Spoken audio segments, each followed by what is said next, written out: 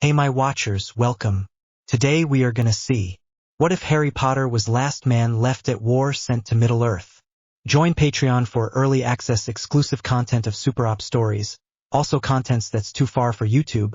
You will get 400 content there, please do check that too. Please subscribe this channel, because definitely I will try my best to provide a valuable content for you all. Also check the description to support the original author for this beautiful creation. Harry POV. I stared at my bloodied hands, the resurrection stone gleaming in my left palm, the elder wand lying in my right, and the invisibility cloak draped over my shoulder. I am the master of death. I'm also the only one left standing after the final battle, the Battle of Hogwarts. We had destroyed all of the Horcruxes, including the one in my head. All I needed to do was utter the killing curse. We couldn't have known what would happen, what he would do next. Voldemort already had a backup plan if he were to lose. My eyes slowly moved back towards the body that once held the last scrap of Voldemort's soul. Runes were etched into his skin, and the sight of it is horrific. The faint orange glow, the smell of singed flesh, the image was burned into my eyes. Runes that enacted an ancient spell. One that hasn't been seen in an age. Basically, the runes channel and collect his magic, every last drop of it. The magic is then released by saying one of two different incantations. The first option is Vitam Restitut, basically bringing the soul back to every corpse and healing all wounds. The second option is Gladius Mortis, which brings the sword of death, killing every single soul within its range. Voldemort had enough magic and malicious intent to desolate all of Hogwarts, even those within a couple miles. Due to using every ounce of the caster's magic, the result is their own death. Voldemort was dead even before my killing curse reached him. It is hard to process, the war was over now, but at such a terrifying cost. Thousands of lives, all gone in the blink of an eye. All because one man wanted more power. I tilt my head up to look at the cloud-covered sky. Bloody and torn black robes clung to my equally bloody and dirty skin. Now what? Everyone and everything I knew are gone. I spent my whole life training for this, now what? I stood there for what felt like hours, though it was only a few minutes, waiting for an answer, though from whom I don't know. I waited for a miracle, for someone, anyone to stand up and tell me this was a lie, just a horrible joke. Nothing happens for another 10 minutes. Eventually my legs give out from underneath me. Falling seems to happen in slow motion. My bones creaking and blood dripping from the numerous cuts scattered across my skin. My hair is beyond matted with blood, some of which is mine, most of it belongs to other people. I am vaguely aware of the tears running down my face. Hermione and Ron were tortured by Bellatrix. I couldn't save them. The Weasleys all died trying to protect the younger kids trapped in the castle. Tonks, Remus, Severus, and Hagrid. All gone. Even Malfoy, Draco. Everything I thought I knew about him was wrong. We were more alike than I thought. I let the rest of my body fall forward, collapsing on the dirty ground. The wand and stone roll out of my limp hands, stopping when they hit the still form of Professor McGonagall a few feet away. The cloak is trapped under my own still body, and I can't help but wonder again what I'm supposed to do. My wounds will heal in a few short hours. A perk of being master of death, I suppose. I'm not sure how I know that. I just do. The same way I know I can't die anymore. I don't have a handy explanation. I wonder what's the point in staying here? Everyone I love is dead, and all those I will love will age and die. I will be stuck here, watching them fade away, still in my 22-year-old body. I don't want to be here. There's no point anymore.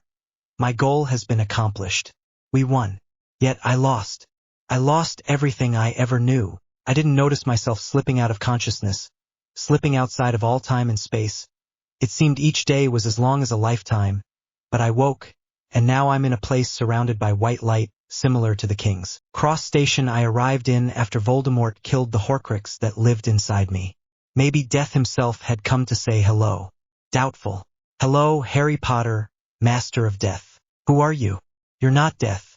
I kept my voice steady, spreading my magic out and glancing around to try and find them. I come up with nothing, which is odd. My name is Eru Illivator, the Lord of the Vala. I have come to give you a choice. Vala? Choice? I frowned, the soft male voice surrounding me. I hadn't heard of anything called the Vala before, not even in history of magic. Maybe this is the joke I had been waiting for, the other shoe dropping. Yes, Harry, this is no joke. I speak the truth. There is another world aside from your own. It is called Arda or Middle Earth in the common tongue. It is so different from your own world. There are very few wizards in Middle Earth. I watch as the space ahead of me began to grow fuzzy, shifting into a picture. It was like looking through a window or maybe a pensieve. Assume the images are of this Middle Earth he speaks of. The first images I see show a village of tiny people. They farm and garden and eat. And then I notice their feet, no shoes, but large and neatly combed hair covering them.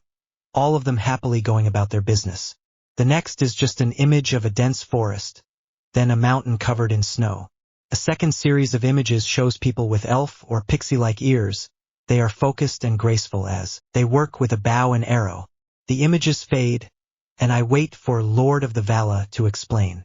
That is but a small example of what Middle Earth looks like and her people. However, I did not show you the evils that haunt them.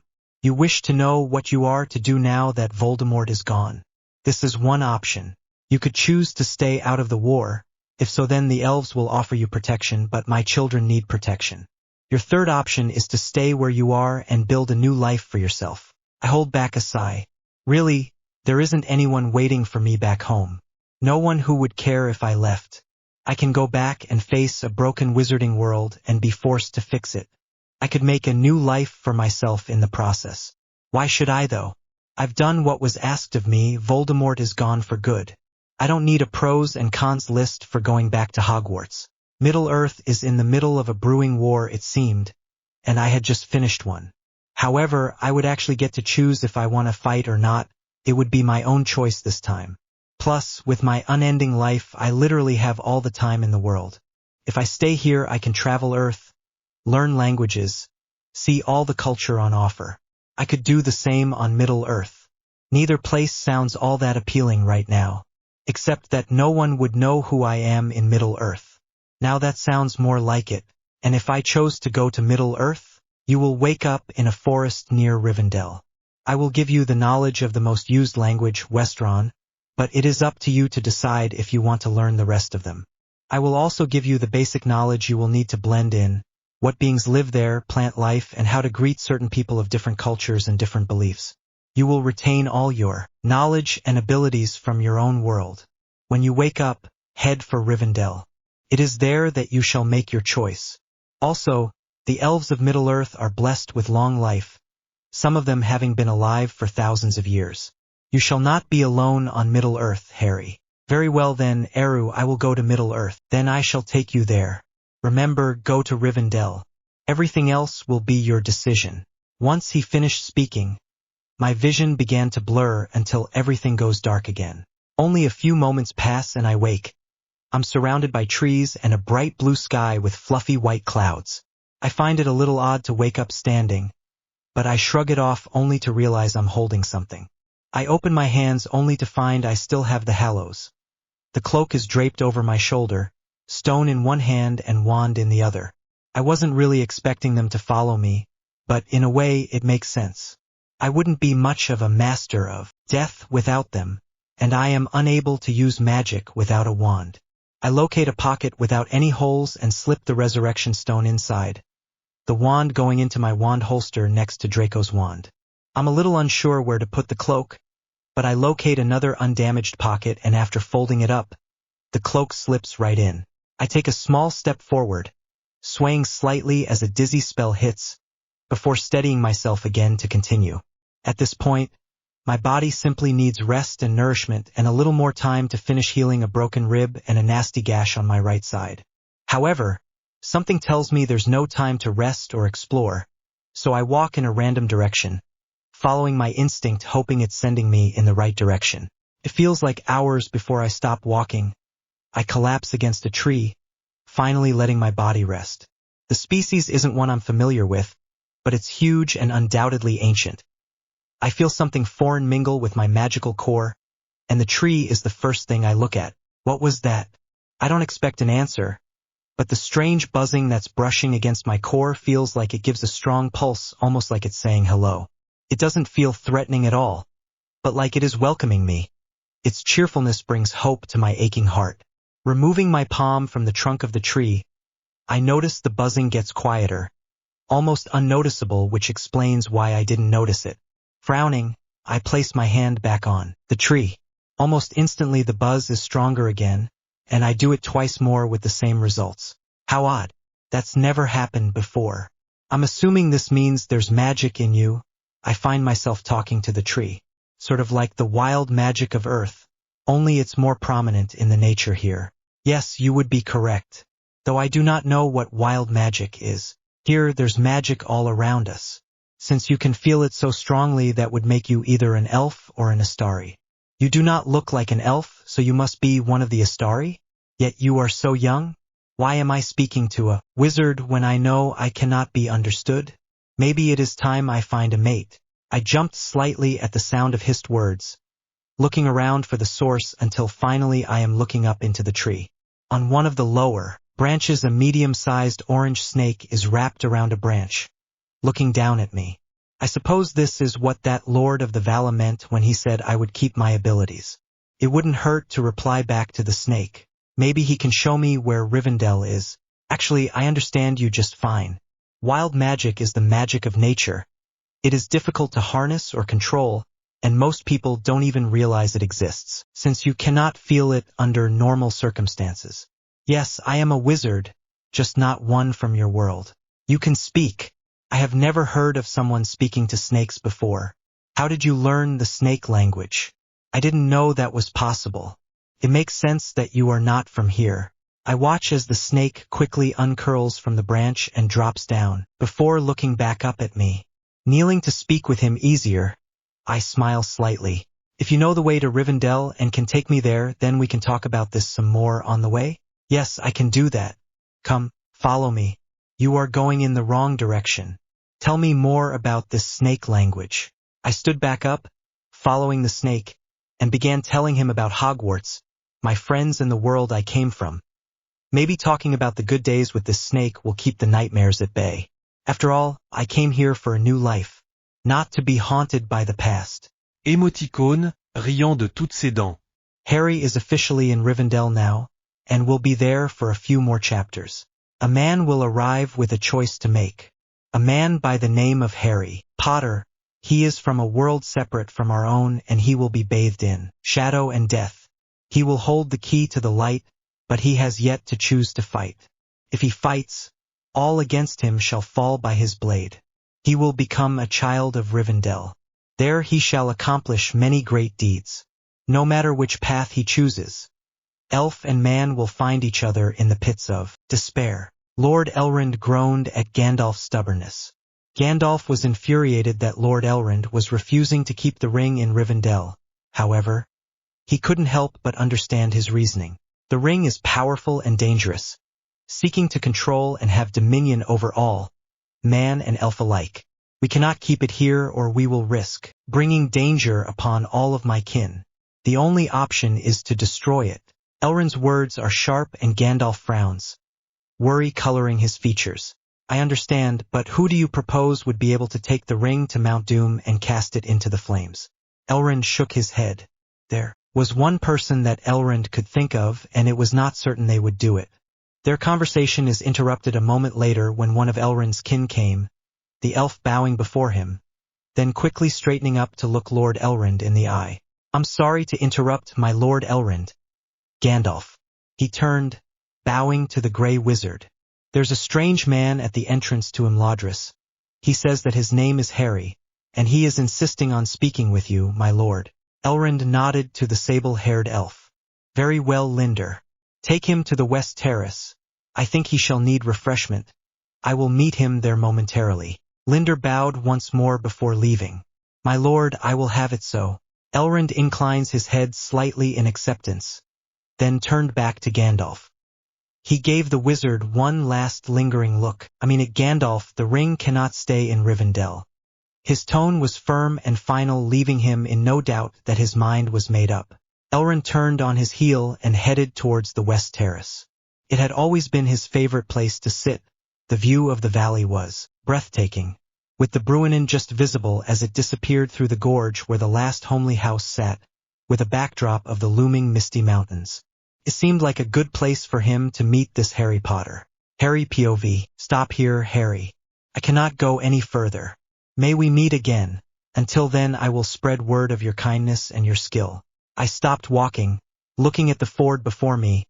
On the opposite side was a narrow path that looked towards the awe-inspiring view ahead. I can only assume that this paradise is Rivendell, and it was a sight to behold. Thank you for leading me this far. You really don't need to tell others about me. Where do I go from here? I shall do so regardless. They should know of the man who speaks in the tongue of snakes. May my kin be of service to you, whatever quest you choose and wherever you might be. Go across the ford and follow the narrow path. It will take you to the gates of Rivendell. Ask to speak to the Lord Elrond, for he is the master of that house. I nodded, watching as the snake begins to slither away, and I feel lonely again. But as I turned, the view of Rivendell brought hope. It was definitely not what I expected to find, even if it is the home of elves. My only experience with elves has so far been the house elves from my own world. This was altogether different. There was no knowing which came first, their home or the nature that it sat in. Everything was so in tune with the earth, the natural magic made all the more sense now. Looking down the valley, the sight was beautiful, and part of me already wants to simply stay here and stay out of the war. Maybe I made the right choice after all. Drowned in the midday sun, Rivendell glows with the hues of nature. Golds, reds and browns created a canopy, and the light shone through, illuminating the buildings, if you could even call them that, being so open to nature around them, which were nestled perfectly within the forest of lush trees. Underneath ran the river I had crossed earlier, and when I followed it with my eye, in the distance roared a giant waterfall. That, in itself, was just as breathtaking as the elven home. They fit together harmoniously. Maybe if the sounds of war weren't still ringing in my ears, I would smile at the sound of the rushing water in my ears. I would smile at the sight of the nature-surrounded home. It doesn't even occur to me that I should have questioned the snake on who Elrond was.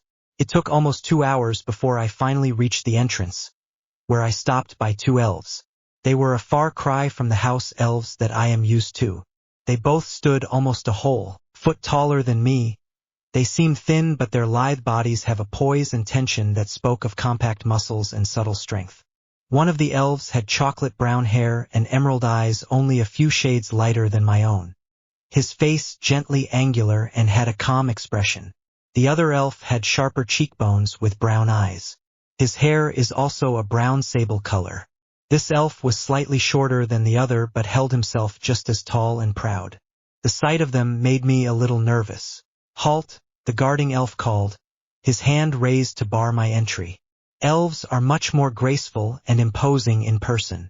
I watched as the second elf walks forward, one hand resting on his bow, the other hovered near his quiver of arrows. State your name and business, the elf demanded. His green eyes narrowed in suspicion, long brown hair gently swaying as the wind blows. My name is Harry, and I would like to talk to Lord Elrond, please. I wasn't entirely sure if that was the right thing to say, or even the right way of saying it, but I knew that going to Lord Elrond was the best course of action. The first elf, a male with golden brown eyes, nodded at the other, who turns and marches into the depths of Rivendell. The first then turns to me, clearly eyeing my bloodied and torn clothes. Awkwardly I shift on my feet, taking note of the state of my injuries. Do you require medical assistance? The elf asked, his eyes continue to take in my disheveled appearance. His distaste is evident through his gaze. No, thank you. My injuries have healed on their own. Very well. Though there was a note of surprise in the elf's features. We stood in silence until the second elf returned sometime later. Lord Elrond will meet with you on the west terrace. We will bring refreshments. Follow me. I nodded, following as the elf moved at a speedy yet graceful pace. They took me to an open terrace with a breathtaking view. There is an ornate railing, and the trees have grown so close I could easily climb up into the crown. There are only 3 chairs and a table in the midst of them. In one chair a regal-looking elf sits. The elf that led me here bowed, then left presumably to watch the other side of the door. I watched as the taller elf, presumably Lord Elrond, raised a hand towards the other chairs, gesturing for me to take a seat. I did so, taking in his shadow-like hair and piercing blue eyes. He is sitting tall in his chair, hands gently folded on his thighs. His hair is long, falling past his shoulders with a thin, elegant silver crown resting on his forehead. It was like lustrous ivy had been wrought into an intricate circlet. "Welcome to Rivendell, Harry Potter." The male's smile was kind and I felt myself relaxing if only a little, though I was sure I never mentioned my second name. "Thank you, Lord Elrond. I hope I am not troubling you with this sudden meeting." "This meeting is not sudden. I have been expecting you for some weeks." "Sorry, what?" My body tensed again, watching for any hint of an ambush. I don't think it was a threat, but I have learned it's best to expect the unexpected. He could have meant many things by saying that, and I get the sense that he doesn't like to beat around the bush. If someone attacks, I will be ready. Which wand should I use? I don't want to risk losing or breaking his Draco's wand. The Elder Wand then. It would be nice if I had the Sword of Gryffindor with me. I was about to speak when my vision goes out of focus and I am back in the bright white space where I talked to the Vala before. "Hello?" I looked around expectantly, waiting for an answer. "Hello, Harry. Please do not be alarmed. Elrond has the gift of foresight. He has been awaiting your arrival." It's Eru Ilyavator again. He's a seer? How much does he know about me, about my past? I clung to the hope that he didn't know anything. My nerves kick in. After all, I didn't have the best track record with seers. He is what your kind would call a seer. He knows only that you are Harry Potter, a wizard from another realm. He knows that you have a choice to make. Trust Elrond, he can give you wise counsel. That's good. I sighed in relief. I don't think I really want people to know about my past. That is your choice, Harry. I counsel you to show him a little more of yourself, more about who you are, not as the savior of the wizarding world, but as a man. However, it is up to you. I don't get the chance to answer before I'm blinking in the sunlight and looking over at Lord Elrond once more. At least a few minutes had passed, as there are now 2 cups of steaming tea sitting on the table between us. Picking the cup up that's in front of me, I take a small sip. "Thank you for the tea, it's really good." Elrond simply nods in return before speaking. "It seemed you were lost in thought for a while." I could hear the unspoken question in the words. I couldn't think of a reason to not tell him the truth. I was speaking to the Lord of the Vala, Eru Ilyavator. He told me that you are gifted in foresight and that I should tell you more about who I am. I took a small steadying breath before continuing. "I am the son of James and Lily Potter. I helped defeat the greatest dark wizard that had ever been." And now I took another breath, preparing himself for the statement to come. "I am the Master of Death." What does that mean? Being Master of Death? Was the only thing Elrond said in reply. I only recently became the Master of Death, so I'm still figuring that out, but the main attribute seems to be that I can no longer die. That is one of the reasons I came here. Elves are blessed with long life, I am told, much longer than humans. I only hope to be accepted as I am, only human, not elven. Was staring down at the now cooled cup of tea as I talked, not noticing the look of understanding Elrond gives me. "I see. I am half elven and half human. My people have accepted me as I am, as I know they will accept you." I jerked my gaze up, seeing the honesty in Elrond's expression. "Thank you. Please don't take it the wrong way, but I find it hard to believe that they will accept me. Where I come from, difference has not been accepted. That is, the war I faced, the destruction of all those deemed impure, the half-breeds as they would call us. People have hated me for my differences. It has been too long to expect anything else." Elrond tilted his head down slightly. "It was no trouble. In preparation for your arrival, I have a room prepared. Would you like new robes? I will have someone escort your room. Rest and eat, do what you need to prepare yourself. I know you have a choice to make."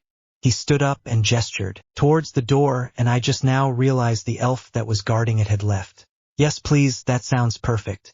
I opened the door, seeing the second elf from earlier standing across the hall. Elrond gestured to him, and he walks a few steps forward. "Linder, please take Harry to his chambers. I had them prepared specially, and bring him food. Harry Potter is to be afforded every luxury." The elf bowed slightly before straightening. Yes, my lord, please follow me, Harry. Thank you again, Lord Elrond. I bowed my head and turned to follow my guide. It took only a few minutes to reach my new room, and the elf left me alone for the first time. I walked over to the large bed in the middle of the room and just barely kept myself from lying down and succumbing to the greatest exhaustion I had ever known. But I'm still in my ruined robes, and it would be a crime to ruin the most luxurious silk sheets I had ever seen. Walking over to the small wardrobe on the far right wall, I open it and find a small array of a different type of clothes. They were robes, somewhat similar to those worn by the elves here. I took out a green and black outfit and head to the door right next to the wardrobe. Opening it, I was greeted with a medium-sized bathroom with different shades of brown, black and hints of white. I don't waste any time peeling off my robes and putting them neatly on the floor, stepping into the pre-prepared bath. It was hard to not groan when the steaming hot water rushed over my sore muscles, and even harder to not start crying now that I am officially alone. I really hope I made the right decision in coming here instead of staying there. Hermione, Ron, Merlin, I'm so sorry. I'm sorry I couldn't save you. Please forgive me. I miss you all. I miss everyone. Always. I choked back a sob, sliding down to curl into a ball at the bottom of the shower. I ignored the water that was getting into my eyes, more focused on regaining control of myself. It wasn't until almost 2 hours later that I finally left the bathroom and found plates of food on the bedside table and no one in sight. Picking up a piece of fruit I've never seen before, I walked over to the window on the back wall.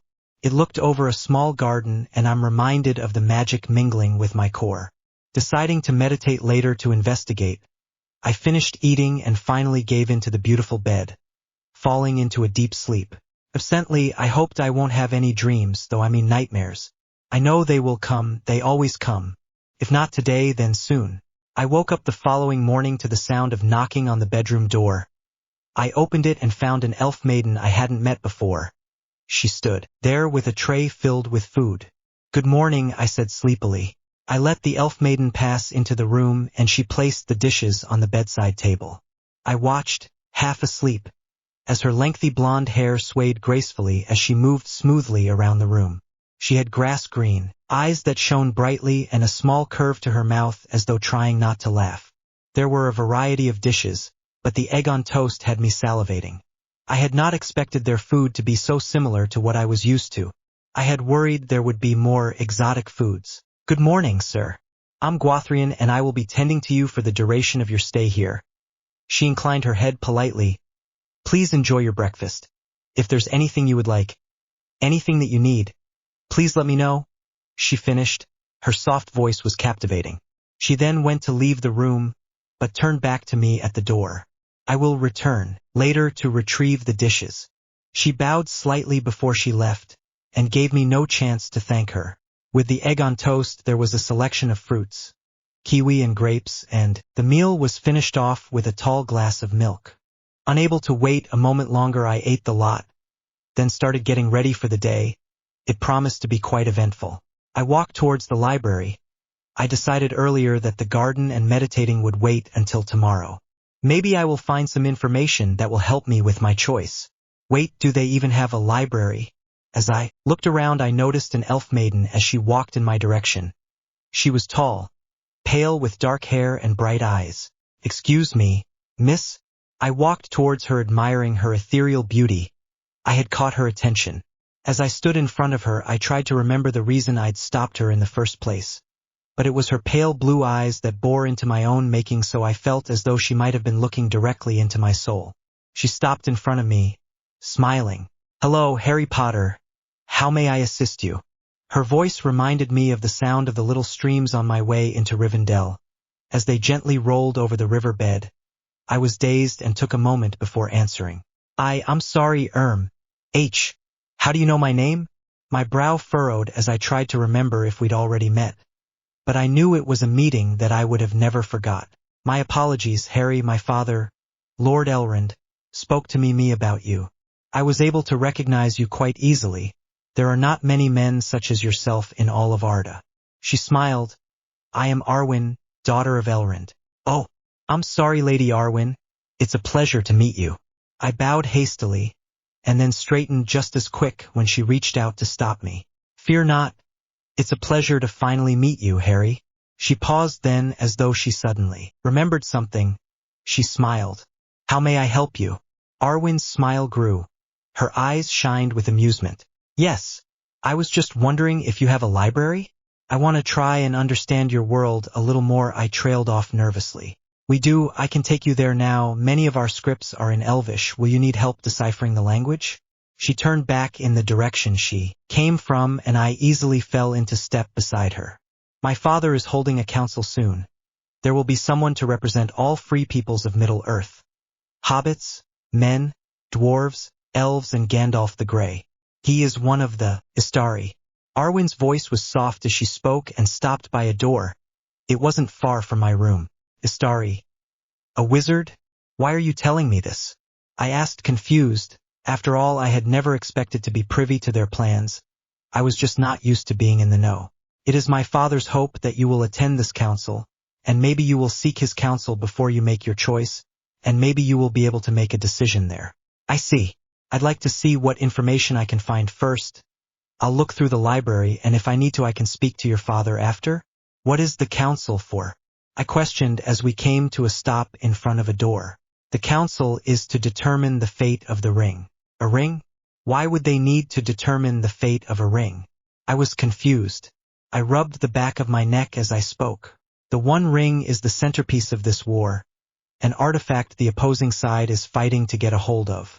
It's the Dark Lord Sauron's greatest weapon, and if they were to succeed in getting it back, all would be lost. He would cover the world in a second darkness." She whispered the words slowly, a sad tilt to them. Curious about this ring, I figured it was best to research it first. "Very well. Thank you for bringing me to the library. I won't need help translating the scripts." "You're welcome. I must depart now. We have a patient that I must tend to." She glided past me with a parting smile, headed back in the direction we came. I turned to the door and opened it as I stepped inside. The room's walls were covered from floor to ceiling in books. It was only medium-sized, and yet it managed to carry a huge number of volumes. I couldn't help but feel a pang for Hermione, and how she would have squealed in delight upon walking into this room. I could remember the many days where the three of us would labor over large dusty tomes to study for exams, or one of our many escapades. The way Ron would complain about being in the library instead of goofing off in the common room. The day we learned about Nicholas Flamel. I squeezed my eyes shut and tried to stop the tears from coming. I desperately tried to get rid of the rush of memories. Looking at them was like opening old wounds. The pain was almost unbearable. I opened my eyes again, and after a moment my focus was once more on the heavy volumes that were stacked around the room. The only break in the fortress of books came from a large window. The view overlooked the entrance to Rivendell. There was a stone pathway leading into Rivendell, lined by trees full of golden and orange leaves that were gently swaying in the wind. There were a few elves going about their business. 3 of them lead horses, presumably off to the stables. At the end of the path, there was a large stone archway. Within the face of the rock delicate shapes were engraved. It seemed to be like vines creeping up and around on all sides. I turned around, once more looking at the walls filled with books.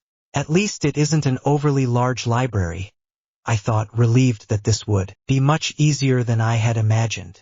I had hoped that it would help distract my mind, at least for a little while. But here all I can think about is Hermione.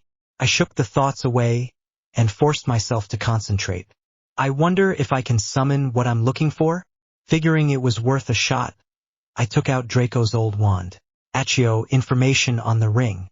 It took a few seconds before a dusty scroll came sailing through the air and landed in my palm. I was mildly surprised there weren't more. The scroll was thick and wound up tightly. It had a single black ribbon tied around it. The parchment was aged but still smooth to touch. I sat on a plush chair by the window and unraveled it. I felt surprised that I understood the foreign elegant script on the page. Maybe Eru decided to give me knowledge of Elvish after all. I was going to try a translation spell, but this works much better. I shrugged and began to read. The One Ring was a powerful artifact, an artifact many believed to be lost to Anduin the Great. It was crafted by the Dark Lord Sauron during the Second Age, who had learnt the dark arts under the tutelage of Morgoth. a lord of the Vala, whom was banished to Middle-earth by the rest of his kin. After Morgoth had been vanquished by the Vala, led by Eonwë the Herald of Manwë, Sauron beseeched Celebrimbor to learn his craft, claiming to be changed. Here the three were made. Secretly, in the fires of Orodruin, also known as Mount Doom, Sauron created a master ring, a ring that would dominate all life. By crafting the One Ring, Sauron aimed to gain control over the other rings of power. Sauron sought lordship over the elves and all other races in Arda, so he created the 9 rings of men, who above all desired power, and 7 he gave to the dwarves. In order to give the One Ring enough power to accomplish domination over all other rings of power, he poured in his cruelty and his malice, his will to dominate. Within the ring Sauron placed part of his very soul. I stopped reading, trying to keep my breathing under control. He'd made a Horcrux. Of all things, it had to be that. Merlin, that is not good at all. Damn it. It couldn't just be an excessively powerful ring, could it? I squeezed my eyes shut, in an effort to block the image of Voldemort grinning victoriously just before it ended. It was as though he knew what would happen. The sound of talking pulled my attention back to the here and now. I glanced toward the window, noticing it was open a little bit. How did I not notice that? I turned to where the sound had been coming from. There was a small group of children entering Rivendell. 3 small males, and on closer inspection I realized they weren't children at all, but the creatures that the Vala had spoken to me of, hobbits? I didn't expect them to be so small. He must be 4 foot at best. I looked again and noticed the 4th man. He had wavy black hair that fell to his shoulders, dark eyes and a rough, careworn face. His appearance was shaggy. Memories welled up and I struggled to hold the pain in my chest at bay as a strangled sob escaped my lips. Sirius. I whimpered as my hands trembled. The lights in the room momentarily flickered before I reined in my magic. No, he isn't Sirius, whoever he is. Sirius is gone, he fell through the veil. I covered my face with my hands, all my focus on breathing in and out until I had finally managed to calm down. Unable to look at the approaching party again, I took my attention back to the weathered scroll on my lap. I skimmed through the history of the ring and how the battle had been won. I searched for something specific, something that told me about its effects and powers. When the One Ring was put on, the person would be partly removed from the physical realm and into the unseen realm. This made the wearer invisible to physical beings. This, however, caused them to be visible to the ringwraiths. Also known as the Nazgul, they were neither living nor dead. The Nazgul were those that possessed the 9 rings power given to the kings of men. Now they were all servants of Sauron. Their weapons included swords of steel and daggers, while their leader also carried a black mace. Their powerful voices stroke terror into the hearts of mortals. Along with enhanced sense of hearing and smell, they see only in the unseen realm, needing a steed to guide them. Their weaknesses included fire and water. The One Ring had a great effect on its bearer, the first being an unnaturally strong attachment. No bearer was able to harm the ring and none were known to have been able to give it up willingly. It would extend the lifespan of a mortal who possessed it. The ring granted some understanding of the speech of evil creatures and sharpened one's senses. The ring gave power according to the power of the wielder and would turn the power of the bearer to evil.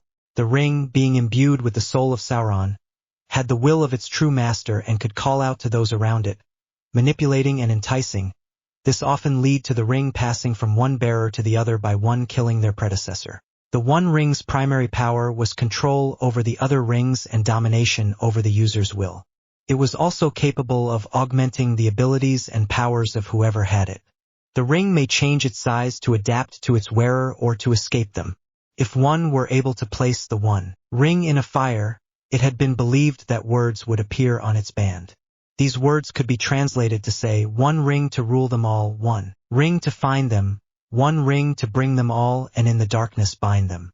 I rubbed at the bridge of my nose and let all the information sink in. Going by what I skimmed in the history section, Sauron had been the Dark Lord here for an extremely long time and no one had been able to destroy the ring, killing him for good. I felt amazed Arda had been able to hold him back for so long, and I had a feeling they won't be able to for much longer. I guess I've made my choice then. I won't stand by and watch as Middle-earth falls into the hands of Sauron. We have the ring in our possession, at least that seems to be what Arwen was saying earlier. They will be having a meeting to decide what to do with it, and it would be best if I participate and know what decision they will make. If only I had basilisk venom or a controlled space for fiendfire, I could try those. But I can't risk the fiendfire catching hold of anything, especially the trees. Plus it is extremely likely Sauron was able to protect the ring from magical fires. If I can manage to get to the ring at some point, then I will take it somewhere and try the fiendfire. The sword of Gryffindor would once again come in handy right about now. I heaved a sigh, then placed the scroll back on the shelf. I decided to take some time to think about what I had learnt, and opened the door, nearly colliding with one of the hobbits I had seen earlier. "Oh, sorry, sir." The hobbit quickly apologized, before he backed up slightly. He was a couple feet shorter than me, and had shaggy dark blonde hair that went slightly past his ears. His face was gentle, he wore a half-smile, but there was a sadness in his brown eyes.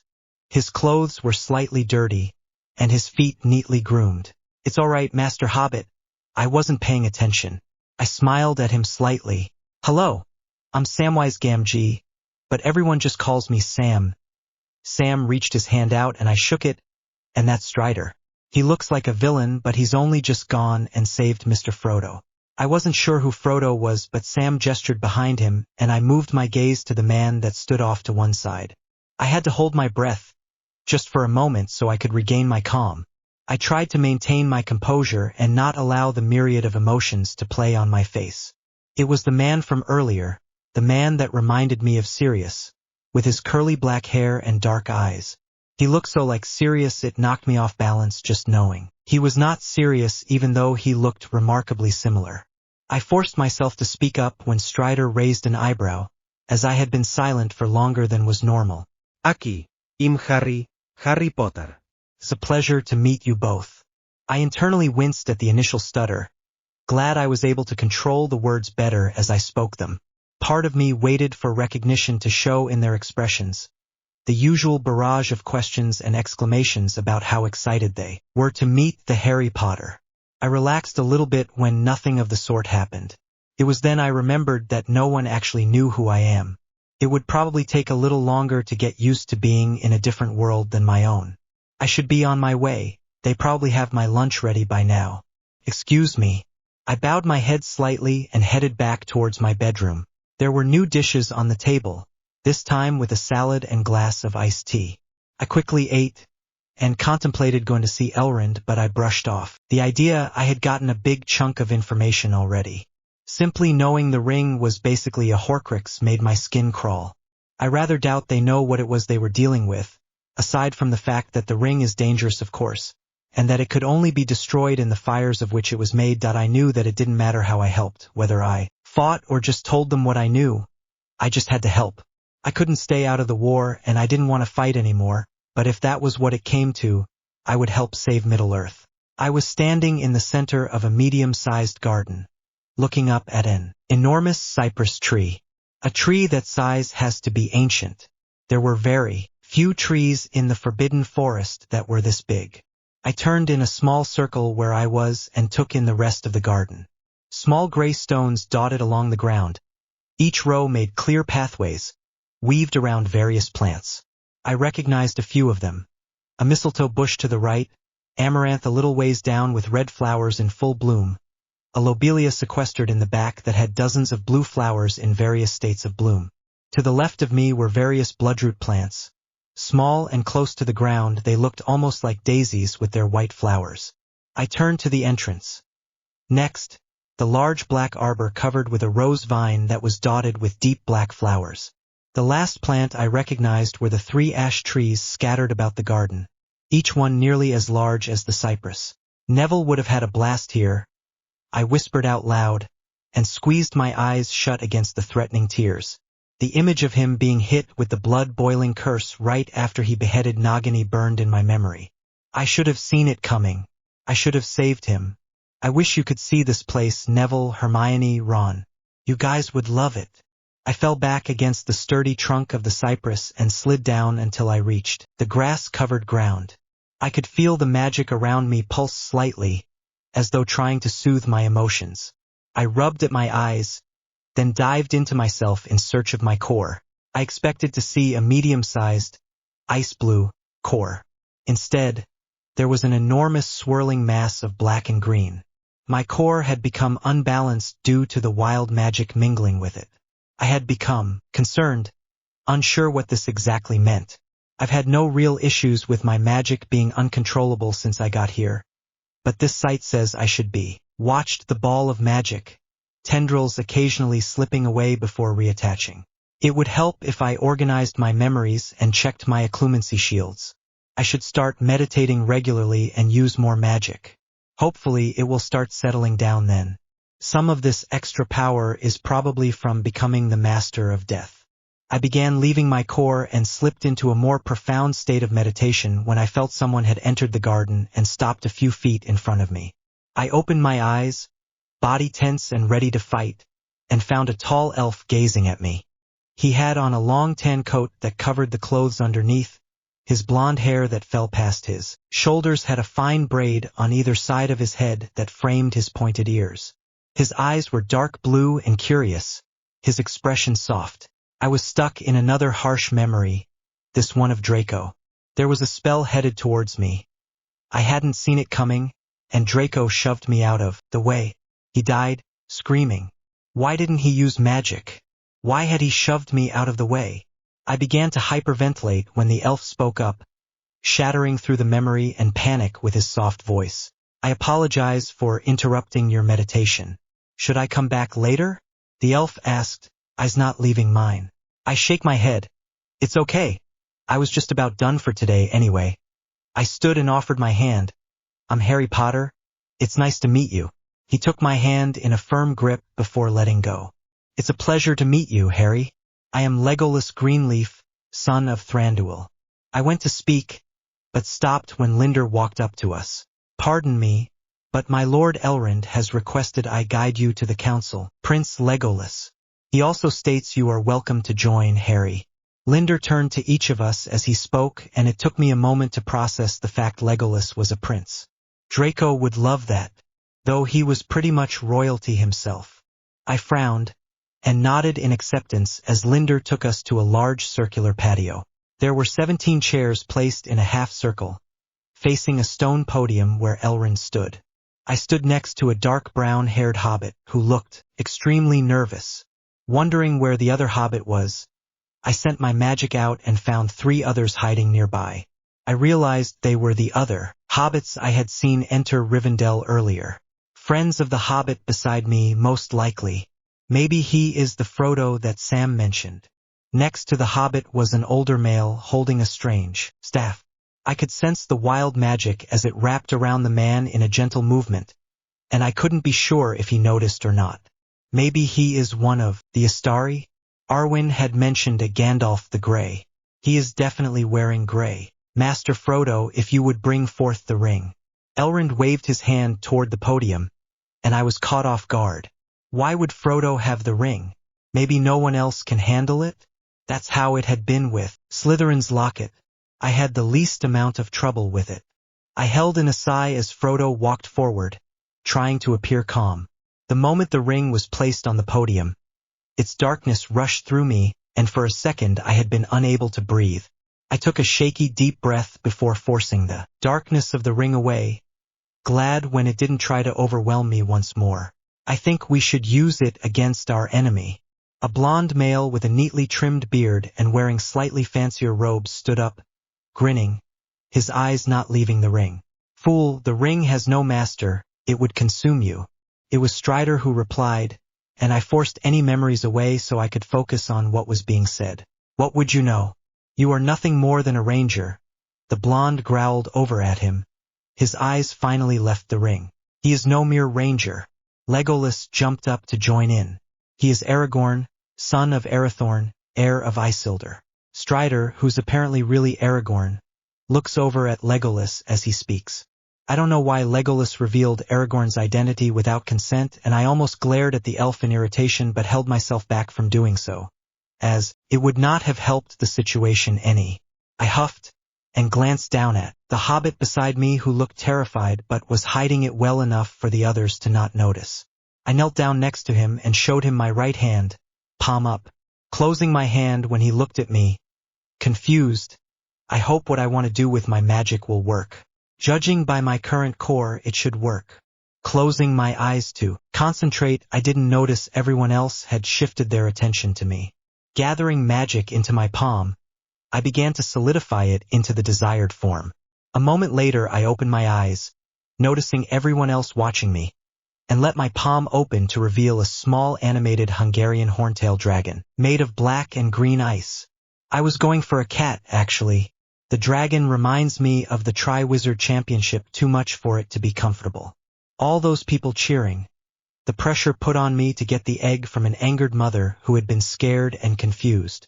I gently grasped Frodo's hand and let the dragon walk over to him. "Whoa, it's so cool. How did you do that?" Frodo asked, his fear replaced with fascination. I shrugged, not really sure how to explain gathering magic and solidifying it. It's a secret, and he will disappear in an hour. You can keep him until then. Thanks. Frodo grinned, watching the dragon walk around his palm. I nodded and stood up, looking to Elrond, who inclined his head toward me before turning to the others. They were still staring, the old man's eyes full of curiosity, and Legolas was about to speak, but Elrond brought their attention back to the main topic. The ring must be taken to Mordor and destroyed in the fires of Mount Doom. Elrond finished, and I heard as one of the dwarves scoffed before standing, hefting his axe into the air. I quickly moved forward to stop him from doing something stupid, like try to break the ring with an axe. Stop! I was too late. As the dwarf brings his axe down in one swift movement, it shattered the podium and left the ring unharmed. At least I was able to get out a wand and cast Protego around Elrond to protect him from being injured. After a few moments, I settled back into my spot next to Frodo, letting the spell be dropped. I left my wand, the Elder Wand, out just in case as an argument began to break out, eventually getting to the topic of who would take the ring.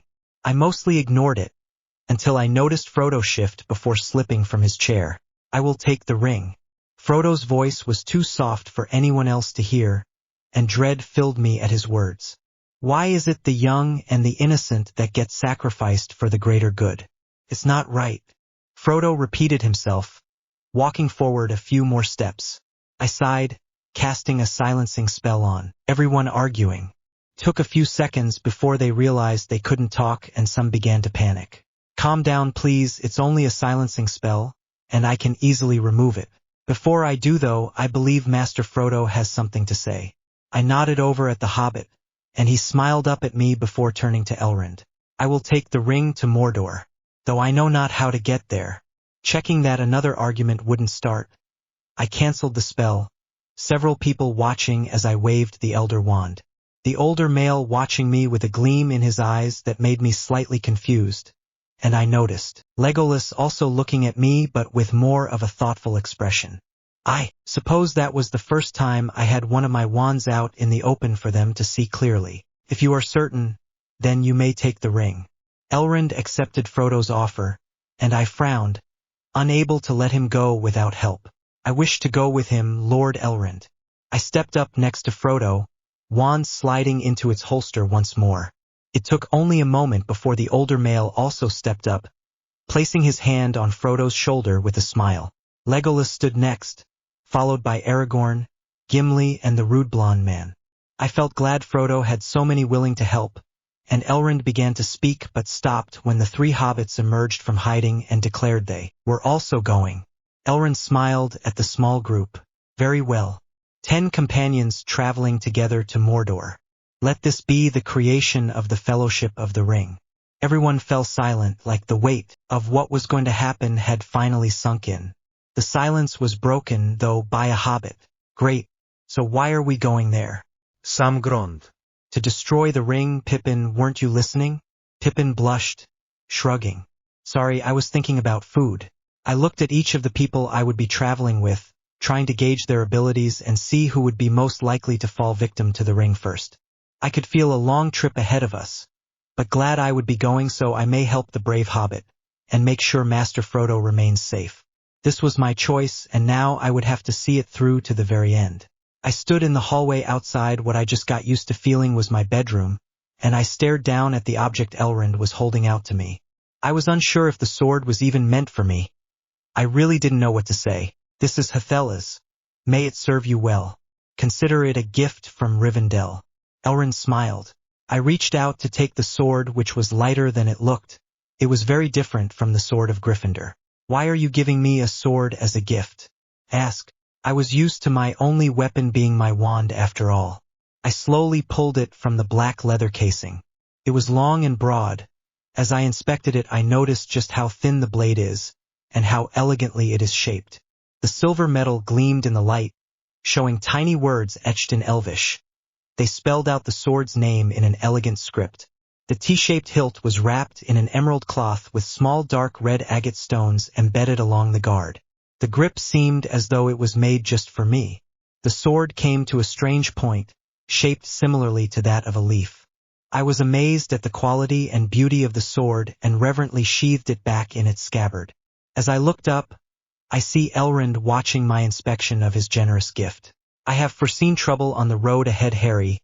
It will be a long journey, and this sword is elven-made. It glows blue when orcs are near, and it will serve you well. It will not break so easily. Thank you, Lord Elrond. This is a generous gift, and I accept it gladly.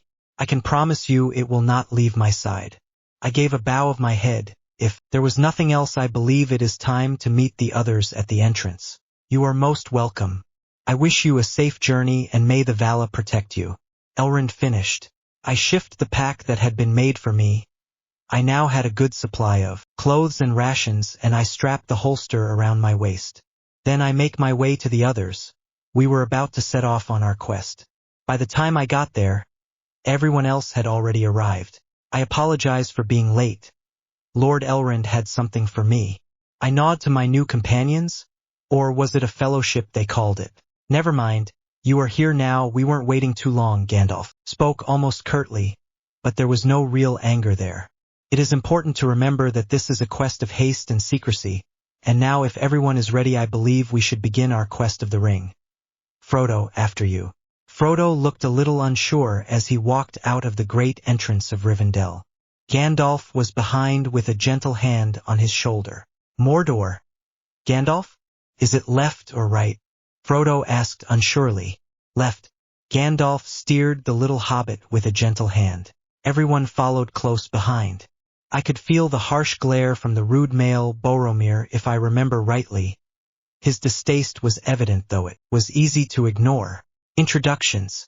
Since our strange new companion doesn't know who everyone is yet, I can start. My name is Gandalf the Grey, and I am one of the Astari.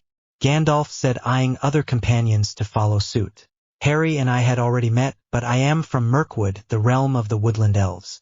Legolas smiled at me, his tone gentle. I returned the smile, wondering where Mirkwood was. Gimli spoke up next. I am Gimli, son of Gloin, a dwarf warrior of Erebor. Gimli's voice is gruff but confident, and his long red beard twitched with each word. Boromir, son of Denethor, lord of the city of Gondor. He spoke with an air of arrogance that put me off right away. I wonder, is that all he has to say? I am already sure that we won't get along. I also worry he may try something stupid at some point or another. Aragorn. The dark man spoke. This was the one that reminded me of Sirius. He bows his head slightly in greeting, successfully diverting all attention from Boromir's attitude. Returning the gesture, I turned to the four hobbits next. Frodo, Sam, and I believe you are Pippin? I smile at them. Pippin was nodding his head in agreement. And he's Merry. Pippin gestured to the fourth hobbit, who had shaggy blonde hair, longer than Sam's. He had so far remained quiet. It's a pleasure to meet you all. I hope we can get along, even grow to be close friends. I glance at Boromir, who merely grunts in response. I have found a quest is more bearable with good company, I state pointedly. Now we all know each other. Who are you, and why have you accompanied us on this journey? Gimli asks, staring at me. We had all stopped for a moment, resting for the hobbits. I wondered how best to explain. I held in a sigh, glancing around before I found myself looking at Legolas' curious expression. Somehow I was drawn to him, and he relaxed me under the scrutiny of the others. I didn't really want to explain, but they deserved to know. My name is Harry Potter, son of James Potter. I'm not from this realm, but I am coming to help win this war. Unfortunately, I have experience with Dark Lords. The image of Voldemort flashed behind my eyelids as I blinked, the sounds of his laughter ringing in my ears. I struggle to ignore it, but I once again find my gaze falling to Legolas and feel calmer. How do you plan to help us, Mr. Harry Potter? Aragorn questions, confused but eyes are drawn to the sword at my side. I am a novice with the sword, having virtually no experience, but I am a wizard. I turned my attention to the male. Aragorn doesn't say anything, though there is a slight widening of his eyes which betrayed his surprise. When I cast that silencing spell, weren't they paying attention? Or was it not as obvious as I thought it was? But you're so young, Legolas exclaimed, a faint smile playing on his lips. Impossible, where is your staff? Gimli and Boromir both questioned, both more aggressive than the rest. I pull out the Elder Wand, casting a faint Lumos charm, something to evidence what it truly is. That is pretty amazing. You could be better than Gandalf. Pippin laughed. Gandalf pursed his lips at the youngest of the hobbits. Is that stick your staff? Sam asked. I sighed, letting the Elder Wand roll along my palm. If you remember, I used this at the council. I cast the silencing spell. It's my wand, which I assume is somewhat similar to Gandalf's staff. I may be young, but I am a wizard. That's when they started looking a bit more convinced. I gripped the wand, hoping I actually used this one and not Draco's. I'm not sure if any of them should find out I have two wands. I refuse to believe such a scrawny boy can be a wizard without a staff. Gimli huffed as he continued walking. With the conversation over and starting to feel thoroughly scrutinized, I fell towards the back of the company. I was soon joined by a curious Aragorn. How do I know I can trust you? Aragorn questioned. His voice was quiet, and his eyes were fixed, almost protectively, on the group of hobbits. I looked at him and replied, yes, you can trust me. I'm not sure what I can say to prove myself to you, though. I swear my allegiance to Frodo and the quest to destroy the ring. I don't know that there is anything else I can say. I believe that will do for now, Mr. Harry Potter, he answered, looking deep into my eyes. The look let me know he heard and believed me, to an extent anyway. The next few hours were spent walking through flat deserts and grassy plains. The only landmarks were the rare and abandoned collection of rough stone-hewn buildings. No more words were exchanged between Aragorn and myself, and I appreciated the silence. It allowed me time to think, or wallow. Would Hermione and Ron agree with my choice to come along? They would have insisted on coming with me, just like Frodo's friends did. I felt a pang of guilt and grief, wishing I had my companions with me. I sighed softly, brushing off Aragorn's questioning look. Eventually, we found a place to rest, and hopefully camp for the night as the sky threatened to grow dark. The area was covered with many large rounded boulders, with the largest in the middle of them. That would be a good hiding place or a good camp, I thought hopefully. We shall rest here, Gandalf spoke up. The hobbits collectively cheered before immediately getting food out to eat. I found the least uncomfortable rock to sit on and dug into my own bag. Eventually, I located a few dozen slices of dried bread. I took out a slice, eating it quickly. The bland taste is barely registering. Hobbits, how would you like to learn some basic swordplay? Boromir asked, moving to a large open piece of land, the only flat place nearby, drawing out his sword. Merry and Pippin quickly scrambled to their feet, also pulling out their swords. Aragorn shifted to a different spot, to watch over the two hobbits with Boromir. I kept a close eye over everyone and the surrounding area. I noticed a shift in the magic around us. This was all at the same time Merry and Pippin tackled Boromir to the ground. I reached out with my own magic to investigate, only to come across a rather large aura of dark magic, and it was headed straight for us. I stood and reeled my magic back in, before it could be noticed. I can't see what it is from this distance. Maybe Legolas can? Elves have superior sight after all. Legolas, something is coming from the west. I didn't raise my voice, despite the other male being too far out of normal hearing range, and felt a small rush of excitement when Legolas heard me perfectly fine.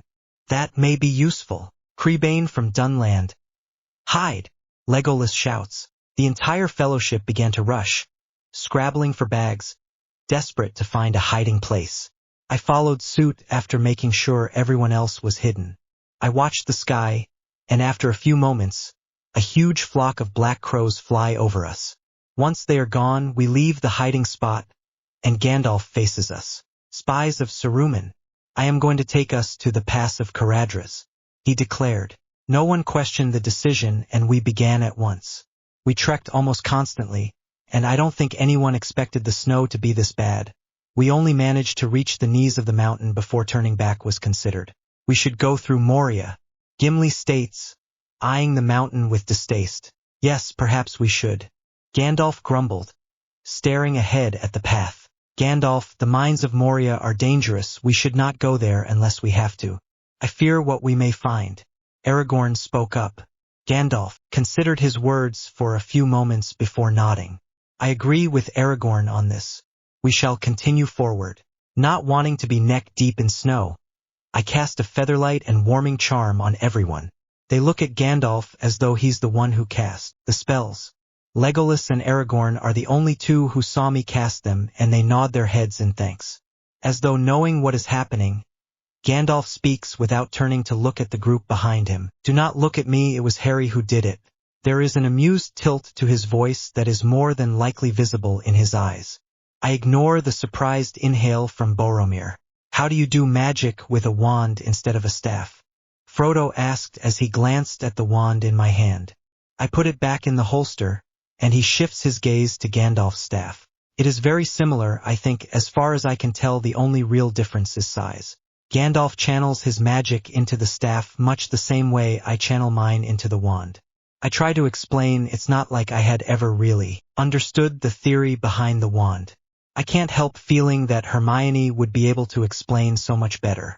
Frodo nods at my explanation before getting distracted by Merry, who was telling a tale of one of his and Pippin's misadventures. I focus on the walk up the mountain when a flash of red and yellow a few feet ahead catches my attention, and I jog ahead of the others to see what it is.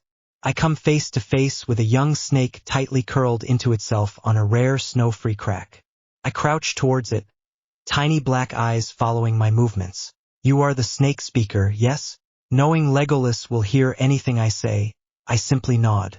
I worry that this talent still has unsavory connections to dark magic. I don't really want him to think that of me. I was dropped here by a careless bird. Will you take me somewhere warmer? I nodded again before picking the small snake up, and she hissed as she came into contact with my warming charm. The others have almost caught up just as she settled across my shoulders. Frodo dashes up to me, having noticed the snake but not the rock in his path. He trips over it into the snow. In the span of 2 seconds, the chain around his neck comes loose and the ring rolls to a stop against my right foot. The moment it touches me, it's pulsing darkness into my mind and I blank out my surroundings, unable to keep it at bay. Pushing it back is a struggle, and it's not until the ring is picked up that I let go of the tight barriers I tried to throw up in my mind to stop it. I nearly collapsed to the ground, my descent being stopped by strong arms. I glance up to find Legolas looking at me with worry. So strange that something so small can cause such chaos. Boromir spoke in awe, the ring dangling from the chair in his fingers. The others have helped Frodo back up, and he's reaching out for the ring which Boromir has yet to release from his hold. Give it back, Boromir. Aragorn warns, hand on his sword. Everyone is tense. Boromir doesn't seem to be listening. I stand up straight, nodding my thanks to Legolas and turn to Boromir. Boromir, please return the ring to Frodo before I have to stun you. I spoke, stern, and Boromir finally broke his gaze from the ring. Look at everyone, tense over a ring. Boromir laughed, and finally let Frodo take the chain. Try not to lose it, Master Frodo, is all I say before walking on. No one even commented on the snake. Ignoring the whispers and looks behind me, I keep walking until the air suddenly shifts and I feel dark magic gathering above us. Something is coming. I yell over my shoulder just as a voice begins blooming all around us. It's Saruman. Gandalf yells out. He's trying to bring down the mountain. Gandalf, we must turn back. It's too dangerous. Aragorn shouts towards the Astari. The hobbits can't handle this. No, we must continue, Gandalf demands. It's then that I feel the spell snap into completion. Thunder roaring above us and lightning flashing in an angry storm. The wind is snapping around us, cutting at our bodies as though it could draw blood. Suddenly, seconds after the spell completes, the ground underneath us trembled once, then twice. Protego, I yell. The spell shoots out, covering everyone in a nearly visible dome, just as an avalanche crashes against us. After a few moments, the storm has died back down, so I release the spell and everyone checks for injuries. I work on catching my breath from the overpowered spell as Gimli speaks. We should go to the mines of Moria. My people will welcome us. Gimli insists. Gandalf's hesitation makes me suspicious. He's hiding something that we should know about, especially if it will put us in danger.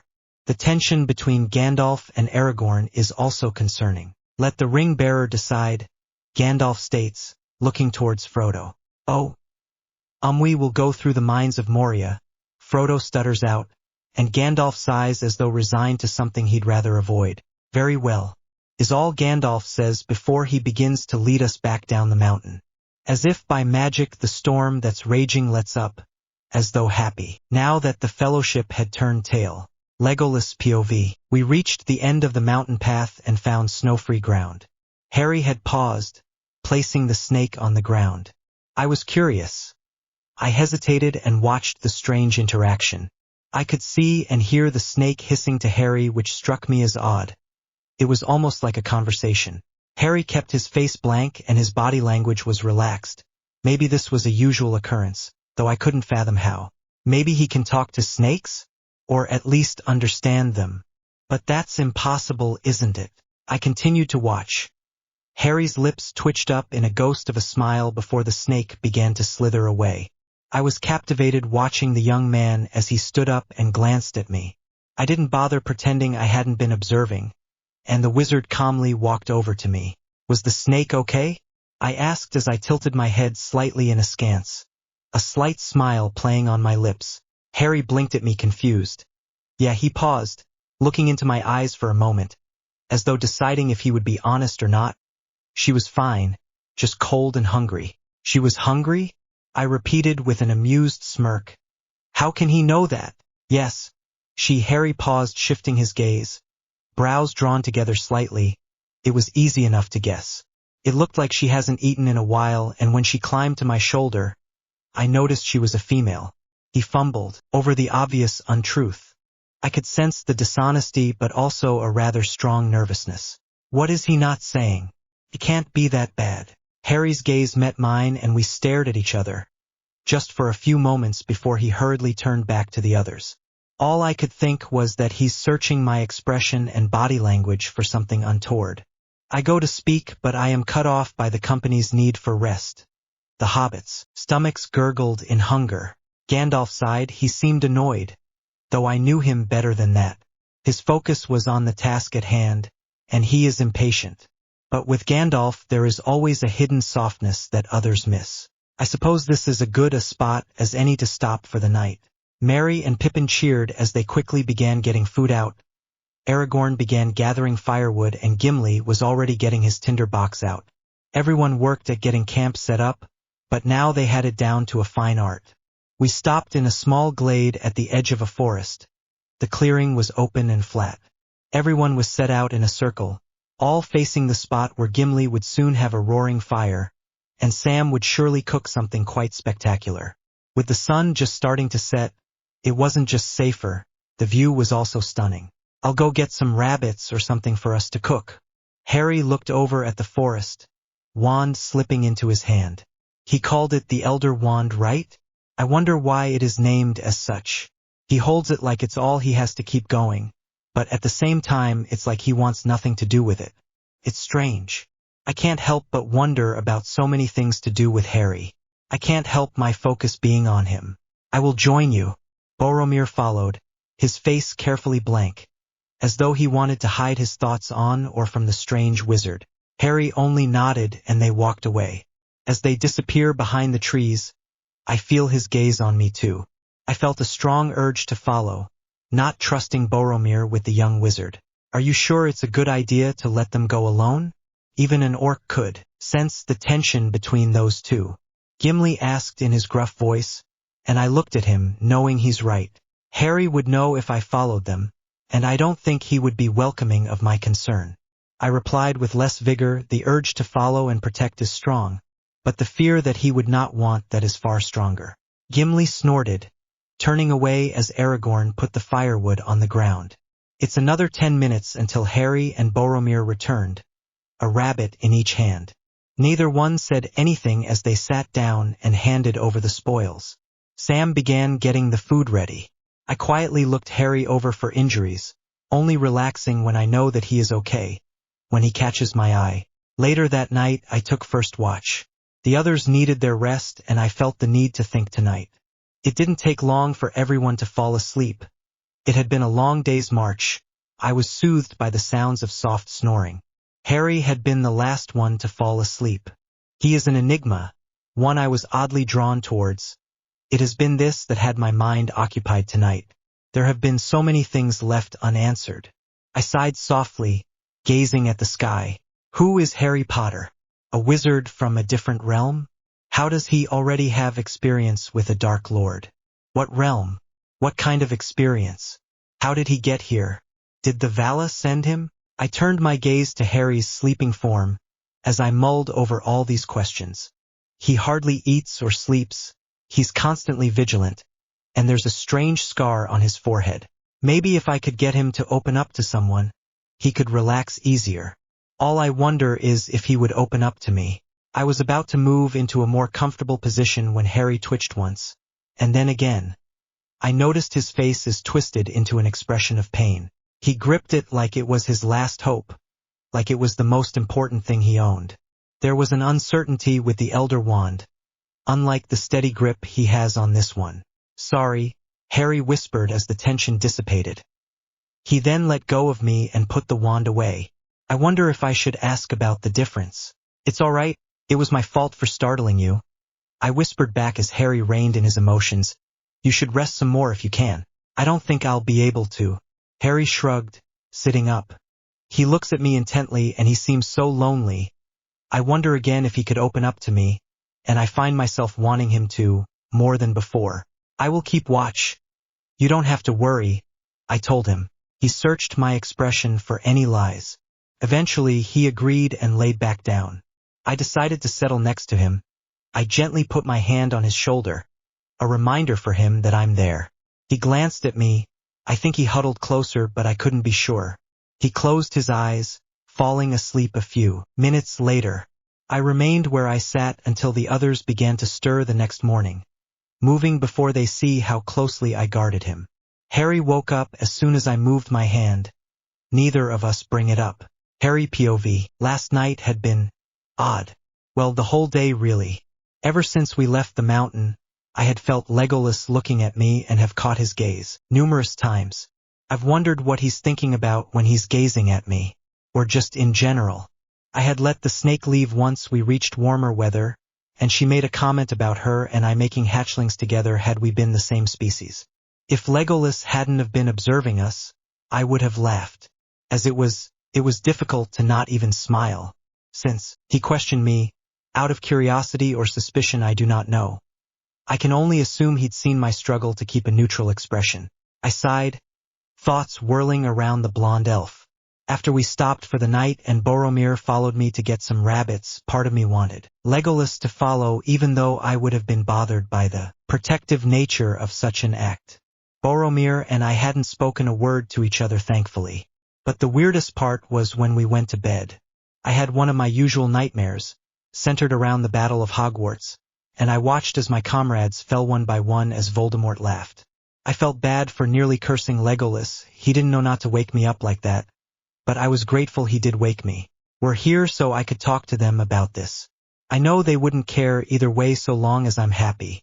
I released another heavy sigh, felt Legolas' concerned gaze on me, and refocused on the idle chatter between the hobbits. We had been walking for a while now, and I've spent most of it either poking around the natural magic or investigating the knowledge I acquired of being the master of death. I guess I was trying to ignore the intimacy I felt with Legolas last night. I decided early on to pretend the previous night never happened.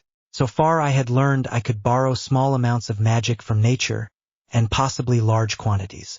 I don't want to risk overloading my still unstable core. Another thing I learned is that the trees whisper. It is truly a wonder, and I found it fascinating.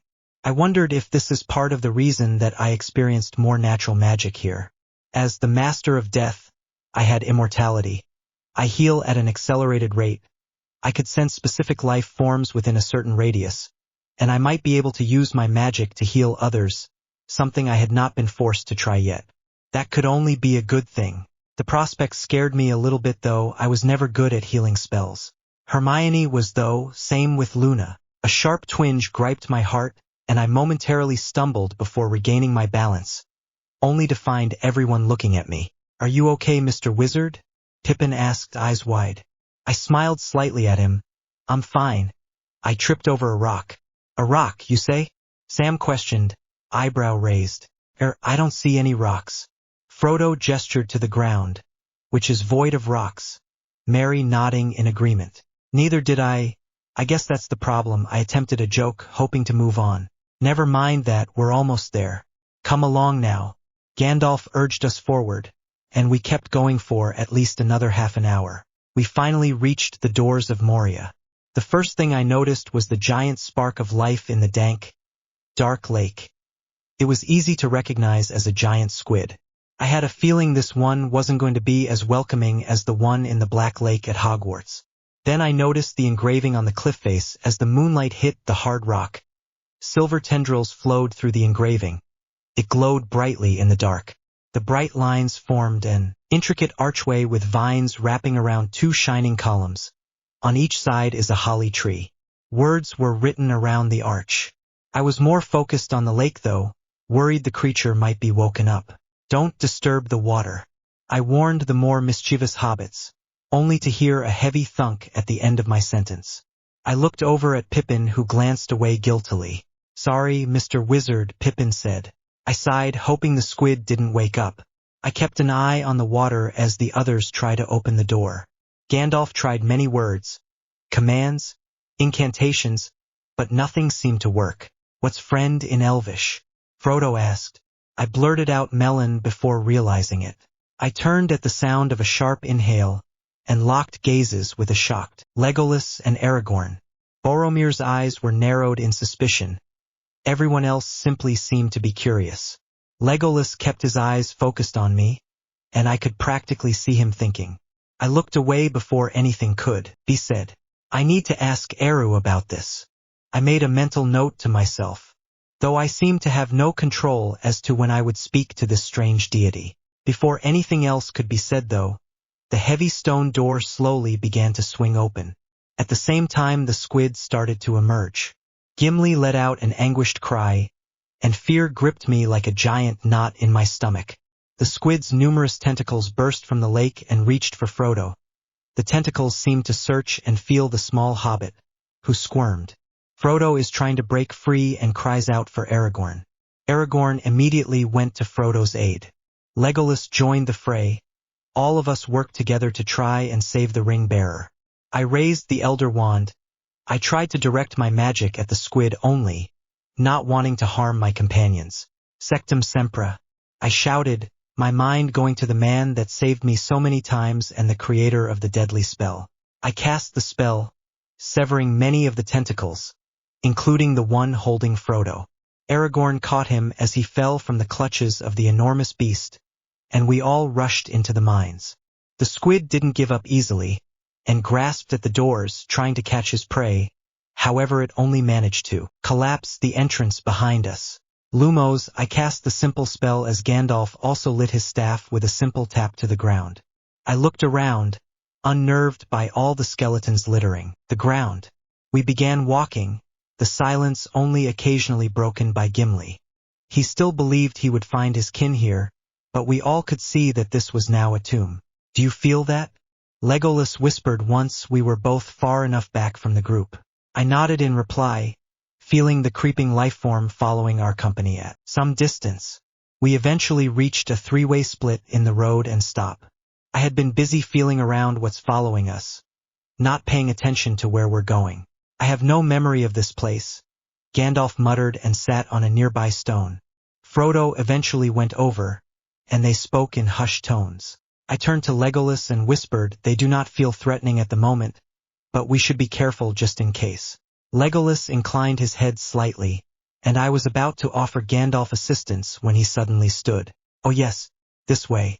We followed him down the far right path, my senses on alert.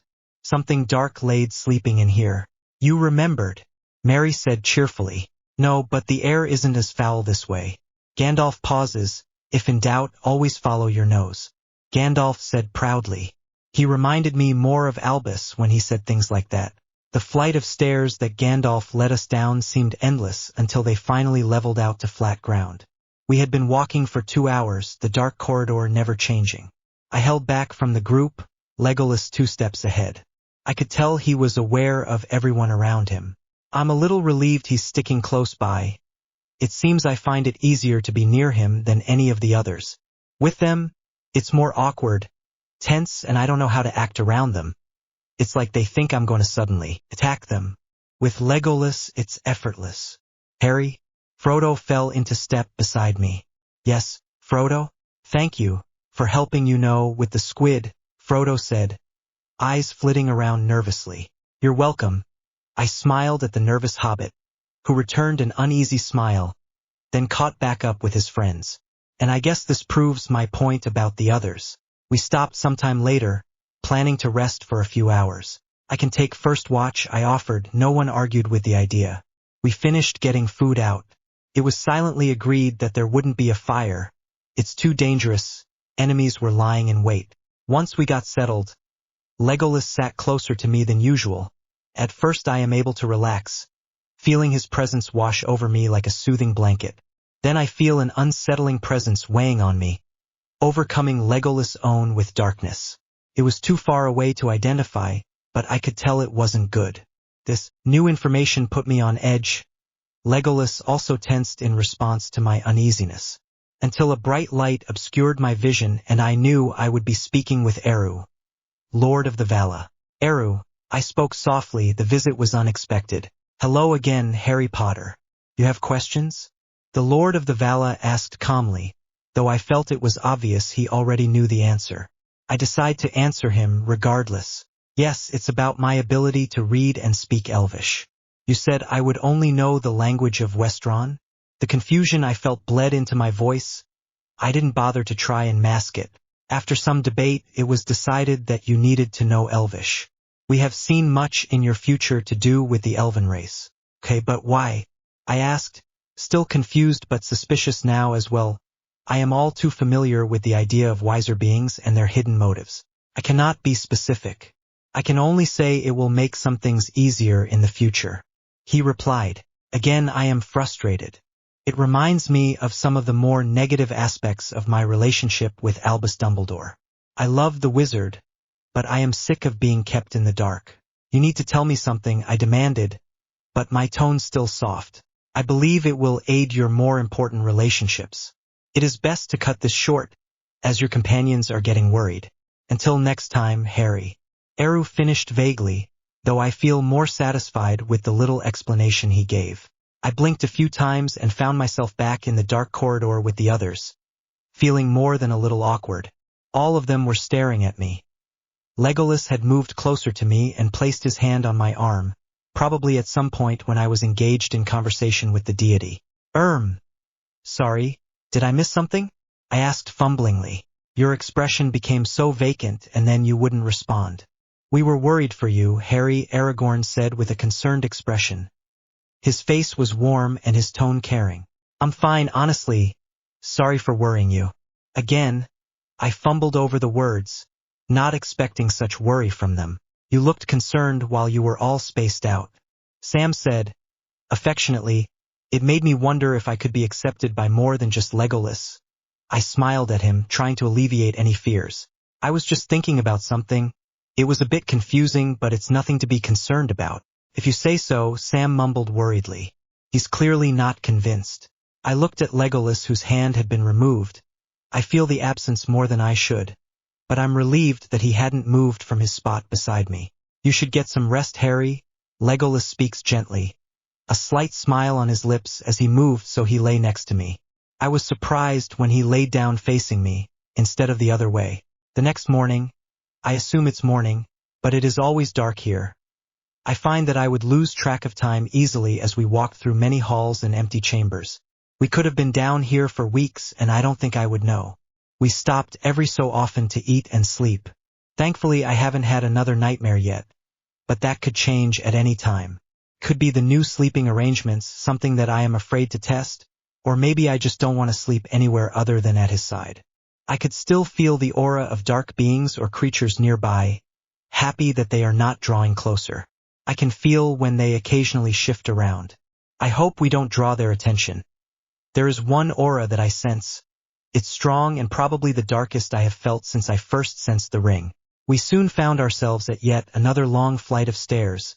This one eventually opened up to a vast open hall filled with giant columns. Each one had strange markings in the shape of a Y, or maybe it was a tree. I looked around in awe, wondering how the room had been constructed. Without the use of magic, I knew that the dwarves had constructed it, and I couldn't help but be impressed by their skill. At first I had thought this world was more primitive. They don't have the mechanics that muggles use to achieve such feats, and yet this is far more majestic than anything I have ever seen. Continuing forward, we headed down the open walkway. Stopping once, we reached another room filled with the skeletons of dwarves slain long ago, all coated in cobwebs. No! Gimli cried out. He rushed towards a single stone casket in the room.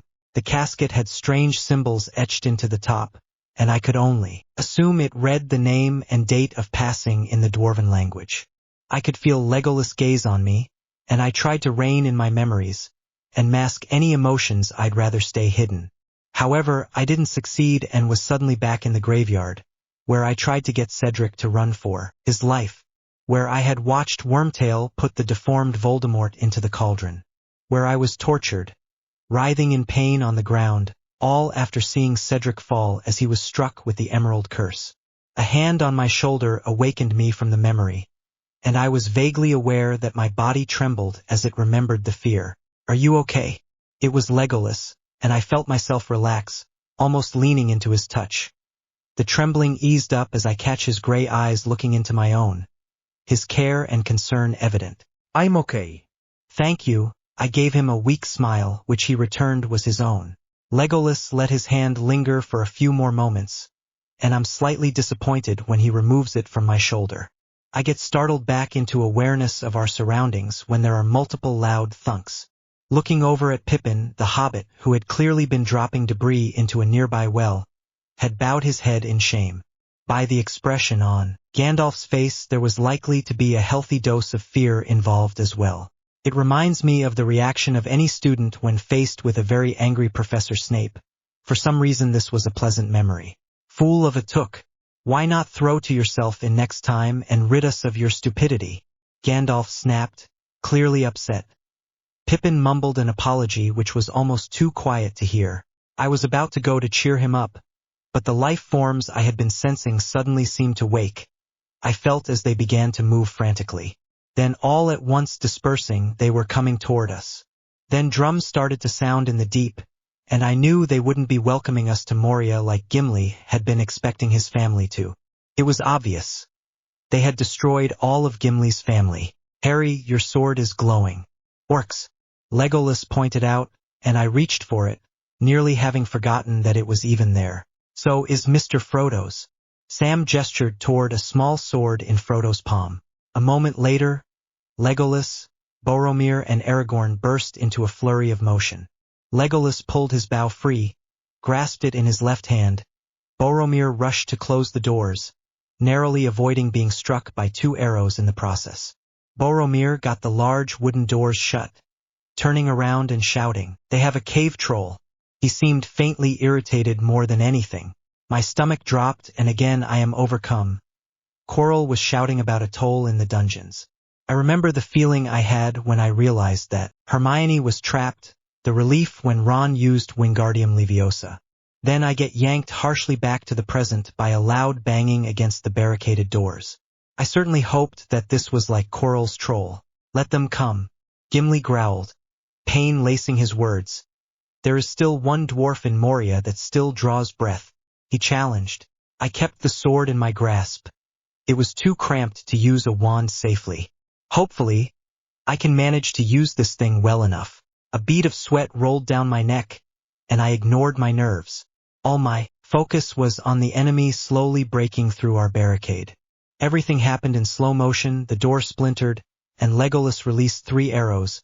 Immediately 3 of the orcs are dealt with, and before they even had the chance to step into the room. Aragorn is next to him, his volley of arrows hitting their mark with ease. I'm dazed by the blatant show of skill, impressed by the amazing accuracy. Then I joined the battle.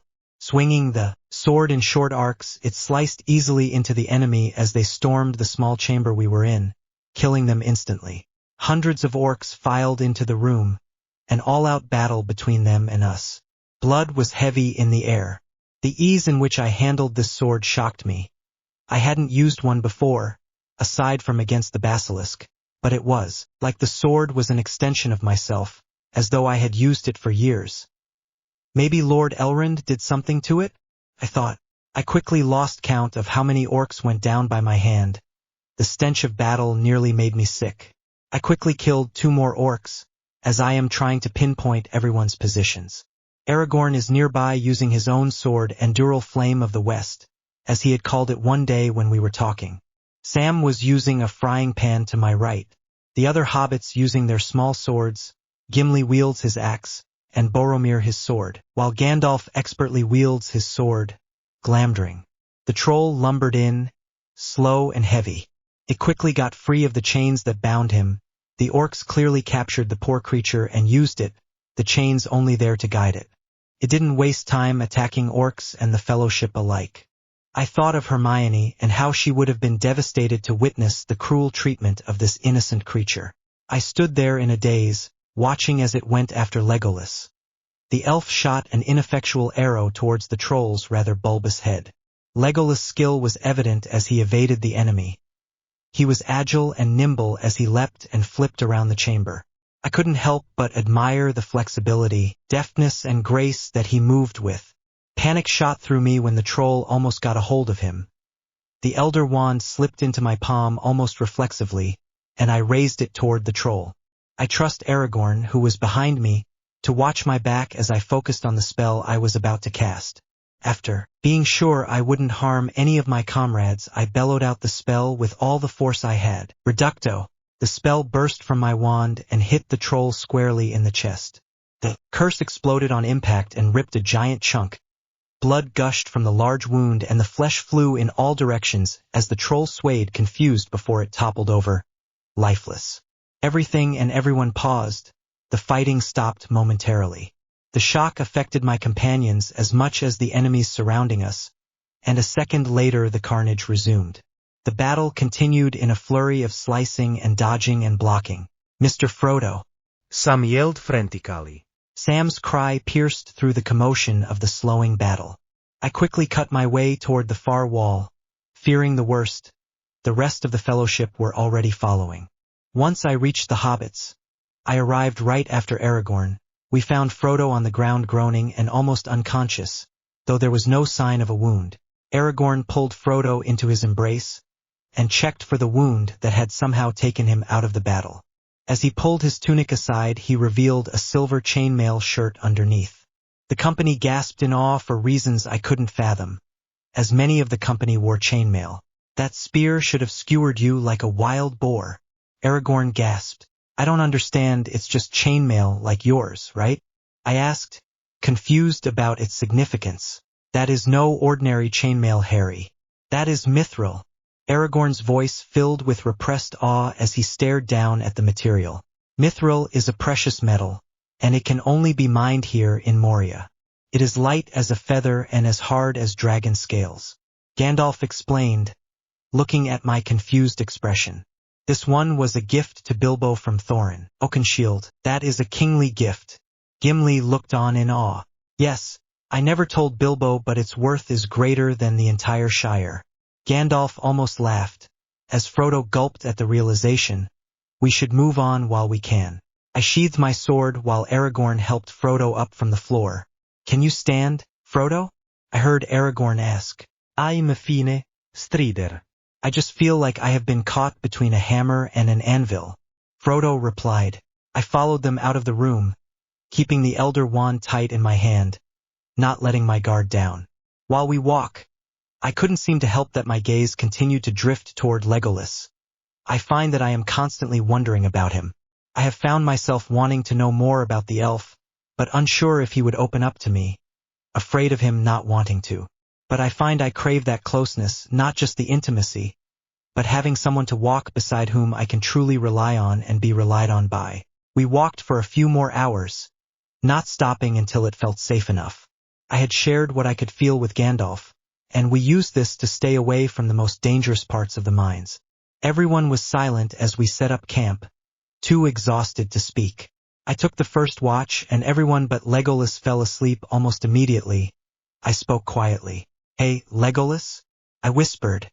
He twitched at the sudden noise, then turned to his side facing me. Yes? Can you teach me how to use the bow and arrow once we get out of here? I questioned curiously. Legolas sat up, scooted so we were sitting next to each other. But you are already more than efficient with your wand and sword.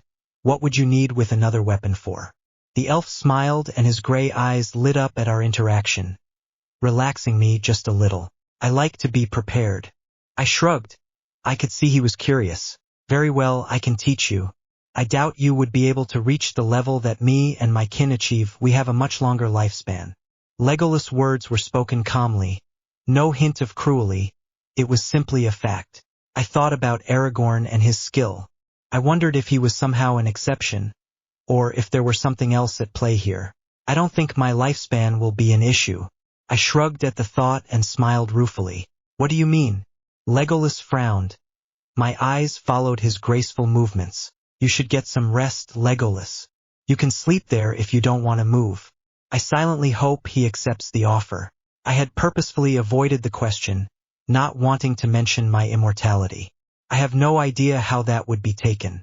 I don't really understand how I feel about it myself. I can't help but blush at my suggestion. Legolas' lip twitched upwards, laying down next to me so his arm lay a mere hair's breadth away from my thigh. Good night, Harry. Good night, Legolas. I smiled softly, butterflies in my stomach. Maybe things will work out in this realm after all. They were running through an open corridor, orcs hot on their trail, trying not to be trapped. The hobbits continued to fall behind, unable to keep up with our longer strides. I kept my breathing steady, ready to help anyone that fell too far back. I couldn't risk them being caught. It felt like we had run for hours before the orcs finally managed to trap us. We were surrounded by orcs, all growling, gnashing their teeth. Some even smirked. The fellowship got ready to fight. This time I slipped the Elder Wand into my hand rather than using the sword. I'm still curious about my being able to wield it so well. It also felt like the time to use the most powerful wand ever created. As I prepared myself to cast a spell, and Legolas grabbed 2 arrows, the darker aura suddenly moved. I tensed, not wanting to face it. There was a feeling of inexplicable fear that came with the atmosphere. Legolas and Aragorn both notice my tensed posture. Then it roars. The sound vibrated my very bones, and everyone was instantly on the defensive. Even the orcs made haste to scurry away from the beast. Run? I questioned in a voice soft. Run, Aragorn repeated. We turned and rushed down the corridor as fast as we could. However, we were forced to slow slightly as we reached the narrowing stone pathways leading to the exit, orcs shooting at us in the distance. We stumbled along. Gandalf was up front and Aragorn bringing up the rear, trying to keep us together. Things were going well until we noticed there's a huge gap in our path. It continued to grow bigger with each passing second, the rocks crumbling into what seemed to be an unending cavern. Gandalf was the first to cross, followed by Boromir. Before anyone else could manage to jump across, another mass of rock crumbled off on the other side. The gap was now vast, and there was more than a few feet to jump. Legolas gracefully leapt across, landing gently in front of Gandalf before turning around. Naturally, he made it look effortless. "You will have to toss the hobbits over. We will catch them." Legolas held his arms out, determined. "Sam, come here." Aragorn gathered the largest of the hobbits, smoothly chucking him into Legolas' waiting arms. Once Sam was safely on the other side, he repeats the action with Merry and Pippin, then turned to Gimli. "Oh no!" None tosses a dwarf. Gimli huffed out, then backed up for a running start. The second his foot left the pathway, I knew he would fall short at the other end. "Wingardium Leviosa," I sputtered, helping the stubborn dwarf to safety. Gimli glared at me, but I shrugged it off, looking to Aragorn.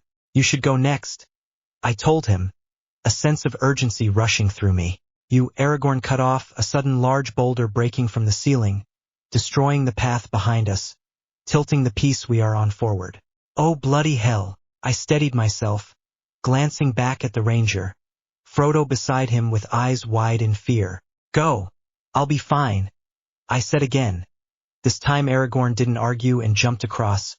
Frodo clutched tightly in his grasp. The piece I'm standing on tilted forward faster from Aragorn's momentum. I wait until it's at the correct angle. As soon as it was aligned just right, I jump, landing in Legolas' arms, our chests bumping faintly and our arms wrapped around one another. I cling to him a little out of fear as I watch debris fall down the never-ending pit. Thanks for helping me land," I stuttered out, quickly removing my arms from his shoulders, leaving what could be a loose embrace. Could that even be called an embrace? I frowned, and we continued forward as quickly as possible in the hope of making up for lost time. We didn't move fast enough, though. As soon as we reached the last bridge, the beast emerged. "Balrog," Gandalf spoke with dread in his eyes. Without confirmation, I knew this creature wasn't going to be easy to get past or to destroy. The sheer amount of darkness oozing from its aura made me nauseous, but I managed to contain myself. I need to focus on escaping with everyone else. We got halfway across the bridge. We were forced to go single file before Balrog attacked. The beast, large and seemingly made of fire and coals, huge curving horns on its head and a vast wingspan. "Go, I will buy you time to escape," Gandalf spoke urgently, standing in front of Balrog. The fellowship quickly ran the rest of the way to the exit. However, I stayed a few feet from Gandalf, preparing to help. Gandalf didn't notice. "You shall not pass," Gandalf commanded. "I am a servant of the secret fire, wielder of the flame or Arnor. The dark fire will not avail you. You shall not pass." He commanded once more. It seemed to force the Balrog back slightly. Balrog released another roar and lunged for the Astari. I blocked him with a strong Protego, the strongest I could manage, and it startled Gandalf. "Fool! Run!" Gandalf shot the words in my direction, but I ignored him, the Protego shattering under the creature's sheer force. The bridge was beginning to crack under the power of my spell, along with Gandalf chanting. I scowled, throwing a few curses and hexes at the beast, but they did no damage. Almost like a dragon, they don't do enough harm. They just make it angrier. "Harry, get out of there," Legolas shouted, panicked. "Idiot wizards, you're gonna get yourselves killed." Gimli growled out just loud enough to hear. "Gandalf, Harry, run," Frodo begged, held back by a resolute Aragorn. The shouts were distracting, but I kept my focus on the task at hand. Balrog was grabbing for Gandalf again, and I raised my wand toward him. "Sectum Sempra." I spoke the curse, hoping to sever a limb or inflict some sort of wound. Is it me screaming? I think my mind was fuzzy. No, that's Legolas. "Harry, damn it, Boromir. You are going to release me this instant," Legolas snapped out, in a harsh and desperate tone. I'm distantly aware of Gandalf in front of me. The Balrog was gone, and he pressed against my stomach. "Stay with us, Harry," Gandalf whispered, attempting to heal the damage but failing. Everything was starting to go dark, and I could make out very little of what was going on. I try to open my heavy lids, but it's a struggle. "Gandalf," I hear Frodo scream. The sound is shrill, and it pierces my ears. I manage to open my eyes for just a moment, just as something wrapped around Gandalf's ankle and yanked him into the dark abyss below. The entire fellowship rush over, There is so much noise as they all shout and cry for their fallen hero, and yet not believing what's happening. The clearest sound was Frodo sobbing. I can see Aragorn clutched him to his side, Sam and Legolas leaning over me. It's getting so hard to stay aware of what's going on. Everything is becoming blurry, and the sound's getting harder to understand. Come on, Mr. Wizard. Please don't leave us. Sam smiled shakily. His small hobbit hand grasps my own. I feel comfort from someone outside of Legolas for the first time since coming here. Harry, you'll be fine.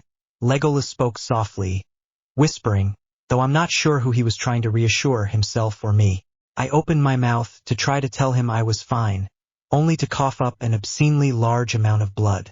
There's a noise, sudden, next to me that sounded suspiciously like a strangled sob. I slowly turned my head, startled to see Pippin struggling not to cry. It seems they all cared more than I knew. Come on. We have to get him outside. Aragorn spoke as his gentle hands picked me up. I can't help the groan of pain that slipped past my lips at the movement. It hurts to be moved.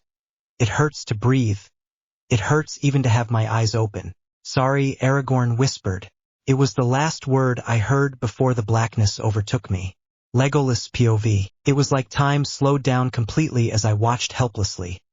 The Balrog turned to Harry, stabbing a clawed finger into his chest. The monster extracted the claw from Harry's body with a wet sound, and it was coated in thick, shiny red liquid. My stomach dropped as I watched Harry slowly and painfully slumped to the ground. There was barely a sound. I was only vaguely aware of Gandalf falling in the abyss. Not wasting time, I run to Harry's side, turning him onto his back. There was so much blood, and he had become pale and cold. I could tell that he was only able to process the pain. At least that's what I saw as the wound in his chest burned, causing Harry to scream. I couldn't look at it for long, his flesh in tatters around the gaping hole. The fact Harry was alive was a miracle. It was more than likely due to his magic keeping him alive. It was a futile attempt, though I could see the life slipping away. Harry was dead by the time we got outside. I gently laid him on the grass, my ear pressed to his heart, but there was nothing. I kept my emotions hidden. The sorrow swirled inside me uncontrolled, but I was unable to leave him. I never got to know him better. I never got to give him those lessons. He didn't get the chance to grow old to love. I squeezed my eyes shut, kneeled next to the man I had slowly started to care about. I hadn't told the others of his passing. I didn't know how to say it. I didn't notice the wound steadily knitting itself back together. Well, not until I heard a faint inhale from the body in front of me. I'm suddenly overwhelmed with joy and gratitude for my sharper hearing abilities. I lay my head against his chest once more. Sure enough, I hear his heart, though barely there. It was slowly getting steadier. I wanted to laugh or cry in joy, but my shock drowned everything else out. That's impossible. He was dead. No one can come back from that. I was about to get the others' attention, brushing Harry's hair from his face, when I'm suddenly engulfed in black, a dark void of nothing. I gripped my bow, senses on alert. Fear not, elf, I mean no harm. A dark, hooded male spoke. He stood to my left, and I turned swiftly, startled. How did he sneak up on me? I didn't relax, on alert. Who are you and where am I? I asked, narrowing my eyes at the strange being. I wanted to get back to Harry. The man sighed, leaning on a cane. His hair was cropped short and messy, pure black. His eyes were bright gold with slitted pupils, and his mouth was pulled into a frown. He's wearing strange robes that look to be emerald, colored silk with silver along the edges and a weird crest on the right side of his chest. His shoes are black, and the cane that he held was plain. His appearance isn't in the least bit comforting. It was supposed to remain a secret for at least another 300 years. And then only because people would start asking questions. Or maybe it was 200 years. Lifespans are so different for mortal beings.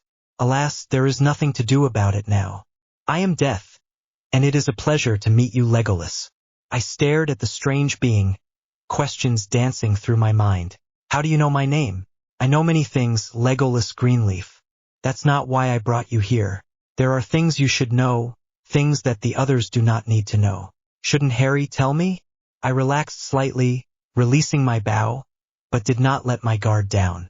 I still don't believe the things this strange being tells me, least of all that he is the fabled Death. The stubborn fool will take far too long to say anything. The man Death snorted, but he cannot die. What? But he was dead.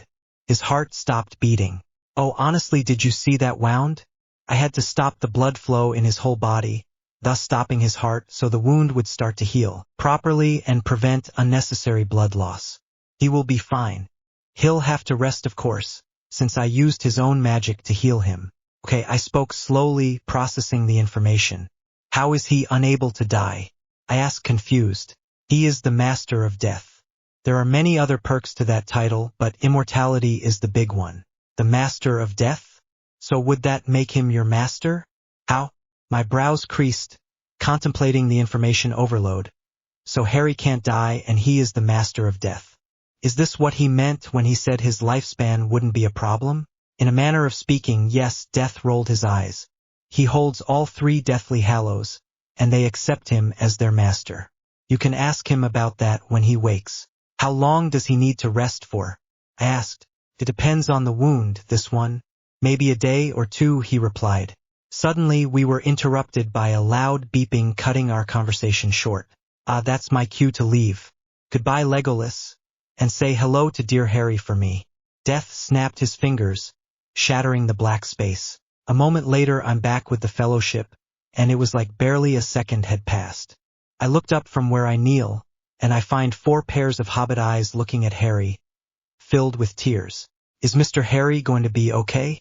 Sam whispered. He didn't look up, and his eyes were glued to the wound. I do not know, I answered without thinking. I begin wondering if not telling them is the best course of action to take. I think he needs rest, I say, settling for half-truths. We should keep moving. It's too dangerous to stay out in the open, Aragorn said urgently. His expression didn't reveal anything. I knew he was just as upset as the rest of us, that he would sooner collapse with his grief, but he held the burden of leading us. But Aragorn, Harry can't be moved, Frodo exclaimed. We either stay here and be killed, or we move and survive, Gimli stated, standing beside Aragorn with a frown. I remained silent. Gently pull Harry into my arms, gently lifting him. I winced at the weak whine the man gave at the movement, wishing we didn't have to move. Let's go. We shouldn't waste any more time, I say as I stand and pull Harry close to my chest. The hobbits slowly following behind Aragorn and myself, gently sobbing. The rest of the fellowship were following suit. I know that it's only a matter of time before the loss of Gandalf truly sunk in for everyone, but right now we were running on adrenaline, and for me, Harry's survival was the priority. We walked for hours, only occasionally stopping. I was adamant that I could carry Harry the entire way. We finally reached a river where we could spend the night. I recognized it immediately, the river of Nimrodel. I breathed out, laying Harry down gently. I wondered if this might help him. What? Mary questioned, staring at the blue water. This river is well known, and the water can help heal weary travelers, I stated. It's named after an elf maiden. As I dip my hand into the water, I feel the cold liquid brush past my skin, and I already feel that slight rejuvenation. Could we use it to help Harry? Sam asked, eyes flitting between the river and Harry's lifeless body. Possibly. The song of the maiden, Nimrodel, is said to be heard in the sound of the river. A shining star by day, her mantle white was hemmed with gold, her shoes of silver gray. A star was bound upon her brows, a light was on her hair, as sun upon the golden boughs in Lorien the fair. Her hair was long, her limbs were white, and fair she was and free. That is only a small piece of it. I finished the song, speaking softly. I picked Harry up and waded into the river until he was submerged. I kept my back to the others, shielding us from them without thinking. My eyes didn't move from Harry's face, watching with a frown when the wound slowed in its healing, no longer steadily stitching back together. Maybe it would be best if I take him back out. This is unexpected. I was about to walk back when Harry takes a sharp inhale, and his emerald eyes snapped open, gazing directly into my own. Harry? I breathed out, relief flowing through me. Seeing him wake up was elating. Hello, Harry said, His voice was shaky from disuse. Did I miss anything? I shushed him, not wanting him to strain himself. I helped him, and we turned and walked to the shore where everyone sat waiting. Harry, Frodo sobbed out once we left the water. I set the wizard down, where the hobbits quickly surrounded him. I smiled as he consoled them, hoping to get time with him later so we could talk. Though he felt my gaze, Harry looked up at me and smiled, the sight causing my heart to soar. I kept myself from reaching for my chest, wondering why my heart is beating so alarmingly fast. It was just a smile after all. Legolas POV. Everyone was happy to see that Harry was awake. Although he was still injured, that didn't take away from the fact that Harry was alive. I held back from the group, the smile on my face never faltering as I watched him. Harry, while still a little out of it, was more relaxed now. He stayed with the hobbits, and it was a joy to see him laughing at their antics, particularly something Merry said. I need to dress his wound. Pippin, would you get something to dry him off with for me? Please? Aragorn stood up after ruffling Harry's wet hair to the male's annoyance. Pippin nodded before returning with a piece of cloth to use. It was actually a piece of torn shirt. It had been getting more and more ragged as the journey went on. Each time an injury occurred, the shirt was torn apart some more. I entered the small group, gently tugging the ruined shirt off Harry's torso. This too is likely to become part of our healing kit. Frequently apologizing as Harry winces far too often, it seems impossible to tend to him without causing him more pain. I was worried, you know. I'm glad you're back with us. I grin at him, wanting to hug Harry but refraining. The last thing I want is to cause him more pain. I settle for giving his hand a gentle squeeze, which Harry returned weakly. I dried him off as best as I could with the dry cloth, then let Aragorn take over. He steeped the wound in a kind of weed called Athelas. The sweet fragrance fills the camp, and I watch intently as Harry's face relaxes under the influence of the healing weed. Aragorn expertly crafted a bandage from their tattered clothing. The Athelas embedded inside and wrapped up Harry's chest. The others reluctantly left after a few more moments, intent on setting up camp and getting food ready to eat. I thought you were going to die. I thought you had died. That, along with Gandalf falling, I'm glad you're going to be okay. Aragorn's words were quiet. The words were only meant for Harry and me to hear, but they were full of relief, though sorrow was hidden in the stern way in which he spoke them. He spent a few more moments finishing the bandage, making sure it was secure, before standing to go help the hobbits with gathering wood. I stayed with Harry, happily chatting with him, unable to leave his side. I will never leave his side so long as I can help it. I barely noticed as the sun went down and we ate, Harry occasionally resting beside me as it became harder to keep his eyes open. I made sure the others didn't disturb him, knowing he needed it, but distantly worried he wouldn't wake back up. It's irrational, I know. Death said he cannot die. I feel sure he can suffer though. The others were mostly silent, the weight of the past 24 hours weighing heavily on our minds. There were occasional tears from the hobbits interrupting long stretches of quiet. Death says hello, I whisper when Harry wakes later that day. Everyone else had fallen asleep, their eyes puffy from both shed and unshed tears. Harry looked up at me, startled and confused. Death isn't real, he attempted to say, the words coming out in a slight stutter. I raised an eyebrow at him. He explained a few things with me while you were unconscious, I replied. A lump formed in my throat just thinking of him dying in my arms, even if it was only temporary. Harry flinched slightly, frowning as he tried to shift to a different position, trying to face me. Harry's bandages were lightly dotted with blood, something that was limiting his movement. The river, it was supposed to help heal you, but it only seemed to slow the process. I nodded towards the scar on his chest. The wizard followed my gaze. I assume it interfered with whatever magic comes with being the master of death, maybe? I don't know.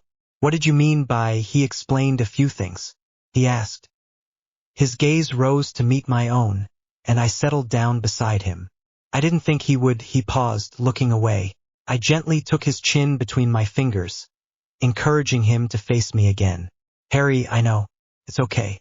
I say gently, my voice barely above a whisper. Harry's green eyes meet mine, and they are full of uncertainty. As I smile at him, his expression changes, It fills with determination. Determination for what? I'm not entirely sure. No, it's not. It's not okay. I lost everyone, and now I can't die. I'll never see my friends again. I'll be alone forever. My chest twisted at the words. I had not expected this. Though maybe in a way I did. You're not alone anymore, you will have the elves. YUV got me forever. Elves are immortal too. You're important to me, and I won't let you force yourself into isolation. Not after you practically died in my arms. I was devastated. I'm afraid of losing. I only just found you. When death spoke to me and told me that you're immortal too, that you are the master of death, I was elated. I took a deep breath. Harry's eyes widen in shock. He looks so unsure and seems unable to respond. I smiled gently, my fingers still holding his chin gently. That's unexpected, Harry began. I am alone though, regardless. My people are gone, they aren't here, and they never will be. The Astari aren't. The same Gandalf was. Harry trailed off, his eyes staring blankly into the distance. Harry, whatever you're thinking, it wasn't your fault. Don't ever think otherwise. Right? He replied caustically. Anyway, death? I didn't think he would show up, let alone to someone other than myself, Harry shrugged. I released his chin, and I'm happy that he doesn't turn away. He actually asked me to say hello for him. I imagine he'll say it himself at some point, I explained. I watch as Harry hides a yawn, smiling as his nose crinkles slightly in the process. Go back to sleep, I'll watch over you. Harry studies me, we make eye contact, and he slowly nods in agreement. He lays down, making sure to stay close to me. As promised, I watch over him for the rest of the night. Occasionally he stirs in his sleep, a nightmare, and I grip his hand hoping to give him some comfort. We should leave tomorrow at daybreak, we need to let Harry rest a little longer, Aragorn suggested the next morning. Everyone agrees it's obvious that they don't want to put any strain on Harry. I was about to agree myself, but I pause when a sudden wind rushes through the camp which carries the whispers of elves nearby. Wait, I think we should leave midday today, I say as I hear the elvish words on the wind, beckoning us to meet them tomorrow before sundown. Why? Boromir questioned, a frown marring his face. There are elves nearby, they wish to take us to Lothlorien. It is a great nation of elves. It's about 2 days' travel from here. I turn my attention to the group. Boromir is still frowning. I had noticed earlier that he showed a lack of care or even sympathy for Harry's injury, though he mourned Gandalf with the rest of us. This made little sense to me. Harry has done nothing to warrant such scorn from anyone. I was glad when everyone showed Harry how much they actually care for him. I knew Harry had thought otherwise. I had no idea why. Boromir remained so suspicious. The hobbits remained unnaturally silent, huddled together. But Boromir protested. Very well, help Gimli and I clean up, Boromir. Aragorn interrupted him, standing up. I'm surprised when he didn't try to refuse, knowing that Harry is in no shape to be moved. Aragorn, like myself, knows it's far wiser to move on and seek the elves of Lorien, the Galadrim. They are wise people and maybe they would allow us safe passage and rest. I cannot help but recall that they are not trusting people, and those unknown to them, particularly dwarves, are not likely to have a royal welcome. I stand, moving to wake Harry from his light slumber, despite his need of rest. Gently I touch his shoulder, and Harry's eyes blink open and meet mine. Sorry, I wish I could have let you sleep a little longer.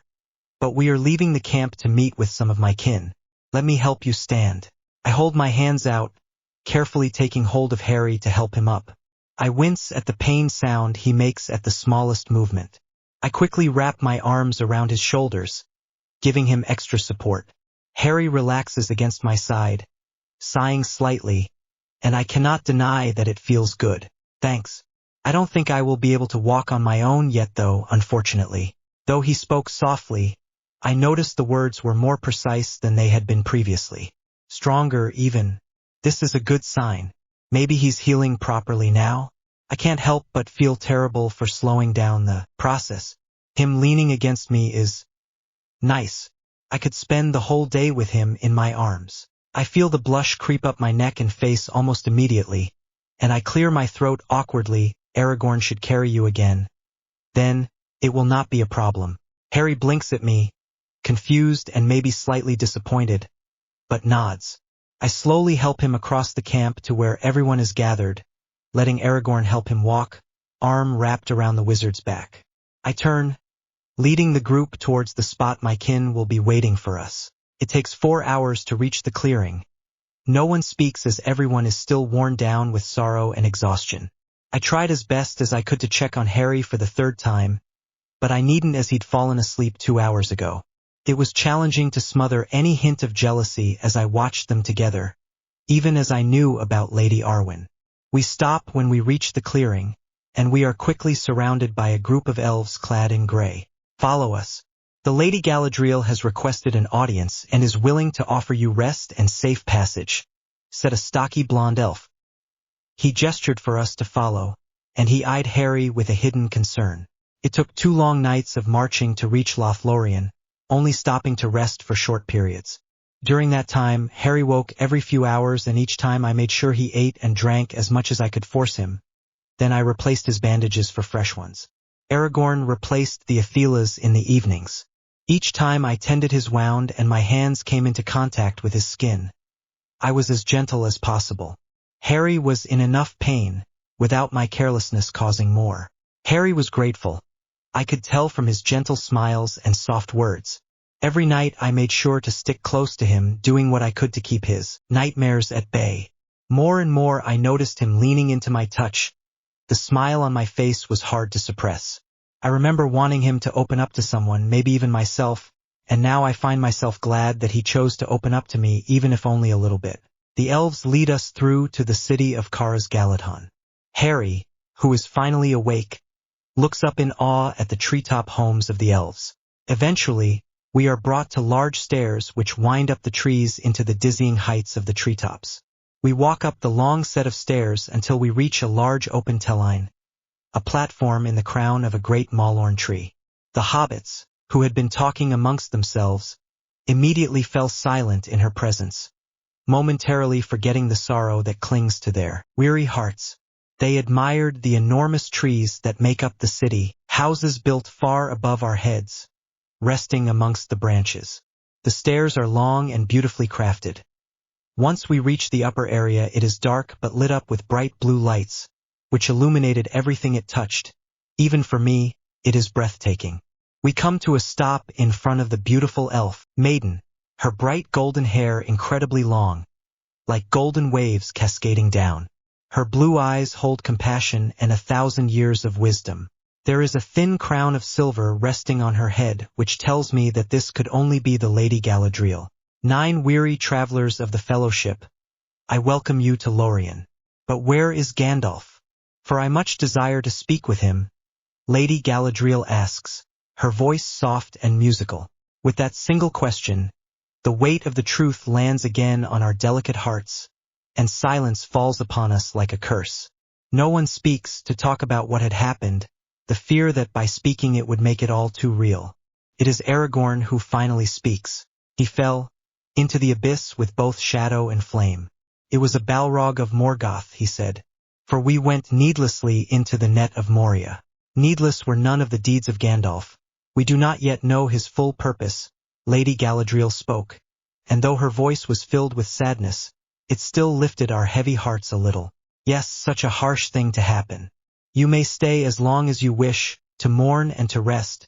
It was Lord Celeborn who spoke, the husband of Galadriel, and wisest amongst elves. Thank you, I speak softly, bowing my head in acceptance of their offer, glad to have somewhere safe for Harry to stay. If I may be so bold, could someone take a look at Harry? Is there anything you can do for him? I asked, looking in her eyes and seeing hope. I pray that they can reverse the effect of the river, and let him heal more naturally. Of course, I will send for my personal healer to come to see him as soon as may be. 10 minutes later we are settled in, brought to a comfortable area amongst the massive roots of a tree, watching a healer look over Harry as he tends to the angry red wound. He will have to rest for a few more days before he can start walking around on his own again, but he will otherwise be just fine, the elf says, before he bows and leaves without letting us say anything. I gaze at the sleeping wizard, frowning when he doesn't begin to heal any faster. Does the water still affect him even after so many days have passed? I hope it wears off soon. I don't like seeing him like this. The mood around us remains a solemn one, as the sun goes down once again and darkness is upon us. In the distance there are the beginnings of a song, a lament to Gandalf. Just hearing it breaks my heart just a little more. One by one the others fall into a restless sleep, and Harry does not wake up again. I am about to fall asleep, listening to the elven song, but am woken by Harry, who is twisting around in his sleep, face scrunched up in pain. I move closer to him, laying down so that our shoulders are touching, and take his hand in my own. It is only a few more moments later when he calms back down and I drift off to sleep, secure in the knowledge that he is okay. Harry POV. I woke up with a small gasp, a cloud of confusion settling around my shoulders like a heavy blanket. At first, I couldn't remember what had happened. I thought I was still safely at Hogwarts, chatting with Ron and Hermione and planning what we would do that summer. Then everything rushed back like a tidal wave. A mass of information flooded my mind within the span of a few seconds, my shoulders slumping in resignation. I took in my surroundings, wondering where we were. It was beautiful with the ancient trees and soft blue lights surrounding us. Elves were wandering about, walking up and down incredible flights of spiraling staircases which wrapped themselves around each tree. I sighed, looking down at the bandage that was wrapped around my chest, and began to remove it bit by bit.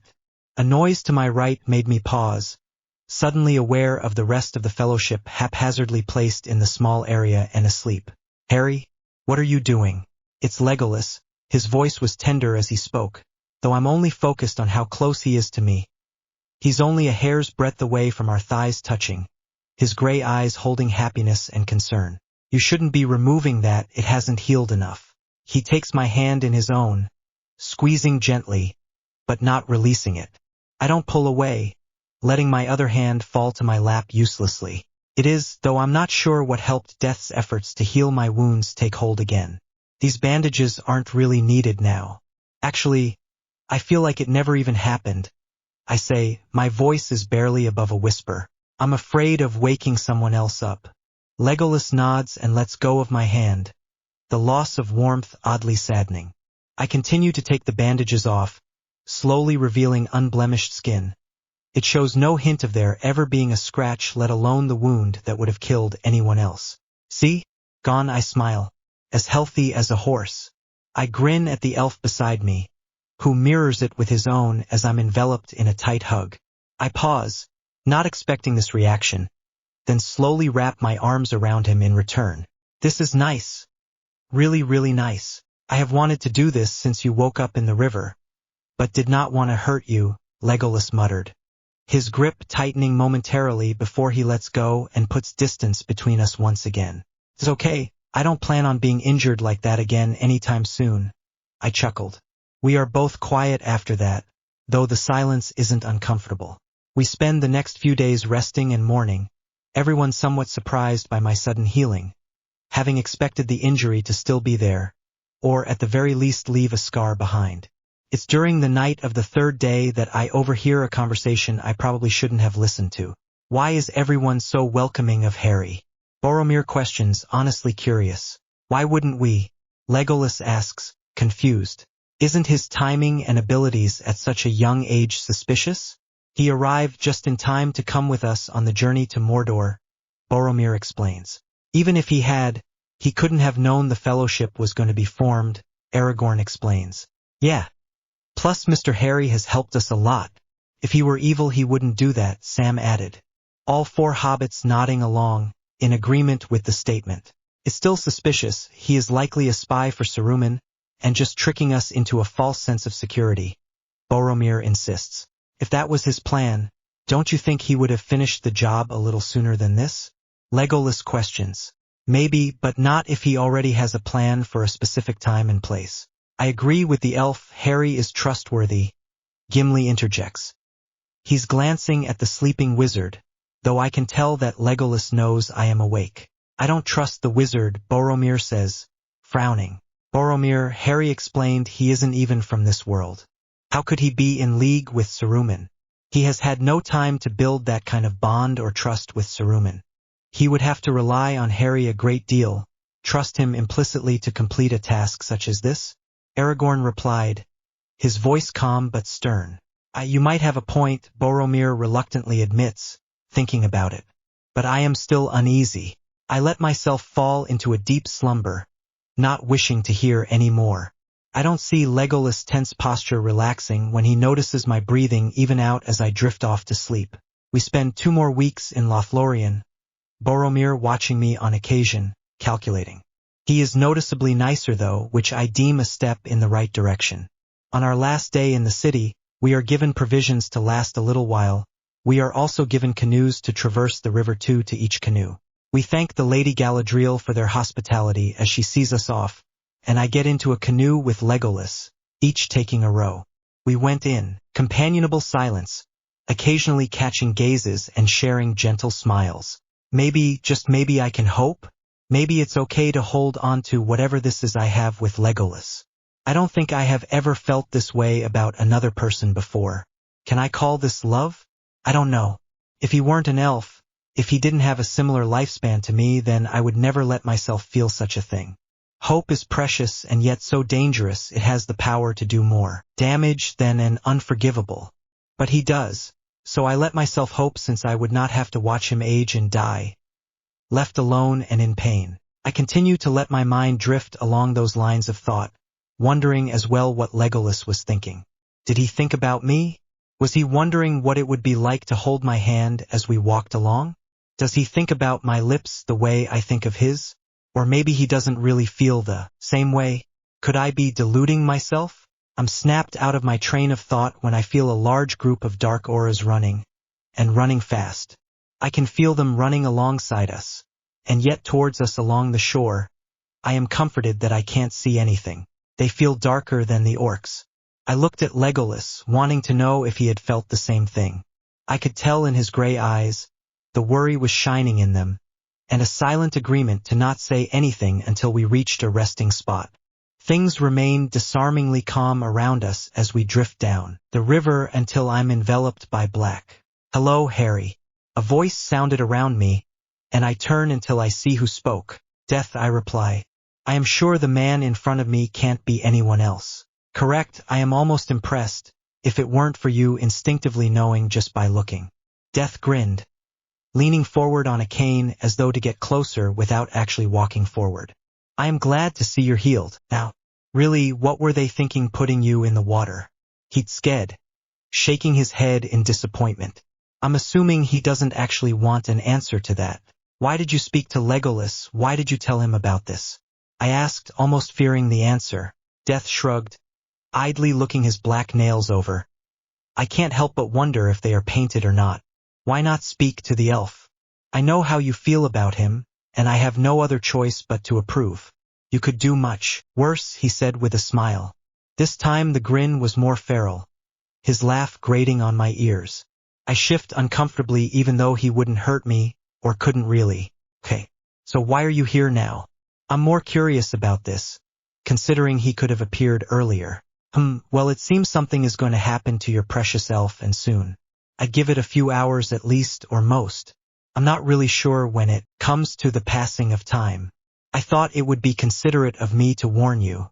Oh, and even if you tell him, it will still happen. Funny how these things work. Death frowned thoughtfully, a finger tapping at the cane in his hands as he straightens back up. I felt dread pooling in my stomach as he talks, fearing only the worst. Something is going to happen to Legolas? And soon. I can feel myself begin to panic, just to pull myself out of it when a cold hand settles on my shoulder. Don't panic, Harry, he won't die. Not for another few thousand years at least, he said, frowning again. It is as though the thought of being unable to reap a soul for that long displeases him, or maybe even worry at seeing me panic.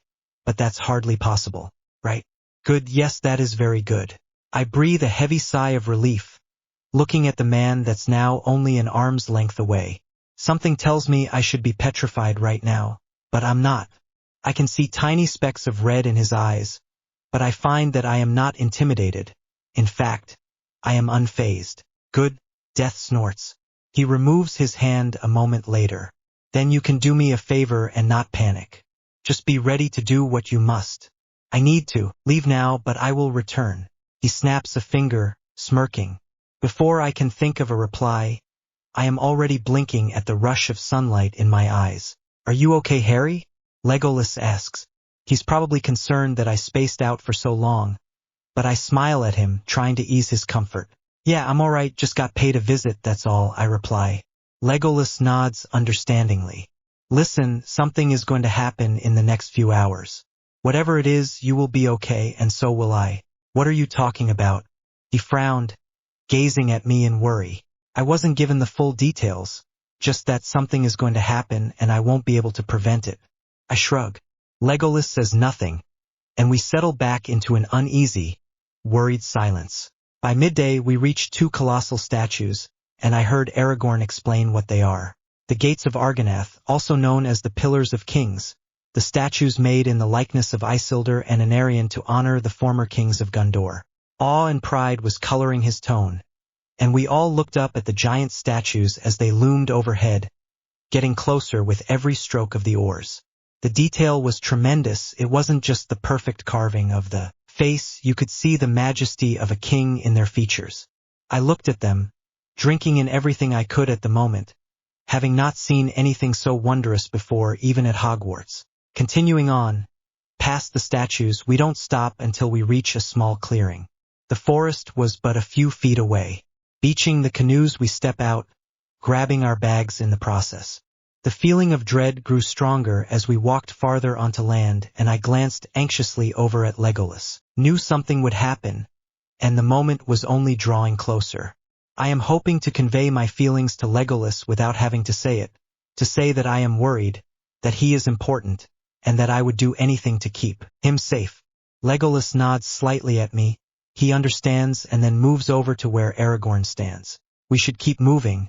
There's something foul on the air headed this way, Legolas said hurriedly, hoping Aragorn would agree to keep going. However, the male frowned at the elf. It's too dangerous to traverse these woods at night. We will remain here for now, Aragorn said. He looks to Legolas and then to me as though to tell me as well. It's not safe here. Legolas tries again, but Aragorn only shakes his head. He looks around at the little camping area, already making preparations to stay. Where's Frodo? Aragorn asks, frowning. He's gone to fetch wood, Sam spoke, looking up from the pack of food in front of him. And Boromir? Aragorn questions worriedly. We both glance over to where he had been stood, and there are his pack and shield, alone without their owner. Everyone had felt Boromir's lust for the ring, and heard him speak of using it at the council. An uneasy feeling rises within me as I held back my groan. I waste no time heading straight into the woods. Something tells me things are about to end rather badly for one of our fellowship. I can feel a trembling of anticipation, deep inside, instinctively knowing that this could be what I had been warned about, or at least leading towards it. I quickened my pace, feeling the dread grow in the pit of my stomach. I needed to find them and fast. I can hear the others following, likely sensing my sudden urge to move. Thankfully the forest is not that thick, and I quickly rush through the brush and trees, trying to detect where they are. They are deep in the forest, and I am still the closest. I can't stop myself from cursing aloud when I sense Frodo suddenly disappear. I know that he likely put the ring on, and I can only hope that someone will find him soon. I pause to catch my breath, knowing it would probably be pointless to keep moving in that direction. The decision proves to be the wrong one, as all of a sudden a small army of Uruk-hai rush to meet me. I know that most of them are heading straight for the hobbits. I take a deep breath and follow the Uruk-hai, knowing that the hobbits are vulnerable. As I reach the clearing, I see that the hobbits have gone, but there was Boromir. He has already felled many of the Uruk-hai. He moves brutally, cutting them down with many a graceful swing of his sword. I don't pause much longer than those few seconds and hurry to join him, pulling my own sword from its sheath. I feel its weight in my hands, and I know I can do this. I can fight side by side with Boromir. I can survive this night. My vision narrows, focusing only on the enemies surrounding us. I cannot pay attention to Boromir, who is fighting in the distance. I continue swinging my sword in what I hope are precise arcs, piercing the Uruk-hai where their armor is weak. I dodge many arrows that are aimed at taking me down. A hole in my chest is not an experience I wish to repeat. My focus falters momentarily as I feel Legolas getting closer. My attention is diverted enough that I fail to notice an Uruk-hai arrow soaring towards me. As I finally notice, avoiding the arrow, I see that the Uruk has already been slain, Legolas' arrow sticking out of its head. I find him easily in the chaos, smiling at him in thanks, but I have to look away when another arrow flies straight towards me. There is a sudden influx of Uruk-hai coming towards us from behind. They are chasing the two hobbits I had thought had been lost. I frown, recognizing Merry and Pippin. I knew Frodo was headed away from here, but I worry about Sam, the only one that is not accounted for. Merry and Pippin enter the clearing, frightened but daring, fighting how they are able. Boromir quickly rushes over to protect them, but Merry and Pippin are not useless. They manage to knock a few Uruks out with well-aimed rocks. Force myself to refocus on the battle. Legolas is nearby, occupied with his own group to fight. His bow is singing as it slays Uruk after Uruk. I'm distantly aware of him putting his agility and flexibility to use, absently wondering how his hair doesn't get in the way constantly. We are severely outnumbered and are being pushed back by the sheer number of our opposition. My attention shifts when I hear a cry from the hobbits. I turn swiftly, only to see a thick black arrow protruding from Boromir's chest, but he does not fall. Boromir stands guarding the hobbits, and I am in awe as he continues to fight, purposefully standing between the Uruks and their prey.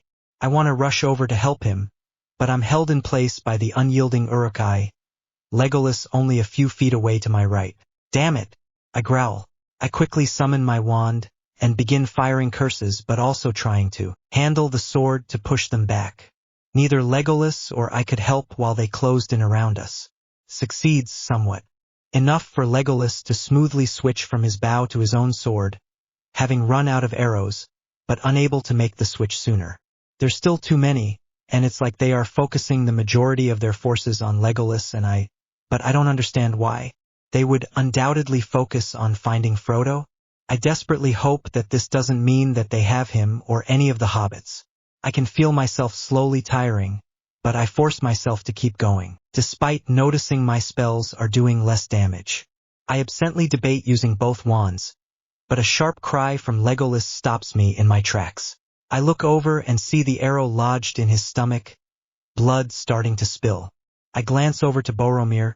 He is somehow standing, defending Merry and Pippin against a whole horde of Uruk-hais. The leader of the attack stands about a meter away from him, staring him down, his crossbow raised and aimed directly at Boromir.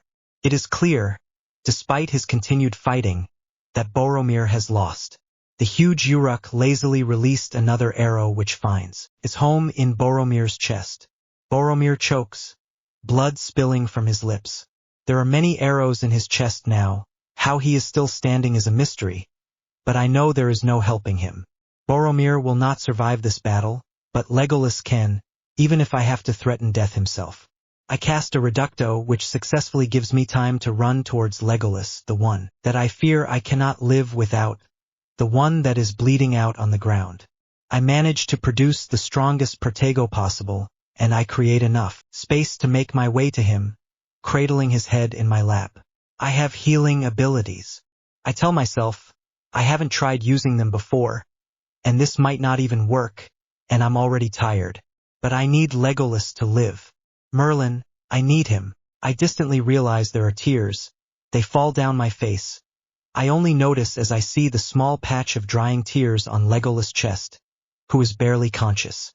I put as much pressure on the wound as I can and pull the arrow from his stomach. Then I focus everything I have on the wound. I desperately pour my magic through my hands into his stomach. I can't move my eyes from his, and Legolas' eyes don't leave my own. Despite the pain he feels, which is evident in the far-off look in his eyes, he reaches up to wipe a tear away with a weak smile. I can tell he is weak when his arm falls like a dead weight beside him. Neen Lake, Legolas whispers. I know what the words mean, and a choked sob escapes as I accept that Legolas really does feel the same as me. The words don't leave me. dancing around in my head. My sweet. I can't look at him. I have to force myself to focus on the wound, pushing my magic to its limit, ignoring all the blood gushing over my shaking hands. Please, please, please. I cannot lose him, not Legolas. I squeezed my eyes shut, and my heart clenches as my focus fades for 1 second.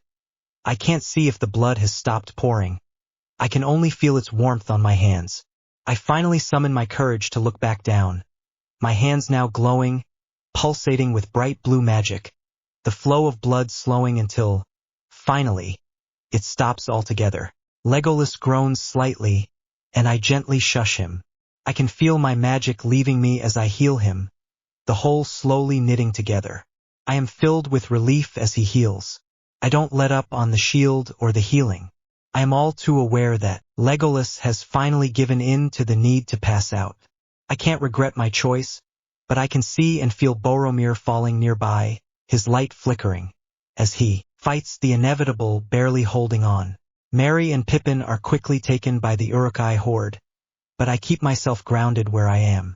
It is a waste if I move before the wound is completely healed. I feel a pang of guilt at not rushing to their aid, but I cannot lose Legolas. The Uruk-hai are trying to destroy the shield, but their efforts are pointless. For now, magical exhaustion soon catches up to me, pulling me into the darkness of unconsciousness. The last thing I am aware of are the hands that are too big to be human grabbing at me, my wand slipping from my grip. The last thing I see is Legolas' slumbering face, my wand left balancing on his chest. Then everything turns to black. Legolas POV. The sound of the horn of Gondor rings in my ears as I blink against the sunlight. I can hear feet rushing towards us, but otherwise, I am in a daze. Boromir and I are laying in a large clearing. I'm vaguely aware of Aragorn saying something as he reaches Boromir's side. I feel the ground tremble as Gimli rushes to check on me. I roused myself from my state of disorientation, noticing I can feel an odd tingling run across my skin, as though coming from the area I had been injured, then it's spreading across the rest of my body. As I become more aware, the only thing I can see is Harry leaning over me, crying. I'm quickly sitting up gasping. That is when I notice a stick tumbling into my lap. I grab for it, recognizing it as Harry's wand. Harry, where's Harry? I cry anxiously. I look around, frantically, and my gaze settled on Aragorn kneeling beside Boromir, and I know he is dying. I can't see Harry, Merry, or Pippin, and I know that they were taken by the Uruk-hai. I have to hold back a sob at the realization that he may well be gone for good. After all, who knows what magic Saruman can conjure. Harry saved my life only to be put in danger himself if he is even alive. Knowing about Harry's secret, I choose to believe that he is, but my fear is also for Merry and Pippin. Unless it was Saruman's orders to bring them back unharmed. But that does not ease the worry that plagues my heart. No one answers me, but they don't have to, I already know. I stand up, my legs somehow sturdy, and go over to Aragorn. Gimli silently follows, head bowed in sorrow. There is nothing we can do now. The three of us are silent as Aragorn and I pick Boromir up, Gimli readying a canoe. We watch, solemnly as Aragorn fills the small boat with the weapons of Boromir's fallen enemies. His sword is placed in his hands, and then a few words are spoken. I watch Frodo and Sam sailing away in the direction of Eamon Mule.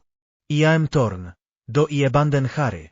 I know in my heart that the ring is more important, and I want to go after them, but Aragorn stops me. Let them go. We cannot help Frodo anymore, he says, voice barely a whisper. Gently arranging Boromir into a dignified pose, Gimli, Aragorn, and I gently push the canoe out into the water. We stand and watch as it sails towards the Falls of Rhoros. We don't move until the canoe falls over the edge. The Fellowship has failed then, Gimli whispered as he watched Frodo and Sam disappear. No, Aragorn demands. We will not abandon Harry, Merry, and Pippin. We need to go after the Uruk-hai. We need to save Harry and the hobbits, I affirm, smiling at Aragorn. In my hand, I still desperately clutch his wand. Gimli agrees, eyes shining. Let us hunt some Uruk-hai. He bellows almost like a battle cry. Take only what you need. We must travel light and fast if we are to save them. Leave anything that can be spared. Aragorn turns around, headed to the half-completed camp we made just before the ambush. I silently pray that Harry will be okay. And the hobbits. I know he will do anything to protect them. As soon as we manage to gather our supplies, we follow the Uruk-hai. Aragorn bent low to the ground, tracking them at full speed. I stay only a few steps behind Aragorn, Gimli a few steps behind me. We run for a few hours, and it is becoming clear that these Uruks are not taking breaks and are even able to continue through the daylight hours. We track them through the forest and open plains, then we reach a rockier terrain. This is when Aragorn stops us, dropping lower to the ground, his ear pressed to the stone. We are gaining on them. They just passed through a large company of Uruks, but there is no sign of the hobbits or Harry, he informs us seriously. We continue, picking up the pace, hoping to capture them. We only stop when Aragorn notices something trodden into the ground. I begin, relieved and also worried once more. Aragorn turns the leaf-shaped pin in his hand with a frown. This belonged to Pippin. They went through here less than a day ago. Maybe Aragorn slipped the pin into a pocket. There are also the soft, untouched tracks of a hobbit here, he exclaimed. I believe Pippin risked a great deal to let us know we are on the right track. Have hope, my friends. They are alive. We rush towards higher ground. At the thought of seeing Harry and the hobbits again, I have found a new energy quickening our steps. I rush ahead, hoping to see some sign of the Uruk pack we are tracking. Gimli is struggling to keep up, and as I search the horizon, I hear his mutterings. I'm wasted on cross-country. I'm more of a natural sprinter, very dangerous over short distances. I suppress a grin knowing that he is just making an excuse for his lack of speed. Legolas, what do your elf eyes see? Aragorn asks, my frown deepening. They are headed northeast, towards Isengard.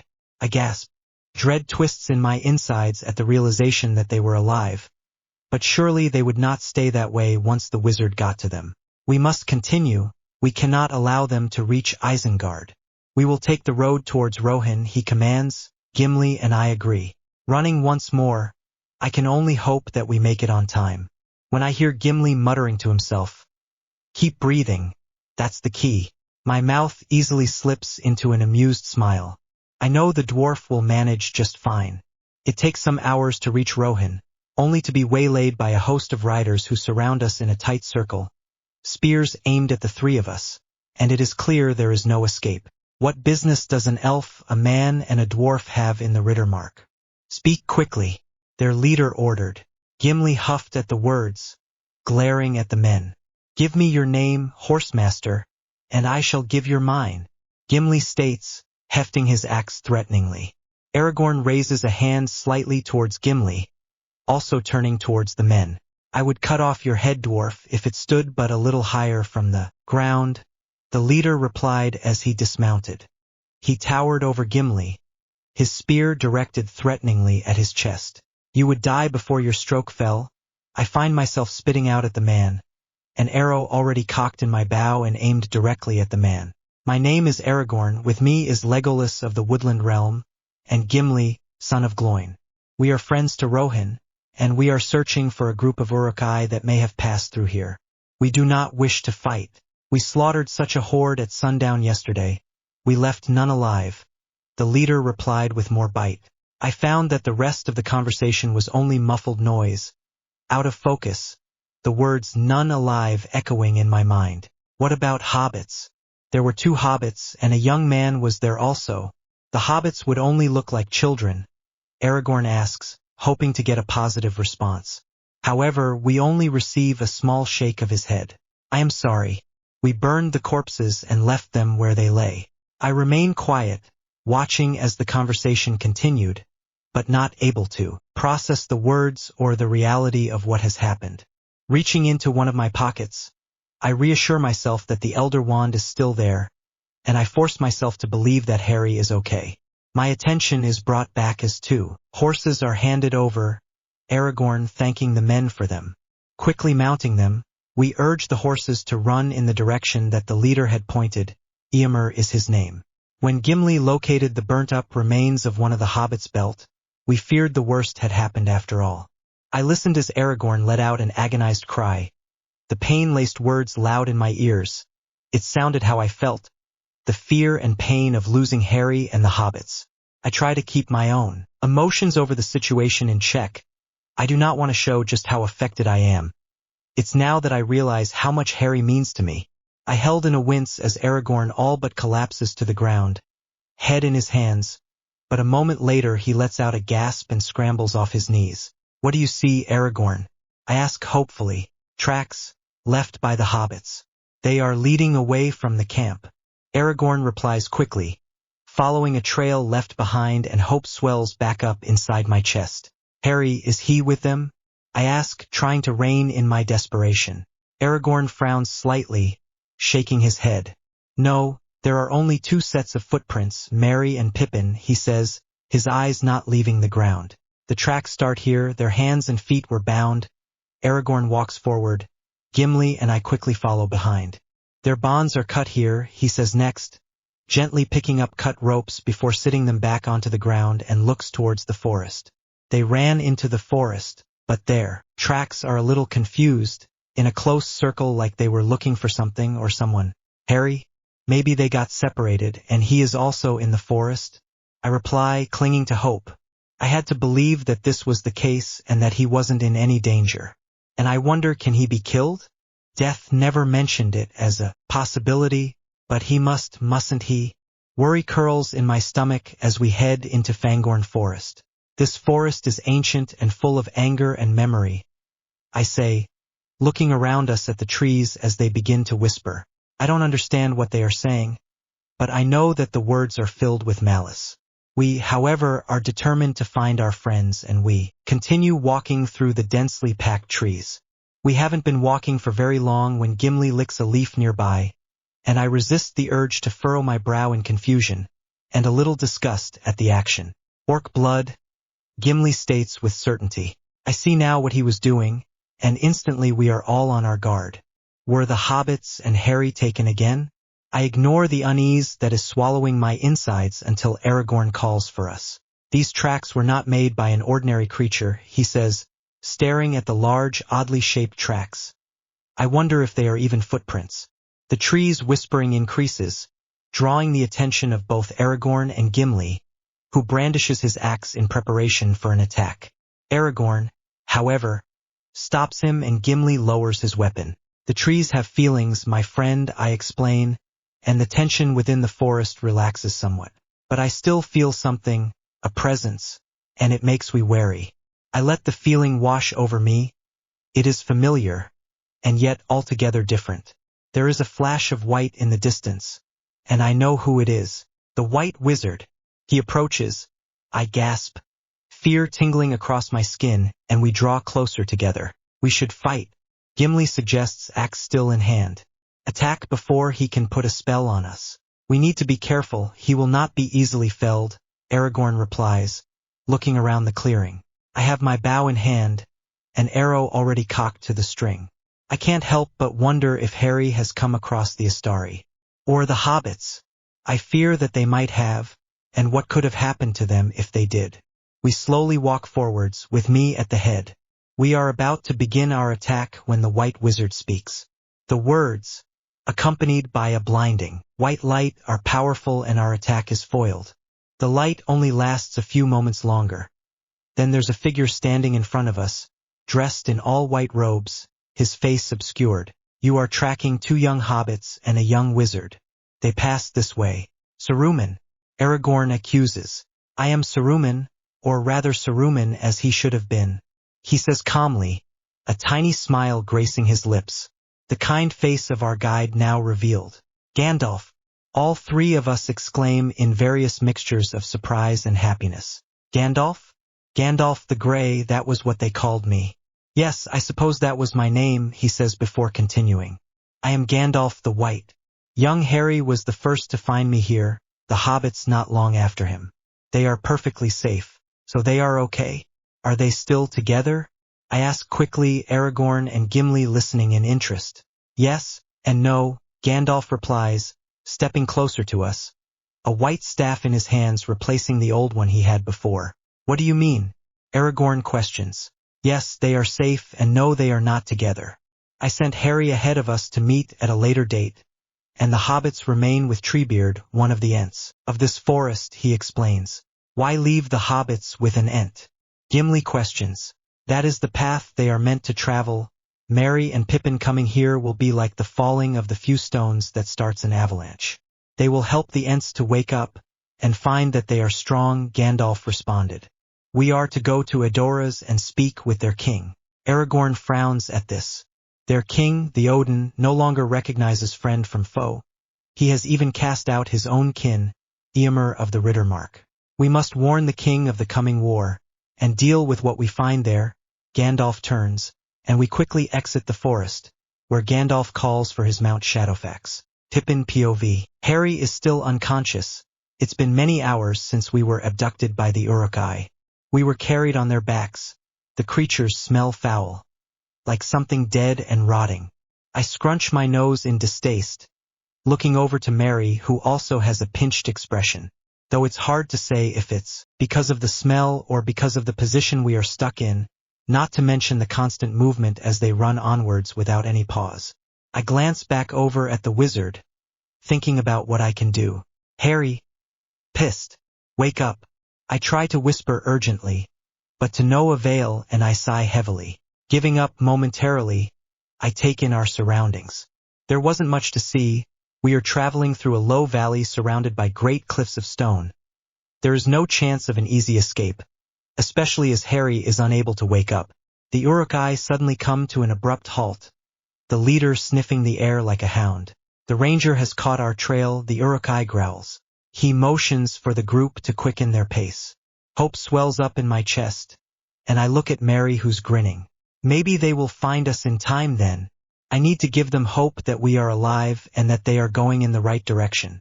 Think Pippin. I glance around frantically, thinking of what can be used, when I remember the pin on my cloak. I wonder if it could work. I would just need to get it off my cloak without alerting all the Uruk-hai around me. Yeah, that's going to be easy. I shift slightly to tuck my chin against my neck, and I try to grip the pin in my mouth. Takes a few tries until it stops slipping, and I clench my teeth around it to rip it from the cloak. I nearly grunt with satisfaction when it finally slips free, and I hold it for a moment to make sure no one is paying attention. Hoping this will work, I let the pin slip from my mouth, happy when there's a very faint thunk as it reaches the ground, the sound drowned out by the marching of Uruk-hai. Silently pray that Aragorn will find it, and understand the message that I am trying to send. We're safe. Help us. At sundown, the Uruk-hai army finally stops to rest. We are at the edges of a great forest, and from what I overhear, it's called Fangorn Forest. They leave us on the ground, our hands and feet still bound together to prevent escape. I scoot closer to Merry, keeping my eyes on Harry, who was tossed a few feet away from us. I do not want to lose sight of him. Hey, Pippin, why do you think Harry is still unconscious? I look over at Merry, who is bent at a rather uncomfortable angle, hair matted and face covered in dirt. I imagine I look just as beaten and bruised as he does. The Uruks have not harmed us really, but they have certainly not been gentle. I don't know, maybe he's just really tired after saving Legolas' life in the forest? I shrug, wondering if Harry really is just sleeping. If he is, I'm not sure how he could sleep in this situation. What if he's hurt? Merry questions. Wouldn't we be able to see it if he was bleeding? I suggest. Well, maybe, but what if it's an injury we can't see? What if it's something magical? The noise from the Uruk-hai increases, and I look at Merry nervously. I think we shouldn't have left the Shire. Pippin, Merry continues, his smile shaky. Don't say that. We're going to be fine. Perfectly fine. Just you wait. Encourage him, faltering slightly when there are sudden whispers coming from the forest beside us. Merry looks at the trees, eyes darting around them. Did you hear that? Asks the trees. Pip. They're talking. You remember the old stories about the forest on the border of Buckland? Trees that were so alive that they could talk, even move. Merry whispers, watching the swaying of the branches. The trees are talking? A question, confused. Trees can't talk, Merry. We are so distracted by the forest that we don't notice as Harry suddenly stirs, a weak groan slipping from his throat. Pippin, I think he's waking up. The excitement doesn't last long though when one of the urukai lumbers over to us. We ain't had nothing but maggoty bread for 3 stinking days, and Uruk complains. Why can't we have some meat? What about them? They're fresh. The Uruk drools, looking hungrily at us. I squirm uncomfortably. They are not for eating. It is forbidden. Another one growls, starting an argument. Taking advantage of the distraction, I refocus on Harry. He hasn't woken completely yet. One of the Uruks sneaks up behind Mary, and I'm about to shout. But then there's a sword sticking from its chest. I breathe a sigh of relief, just as a horse nearly steps on my shoulder. Twisting out of the way, a group of men enter the clearing, attacking the group of urukai. In my struggle to not be stepped on, I find a piece of metal sharp enough to cut through the ropes. I don't focus on where Harry and Mary are at the moment, but I know I can only help them once I am free. Grabbing it, I twist it to cut the binding on my hands, tossing it over to Mary, who is now a few feet away.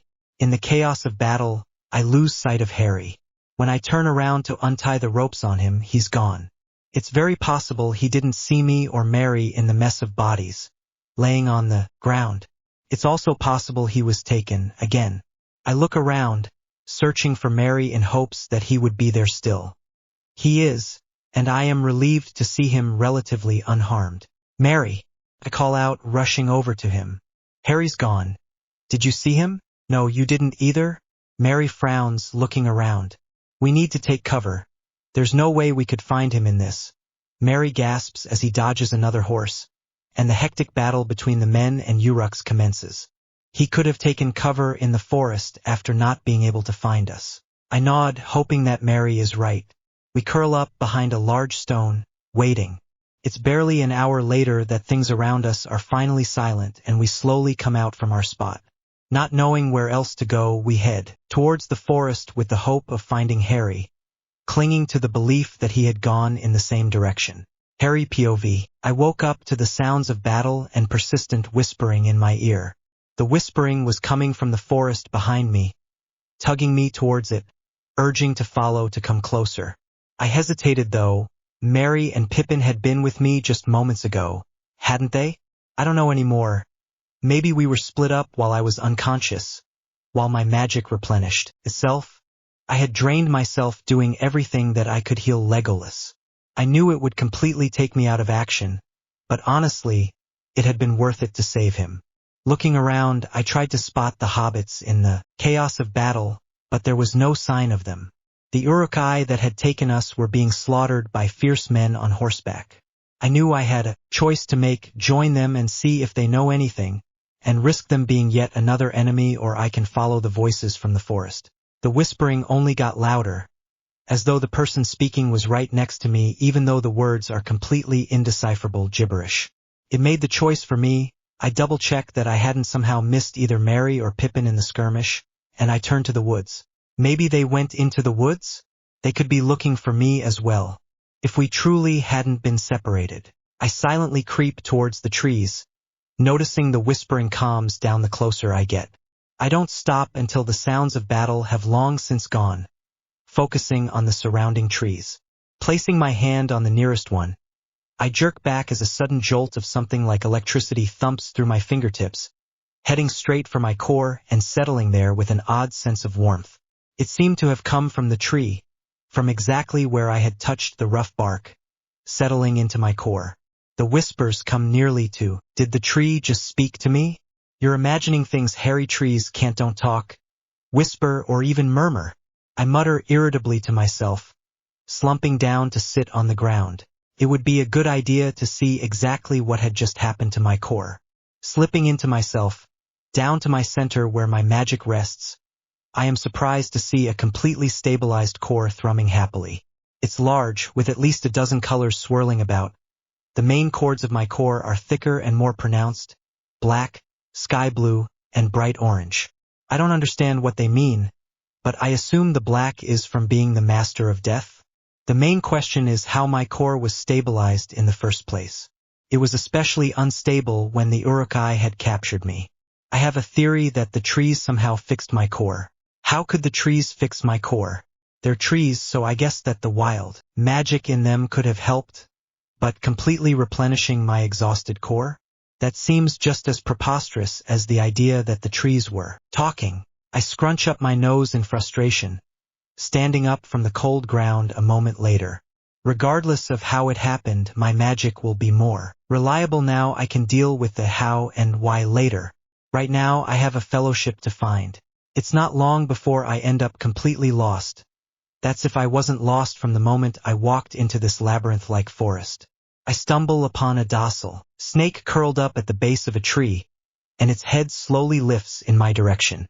"Are you Harry, the one who can speak?" she asked. I'm not too surprised at the question. The snake I had met when I first arrived in this world has likely spread the word quite far by now. "Yes.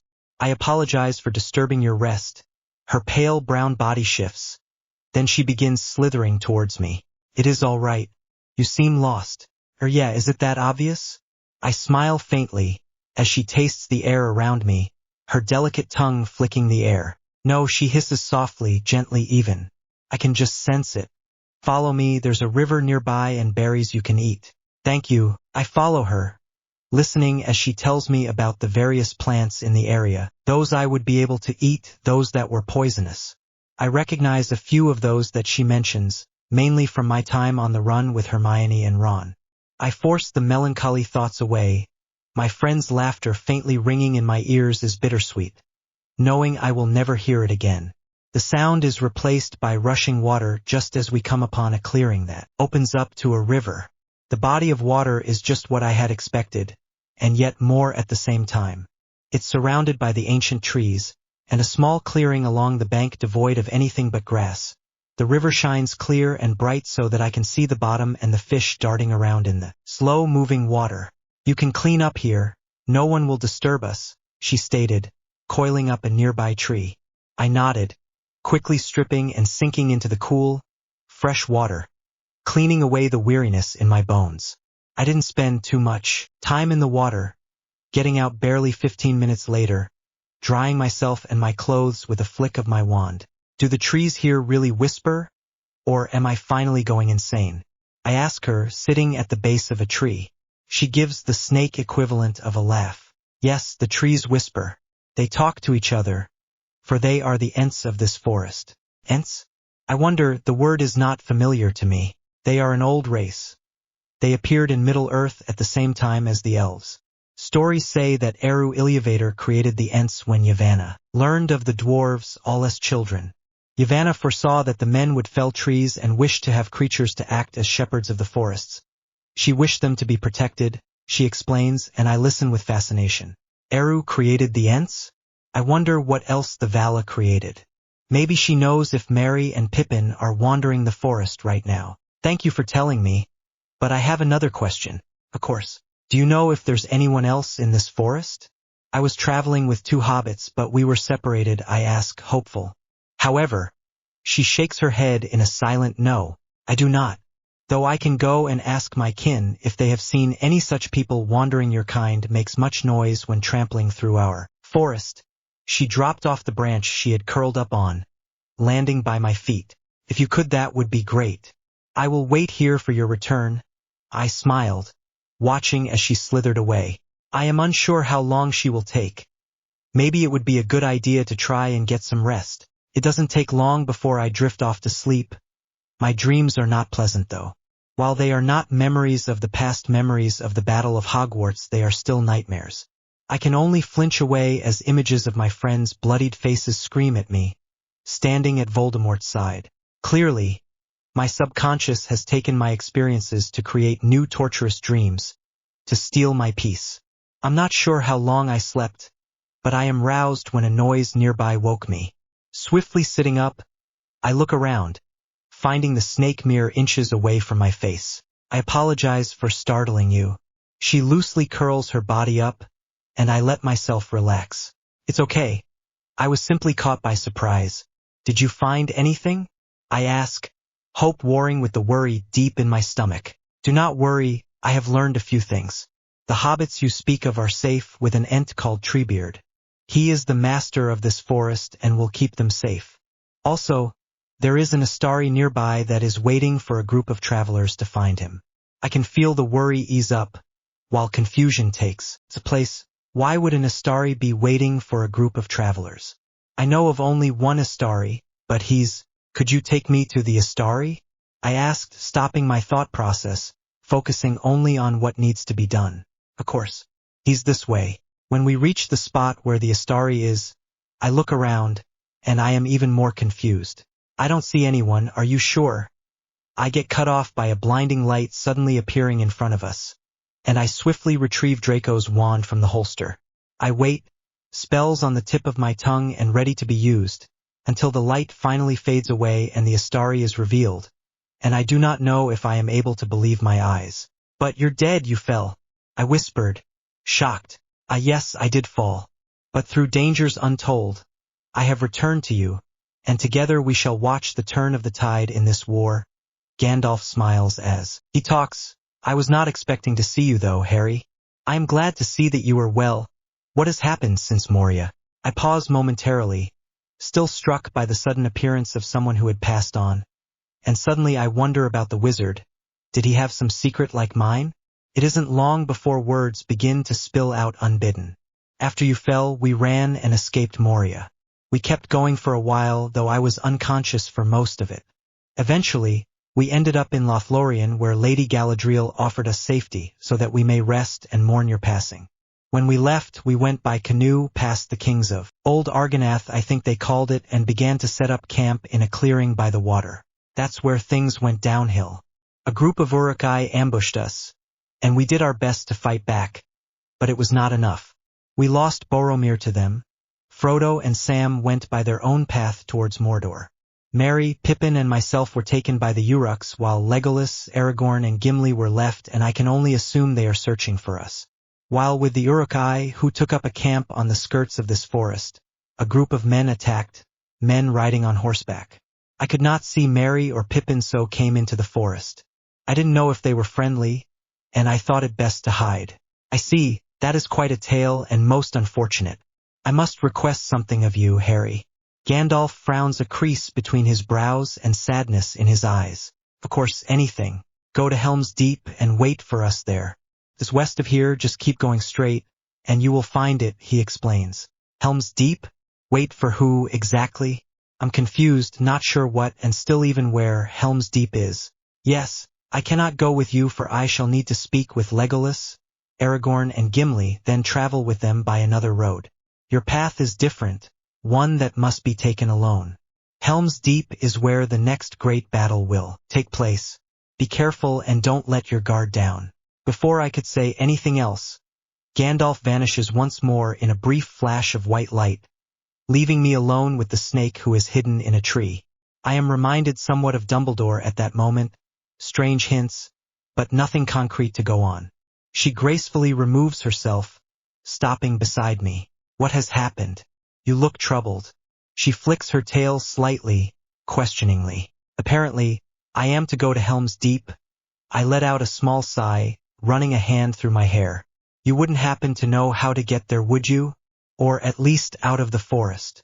Gandalf was not very specific. I do. It will take a little while to reach the other end of the forest, though. This way.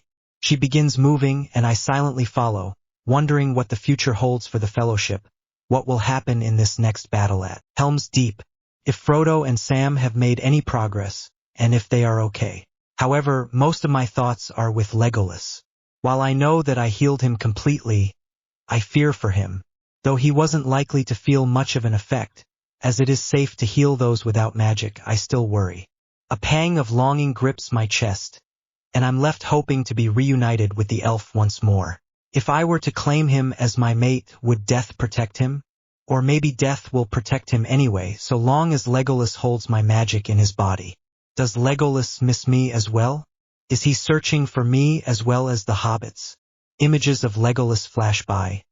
His smile, his laugh, his grace, the sun beating down on him, and I recall perfectly how the light only made him even more desirable. Soon, Legolas. I will be there soon. Legolas POV. I feel a surge of anxiousness, and want to hurry with our business in Edoras. I want to be able to meet up with Harry sooner. However, I know that this cannot be done, and am left staring at the guard blocking our path to King Theoden. I slip a hand into my tattered clothes to slide my dagger out, and then I handed it over. Hama takes it carefully with a grateful smile as I reluctantly hand over my bow and quiver also, with a barely their frown present throughout the exchange. While I am certain in my own abilities without them, it is still strange to hand them over. Keep them unharmed, for they are gifts to me from the Lady of Lothlorien. There's a smile threatening to escape as Gimli glared up at the door warden, his axe held firmly as though ready to attack. Gandalf looks unfazed by the request, though Aragorn also wears a deep frown which looked almost as if it was etched into his mouth. It is not my will to allow Andúril into the hands of others, Aragorn states, his hand hovering over the hilt of his sword. It is the will of the Odin, Hama replies smoothly, patiently waiting for the rest of the group's weaponry. I am the heir of Gondor, and friend of the Odin king. I make sure to keep my face blank. The amusement that wants to show is hard to restrain when listening to Aragorn's words. There's puzzlement in the doorwarden's gaze now, as though trying to figure out how to get Aragorn to relinquish the weapon. The expression is gone a few moments later as the male points his own weapon towards us, barring our path even more. This is the house of the Odin, not Aragorn.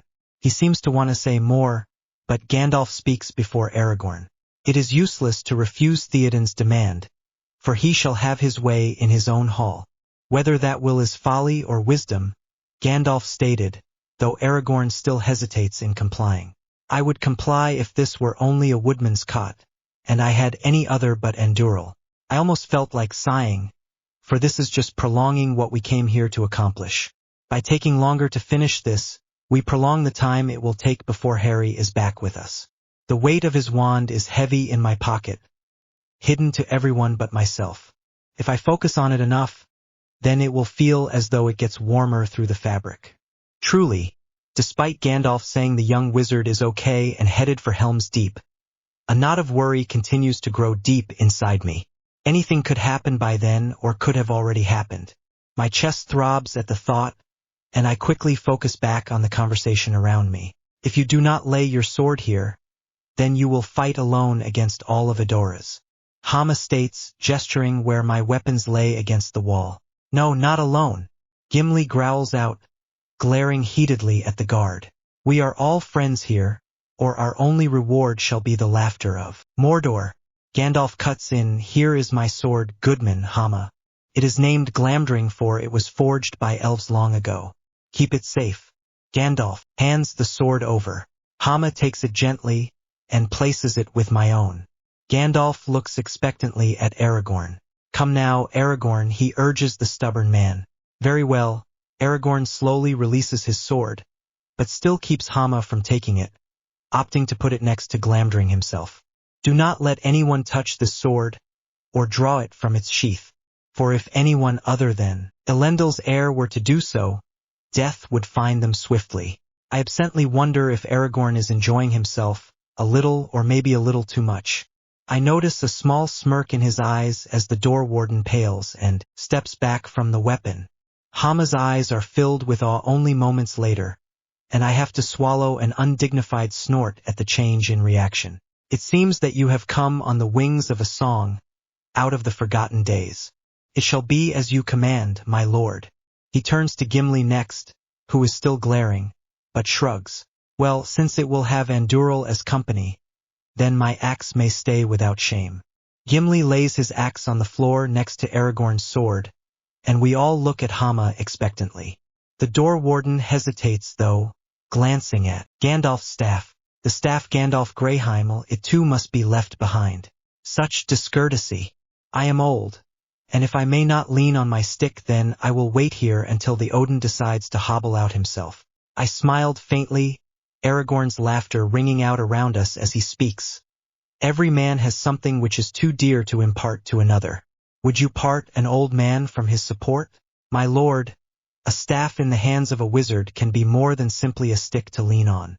Yet I believe you to be friends and not here with an evil purpose. You may pass. Hama left the entryway, allowing us to pass through. His weary gaze, however, did not leave Gandalf's staff. We all stepped inside. The guards watched from the edges of the room. As we neared, they eyed us warily. The air was heavier than it had been on the other side of the large doors. I gazed around the large hall, noting the dancing shadows cast by dim lights and bright sunbeams streaming through the eastern windows. As my eyes adjusted, the floor beneath our feet became clearer, showing runes and diverse colors. The large pillars were beautifully carved, shining with similar colors along with rich golden leaf. Aragorn's gaze had fallen to the artfully wrought tapestries hanging upon the wall, glued to a young man on a white horse whom blew a great horn, clearly charging into battle. "Behold, Errol the Young," he said, a smile twitching at the corner of my mouth. Thus he rode out of the north to the battle of the field of Celebrant. None acknowledged Aragorn's words as we continued forward, beyond a burning hearth. We stopped at the far end of the hall, and there stood a dais with 3 steps which faced the north towards the doors. I studied the man sitting upon a grand throne upon the dais. He was bent with age and had a pale, sickly pallor to his skin. His white hair was worn in braids beneath a thin golden circlet upon his brow and a white stone on his forehead. It was not how I had imagined King Theoden to look. The only reasonable explanation was the magic of Saruman.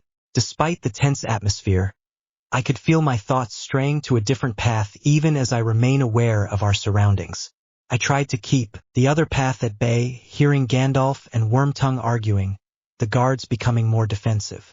Finally, the urge becomes to grate and let my mind stray as those around me continued to talk and argue.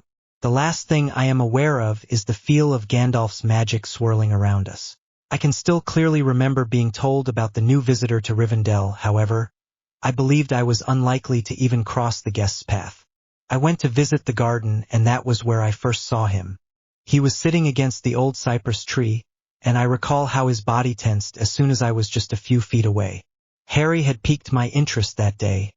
I hadn't made a sound walking into the garden, and yet he still noticed my presence even before I was there. I had thought that would be the only time we would meet, and I tried to shrug the interest away. I knew that it was likely there would be a group formed to destroy the ring, and I felt that I'd be a part of it. So there was no point in lingering on the thoughts of a man I would never see again.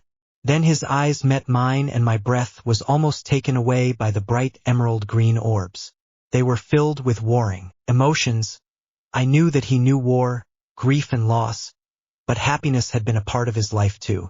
When Linder had said that Lord Elrond wished Harry to join us, I felt relief that our meeting would not be cut short, but there was a curiosity about the strange guest too, a desire to know him more. Harry actually joining the fellowship had been the last thing I had expected, as was the show of an odd sort of magic he had used to calm Frodo, and then again to get everyone's attention. His magic was nothing like I had seen before, and it filled me with a wonder I had not felt in the many long years of my life. The emerald-eyed wizard had already left a deep impression inside me. I let those first days traveling together wash over me. The first night when Harry didn't eat or sleep, the second night when he woke in a panicked sweat, not relaxing until he thought everyone was still asleep. By the end of the first week together, he had barely said anything unless prompted to, ate sporadically, and only sleeping very little. That odd interaction with the snake, which I still haven't gotten answers to, made me more curious still. Then when I found out Harry slept better with some form of protection, the first time being my hand on his shoulder. A reminder that he was safe as any of us could be. In Moria, though, I felt my affection steadily grow. His skill with magic was hard to get past, the determination like fire in his gaze, the tremble in his body every so often making me wonder what happened to him in the past. I was awed that it didn't completely break him. I have lost count how many times we have saved each other's lives or comforted one another. When he had died, I wasn't sure what to do. The relief at knowing Harry would be okay was overwhelming and made me impatient for when he would open his eyes and heal completely. To be able to talk to him again, to be able to hear the truth from him and not from death. Finding out that Harry is going to live a similar lifespan as me solidified everything that I had been trying to ignore, to hide from myself, Harry and the others. I wasn't afraid of having to watch him grow old and die. We could grow together for thousands of years. I could be with the wizard I had fallen in love with. The last question, a question that plagued my mind, Did he feel the same? Harry POV. Wiping sweat away with the back of my palm, I absently cast a cooling charm again. It's only been 2 days since the snake guided me out of the forest. I have had to rely on magic to be an extra set of eyes and ears during the day as well as night. Any extra protection I can get along with shield, disillusionment, and detection charms are used at their full capacity, especially as I rest when I am most vulnerable to attack. Between restlessness, nightmares, and wishing to meet up with the others again, there hasn't been very much resting at all. I feel my body shiver faintly at the memory of my most recent nightmare, though thankfully it was not a real memory. I quickly brush it away, replacing the images with thoughts of Legolas, memories of the last time I had seen him. Does he still have my wand? I doubt not keeping it safe would even cross the elf's mind. Hopefully he has healed, though I needn't worry since the wounds had fully closed by the time my protego had fallen. I'm just glad I woke up when I did, and the Uruk-hai were being attacked by a different group of men. It was enough of a distraction for me to safely escape. I feel my magic snap around me, mingling with the natural magic that's rising to meet it, making it almost difficult to tell them apart. More anxious to reach Helm's Deep and reunite with Legolas and the others, I begin running, hoping to close the distance faster. After a few hours it becomes apparent that the extra distance traversed in that time was near pointless. A large group of orcs reach the edge of my senses, the natural magic alerting me. The orcs are moving quickly, too many to go up against my own. I don't have much choice. If I could just apparate to Helm's Deep, that would be very convenient. The group comes closer and I stop running. There's likely a little less than half an army's worth. I wouldn't be able to outrun them, the invisibility cloak is an option, but they would likely sniff me out. I had learnt all I could about the enemies of this land, both in Rivendell and from Legolas. I frown, knowing there's no time. Their stench fills my nose, and my eyes snapped open. I am not sure when I even closed them. I watch the orcs form a small ring around me, sniffing the air and grumbling about fresh meat. One thing I learnt is that they are carnivorous. I scrunch up my nose, slipping my wand into my palm. I can feel it as many of them twitch with excitement, inching forwards. Sorry, Legolas. I am going to be a little later than planned. Please be safe. I think to myself as I pull out my sword. The orcs converge on me like one giant wave. Harry's POV. The only thing that I can see is each orc's blow. I barely manage to blink as they manage to slice at my skin, but moments later they fall at my own blade. It's been at least 2 hours since the battle began. Beads of sweat are rolling down my forehead into my eyes. My body aches all over and is completely soaked through. I can tell that it's almost over, and I am grateful for my magic. Without it, I would surely have collapsed from exhaustion. I cannot help but think that it will happen as soon as this fight ends. Continue to duck and weave. I feel as though I am dancing around blows and strikes that they send my way. The blood of orcs is now covering me, mingled with my own blood and sweat. It's another half hour before the final orcs fall at my feet. I wipe my blade before sliding it back into the sheath, leaning over with my hands on my knees. My breathing is labored. Quickly I maneuver through the mess of bodies. I walk away from the battleground before collapsing on the floor. The fall reopens many of my half-healed cuts. I know that I'm behind schedule, but in my current state I will not be able to continue, and I think it's better that I am of some use, and for that I must rest and heal as much as possible. I know that Legolas is waiting and that Gandalf will be there to help as well. I let my eyes close. My lids are so heavy as I slip into a deep slumber. The sound of Ents wakes me. I do not recognize the sound at first, but it is clearly the sound of something in deep and terrible anguish. I immediately got up, realizing it is the Ents. I want to go and help them, but I also know that Helm's Deep is in greater need, and Legolas is there too, plus the Ents have Merry and Pippin. I know the little hobbits will help the Ents with their resourcefulness and quick thinking. Something about the differences between the Ents and the hobbits ensures my heart that they will find success. The Ents with Merry and Pippin would be far stronger. I initially check myself over, finding nothing that needs my attention.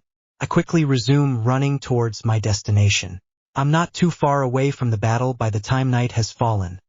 The air is heavy with the tension of war. Finally, I see the marching army of enemy Saruman. I know I won't get there before it begins, but this does not make me falter. I have to hurry. Third-person POV. The people of Helm's Deep are anxious, and the remnants of the Fellowship could feel the tension in those around them. Everyone readies for the coming battle. Young men, husbands, even young boys who were able to bear arms were forced to fight are taken away to be armed. The women mourn for their families, hoping against all the odds that the men come back to them safely. Others are in despair, crying for those that will inevitably pass away. Their hope is already lost. The Fellowship could see it in their eyes and their hearts as they say goodbye. Those of the Fellowship that are there, Legolas, Aragorn, and Gimli run around to help others prepare. Legolas is avoiding Aragorn. The tension had not just gotten to the people of Edoras, but also to the elf prince. He had deemed the battle hopeless and was sure that it was a death sentence for all. Legolas' worry was at its peak for his friends, and his fear and anxiety for Harry only increased the tension, causing him to lash out. More than anything, he was still missing Harry, who was now over 2 hours late. The elf wishes he could somehow ask Death about the wizard's well-being, but knows he needs to focus more on the task at hand. In the back of his mind, the fear lingers. Even if Harry is a master of death, it doesn't mean he can't feel pain, be held captive, or any other number of terrible fates. However, Legolas isn't sure if he will ever see Harry again, if he will make it out of this battle alive. He could fight for it with everything he had, and he would like to see those bright green eyes once more. The army is just about to the gates when Legolas approaches Aragorn for the first time since their argument. Aragorn, I wish to apologize for what I said. It's just... He pauses and hesitates. It's okay, the apology is accepted. I understand, Legolas. We are all worried. We must focus on this battle first. But there is hope. Gandalf will come to assist us. Will you fight beside me? Aragorn asked, eyes filled with determination. Legolas nods. Until my last dying breath. The moon has risen above their heads, and with it comes a storm. The thunder crashes above the soldiers' heads, lightning allowing them to clearly see the enemy approach before they stop only a short distance away, waiting. When the sky opens up in a downpour, the first arrow is released, hitting an orc right in the forehead. As soon as the OC hits the ground, the enemy roars out a crazed battle cry, charging forward with full force. The soldiers immediately responding with volleys of arrows. Dozens of orcs fall, but it doesn't slow them down. After a few minutes, they are at the walls and gate of Helm's Deep, making their way up. Legolas, Aragorn, and Gimli fight back even as they have to begin retreating. Legolas' stomach is tense, worry creasing his brow as sweat runs down his temple. The three of them hope with all they have that they will get through this, that Gandalf will show up, that Harry is okay, and that the hobbits are all safe. It's early dawn when Harry stops at the crown of a hill overlooking the battle raging below. Dread pools in his stomach as he takes it all in. The carnage brings images of the Battle of Hogwarts back to him, and he tries to shake it off. The screams and cries of agony surround him. For a moment, he is unable to move past his memories. When he finally spots Aragorn fighting against a small group of orcs, the memory's torment on him is broken, and he makes his way forward. Turning back to the battle, Harry feels an eerie calm settled over him, death tingling at the tips of his fingers. Instinctually, he knows that it's not exactly normal to actually feel the touch of death as Harry is now, as though the entity is standing beside him. Heck, Harry could practically imagine death leering down at the army with excited anticipation seeping out of every pore. Shaking the moment off, Harry dashes down the hill with his focus wholly on the enemy lines ahead as he tugs out both sword and wand. Distantly, Harry is aware that there are now too many headed towards him to not be overwhelmed by. Of course, he should have foreseen this, but with death breathing down his neck and the desperate need to get to Legolas, Harry didn't think before rushing in. Panic settles in the place where death had been mere seconds ago, and Harry capitalizes on the chaos and quickly fires off curses at the converging enemy, swords slicing into others, his moves too fast to compete with even an Avada Kedavra. Shit! Shit! Shit! Harry curses at himself, barely dodging a swipe at his chest, only to be nicked by a different blade on his cheek, narrowly missing his eye. Think, Harry. There hadn't been nearly this many orcs earlier on his way to Helm's Deep. One group falls to make space for the next group, with Harry ducking and swinging and shouting. Blood already coats him from both the enemy and himself. It's only when he looks up and sees Legolas at the top of the fortress battling orcs does it occur to him. You're a wizard for Merlin's sake. You can see Legolas well enough from here, you know where to go bloody apparate there. Harry give one final swipe of his sword before turning in place and popping away, leaving behind a mess of confusion among the soldiers he had left behind. Legolas POV. Seeing Harry in the distance, charging towards the army without any backup, had my heart in my throat. Knowing that he is okay was like a breath of fresh air, but it only lasted a few seconds as I watched as he clashed with the Uruk-hai, his spells flying and their swords clashing. It didn't take longer than a moment to know that Harry was being overwhelmed by the sheer volume of the enemy. Watching him had me mesmerized, so much so that I'm only vaguely aware of those I felled with my long fighting knives. There was something about his gaze that worried me, something that said he wasn't entirely aware of his current surroundings. Part of me wonders if it has to do with what had occurred in his past. The look vanishes and is replaced with a mix of irritation and determination. The sudden green gaze capturing mine is startling, only for it to disappear a second later, body and all. For a moment, I stop breathing, thinking that something terrible had happened. I am startled, and suddenly the anxiety disappears when a loud pop sounds right next to me. Later, Harry says breathily, hitting an orc with a red-colored spell. I don't question him and resume the action.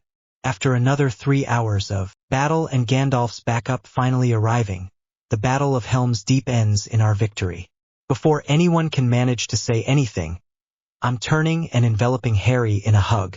He lets out a pained breath, and I loosen my hold, but I don't let go. I am breathing in everything that he is, relishing in the fact that I have Harry back. Harry lets out a gentle chuckle, returning the embrace with just as much vigor. Eventually, the rest of the fellowship find us. Where is our celebratory embrace? Gimli growls, his arms crossed awkwardly to accommodate the axe he still holds. I agree, this is a good time to celebrate, Aragorn adds. His face has an expression that is half a kind smile and half amused. Well, come here then. Just this once, Harry says with a sigh. I try to remove myself before the other two join in on what becomes a large group hug, but I was stopped by the sudden tightening of Harry's arms around me. Once everyone finally lets go, Harry stumbles. He only avoids collapsing to the ground by my grip on his elbow, which I refuse to lose. Harry, you must eat and rest. I crease my brow as I look at him standing back upright. Aside from Harry's chapped lips, which must be from lack of food and water, his eyes are heavy. Lined circles surround his green eyes, showing that he has had barely any sleep recently. It does not sit well with me to see him so worn down. Yeah, probably a good idea. Will you join me? Harry tries to hide a shy smile that plays on his face. Of course. I nod. I am quite comfortable not wanting to leave his side for an extended period. As we walk around Helm's Deep, we notice just how much of a wreck it is. Rubble and broken stone are littered everywhere. There are bodies piled against the walls, scattered everywhere, friend and foe alike. It takes too much effort to find a clear path amongst the fallen and the debris. We look for an area that has been set up to give the weary soldiers that are left standing something to eat. I find a secluded area, somewhere hidden from the eyes of the rest of Helm's Deep, and that is free of rubble, and we eat the warm, hearty soup that was on offer. Harry and I don't speak, we don't really feel the need for words. Having each other's embrace is enough. Soon I notice Harry is nodding off. I gently tug him closer to me, wrapping my arms around him and resting my head against his. I listen to his faint breath as he falls deeper into his slumber. Not long before I feel the same pull to sleep, the exhaustion of the battle catching up to me. Being secure in the knowledge that we are safe at least for the night, I drop off too. The next morning, the fellowship gathers together and leaves Helm's Deep for Isengard. Merry and Pippin are supposed to still be staying there with the Ents. From the information that Gandalf gave us, we think that Saruman may have been defeated on that front too. Harry and I still haven't said much since the previous night. We woke wrapped in each other's arms, and since there was no time for anything other than action, I'm unsure of what to say at this point, but all I want is to have time alone to say something. We don't stray far from one another's side, though, and this brings me some comfort. We are both too afraid to be separated again, that much is clear. We find Merry and Pippin easily enough. They are out in the open with one of the Ents, laughing and singing. We cannot hear about what, but I do notice a wealth of food and pipes in hand. Gimli huffed, arms crossed and a frown across his face. You young rascals, a merry hunt you've led us on, and now we find you feasting and smoking. I swallow down a laugh, Harry also trying not to smile, though I can still see the faintest twitch of his lips. Merry grins and Pippin laughs a bit more at Gimli's reaction. We're terribly sorry. You're welcome to join us. Gimli is about to respond when the Ent interrupts, looking at Gandalf as he speaks. The wizard is locked inside the tower. What will you have us do with him? He should remain under your watchful gaze, Treebeard, Gandalf says calmly, eyes resting upon the lone tower still standing. Very well, Treebeard responds, turning towards Harry. Hello, child of magic and death. Welcome to Isengard. Harry nods in acceptance. Everyone else frowns at the greeting. Harry is not.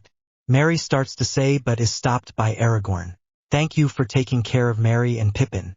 Aragorn is quiet as he speaks, his head tilting forward slightly. Treebeard simply nods in response. It is only then that I realize that Pippin has disappeared. Soon he walks up to us again, but now he is holding a strange-looking obsidian glowing sphere in his hands. The orb is large and heavy, looking more so in his small hands as he looks into it with a look of awe and confusion. Harry is suddenly tense beside me, and his eyes are glued to the glowing sphere, saw as his gaze fixed on it almost as intently as Pippin's, if not more so. A moment later, Gandalf snatches it away and wraps his robe around it, taking it out of sight. It makes me wary of what it could be, a palantir, maybe? Harry is still tense, like the orb still has his undivided attention and focus. I take his hand in my own without hesitation and gently squeeze it in reassurance. Thankfully, it seems to help as he relaxes once more and squeezes back, letting go. A moment later, I'm left thinking about how his skin felt, how his hand fits so well into my own, his fingers interlaced with my own as though puzzle pieces made to be placed together. I swallow hard, pushing the thoughts back temporarily. I cannot seem to help that my mind is completely focused on him and not the many and varied tasks at hand. We once again set off. It's almost as if Gandalf is in a hurry to move on from this place, or maybe from what took place. His demeanor has changed since the orb, and I cannot shake that it is important. This time we head back towards Edoras, where we will stay in Meduseld with the Odin once more. Along the path, Harry stops suddenly, and I look over at what's caught his attention. I see a large snake curled into a ball at the base of a tree. It fills me with panic, as snakes are not really considered to be friendly creatures. I want to warn Harry against getting closer. I notice the coloring, and I know this variety to be venomous. Something in me makes me pause and watch instead. Despite the dangerous hissing coming from the snake, Harry doesn't even flinch or back away. Instead, he draws even closer. I watch as he moves his hand gently, sliding it against its scales.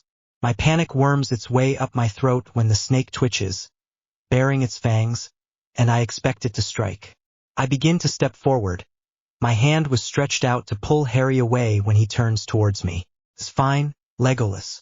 He won't hurt me or anyone else in the Fellowship, Harry says, reassuring me. I can see the certainty in his bright green eyes. My hand drops back to my side, and I'm confused but also sure that Harry would not lie or put us in danger. At this point, everyone else has stopped to watch what's happening, to see what has held Harry and I up. The snake begins to shift and it's making everyone tense, but then it exposes a deep cut along its side. His side? Why did Harry call the snake he? And how can he be so sure of our safety? I watch as Harry covers the wound with this tip of his wand, muttering a few different spells I can only assume are meant for healing. I know he is a wizard, but I am still filled with wonder at how Harry can get so close to such a dangerous snake. Things finally begin clicking together. I remember all the previous occurrences I've seen Harry with snakes. None of them was threatening or threatened by anyone. They all hissed at Harry, who was never frightened. but instead seemed amused by the hissing. He used strange movements with them as though replying to their hissing even though they couldn't possibly understand. Could they? I continue watching Harry. The wound is now healed, and the snake stretches out to its full size. It's huge, and I'm once again left wondering what is really going on as it hisses again, and leaves when Harry smiles and nods. The snake doesn't turn back but slithers quickly away. At this point, the only logical conclusion is that he can communicate with the snakes. They understand one another. I watch Harry as he returns to the group, completely at ease, as though nothing is at all out of the ordinary. And again I cannot help but wonder what his world was like. Harry, can you? I tilt my head towards where the snake had just been. I wordlessly ask the question. Harry stares at me for a moment, glancing at the others, who have once more began walking away, shrugging off the strange incident. I'm completely aware of everything around me, and as Harry leans in close, his breath caresses my ear, and he hisses in a sibilant way that is far from frightening, even if the sounds are just that sounds. Yes, and they wish to know why I have not bedded you as of yet. Legolas. A shiver creeps up my spine, wondering what it is he said to me. Regardless, I can feel my body heating in response, letting out a breathy gasp. I cannot tear my gaze away from Harry. My eyes flicker down to his pink rosebud lips. My stare is heated, and I cannot help but notice Harry's swallow and the way that his tongue slips out, licking his dry lips. I am about to ask what he said, but the moment is ruined when Aragorn clears his throat a little bit ahead of us. As amusing as this is, we need to be going. Aragorn is smirking at Gandalf, and they both have amusement in their eyes. By the time we reach Edoras, a somber celebration begins. The Odin addresses his people, raising a chalice to them. Hail the victorious dead. His voice raises high, saluting those that fought and died for their country. There is a moment of solemn quiet before cheers and repetition of their king's sentiments are repeated. We all join in the celebrations, which quickly take a more joyful turn. Then I watch as Harry makes his way outside and I slip away to follow him. I find him easily, though he hasn't noticed me as his gaze is unfocused. He looks just like he had every time he has been elsewhere with death, and I am sure that is where he is now. I stand beside him and wait. The wait isn't long. Soon Harry is blinking back to awareness, immediately noticing my presence beside him. A faint smile plays on his lips and then falters, and I know he has something to say. There's a final battle coming quickly, he begins. We should not be relaxed for long, Harry says, frowning. Tonight it is going to begin with the sphere that will be at the center of it all. Death? I don't have to say much else. Harry is already nodding to my question. It was Death who told him everything, and I feel that much tenser because of it. After all, who can argue with Death? Though I am glad to have this time together with Harry beside me. I drink in his form, which is outlined by the stars and moon. He has a lithe but athletic frame, muscular, handsome. He turns towards me, and his green eyes capture mine instantly. We stand there like that for a few moments, and Harry begins to talk. Legolas, there's a ripple in the air that has both of us frozen. The darkness washes over us for only a moment, but it feels so much longer. I don't hesitate, and at once I grasp Harry's hand into my own. It is reassurance for us both. The eye of evil is moving, I whisper. This is the beginning of the end, Harry finishes as we stand there together in the night. One more second, and then two. Then we release the hold as we have to rush to the room the Fellowship is sharing for the night. Dread in our hearts. Third POV. Legolas and Harry burst into the room that the Fellowship had been given for the night. Aragorn was hot on their trail, whom they passed by on the way. He didn't waste a single second when he saw Harry and Legolas, assuming correctly that something had gone horribly wrong. What they found was somewhat chaotic. Gandalf was not too far from a bowed-over Pippin, whose eyes are squashed so tightly shut it looks painful. The others were in a panic, unsure what to do, eyes wide in shock. Gandalf is attempting to retrieve the Palantir from the Hobbit, but unable to get a grip on the flaming orb with Pippin's aggressive, twitching movements. The bedsheets have been hastily moved around in a panic, and it's a surprise no one has tripped over anything. Harry and Legolas are watching from the doorway, shocked when Aragorn slips past them into the room. Aragorn quickly snags the now glowing sphere from Pippin's unusually strong grip, tossing it carelessly to the side in his haste to be rid of the evil artifact.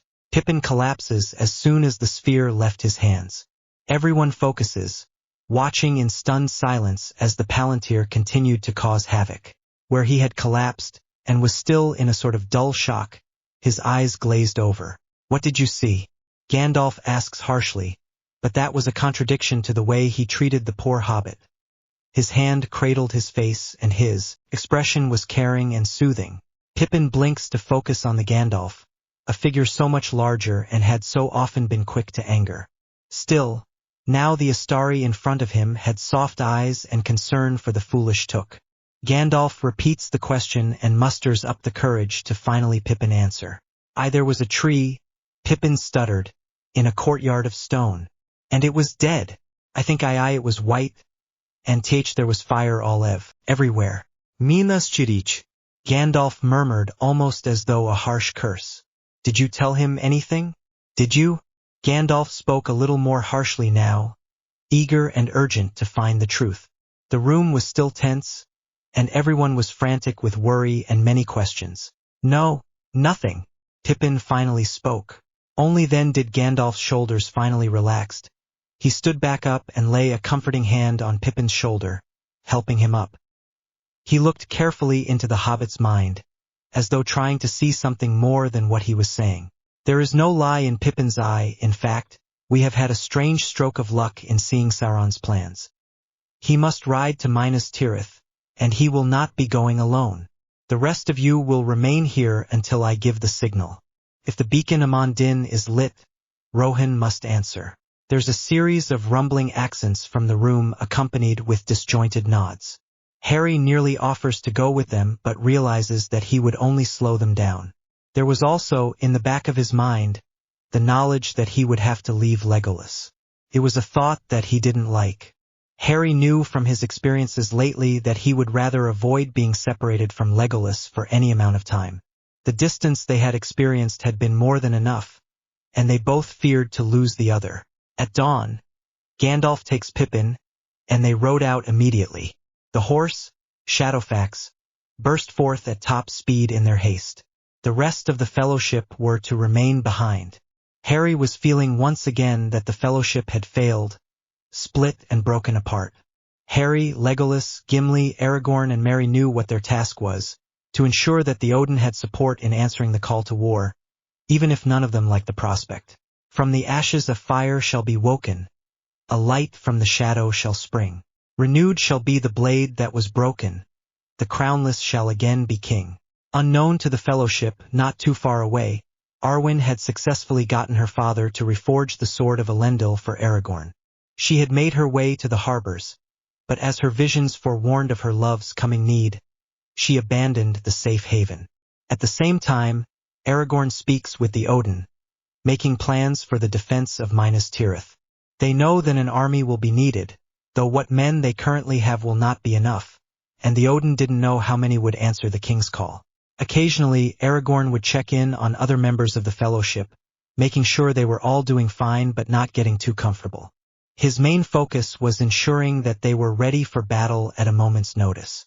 Once he even caught Legolas with Harry, a bow in his hand and a target a few feet away. Legolas stood behind, arms around Harry guiding his hand. Aragorn hid his smile as he stood watching them together, before walking away rather than interrupting. Harry had reminded Legolas about the agreement to teach him how to use the bow and arrow, and Legolas was more than happy to comply. It was a slice of alone time, and something that he treasured. Being close to Harry. You want to keep your stance steady, and breath in as you pull the string back, breathing out as you release the arrow, Legolas said softly. He then pushes his foot between Harry's to alter his stance, and his hands are laid gently on Harry's to fix his hold on the bow. You want to have your non-dominant hand to hold the bow and your dominant hand to pull the arrow back with the string. Legolas' chest bumped faintly against Harry's back, both of them reddening from the warmth of their bodies pressed together. Like this? Harry asks, his voice barely above a whisper. It's almost as though he is afraid to ruin the moment between them. Here, Legolas continued, "Raise your hand a little farther up on the bow. That's better." Legolas' breath tingled against Harry's neck, causing a shiver to run up the wizard's spine. "Now pull the arrow back, slowly. Keep it close to your chin." Harry breathed in as Legolas' hand guided him as he pulled the string taut. "Aim for the center of the target, but don't be in a rush to release the arrow," the elf whispered. "Remember to breathe out as you release it. Go ahead, once you believe that you are ready." Legolas let go and stepped away from Harry, who frowned at the sudden loss of Legolas' body heat and the scent that clung to him. It was like a fresh green wood and a summer breeze. Refocusing on the task at hand, Harry aimed the arrow as instructed, and released it as he let out the long-held breath. It soared too high above the chosen target, missing it completely. Harry spun around at the sudden sound of a barely held-back snort of amusement.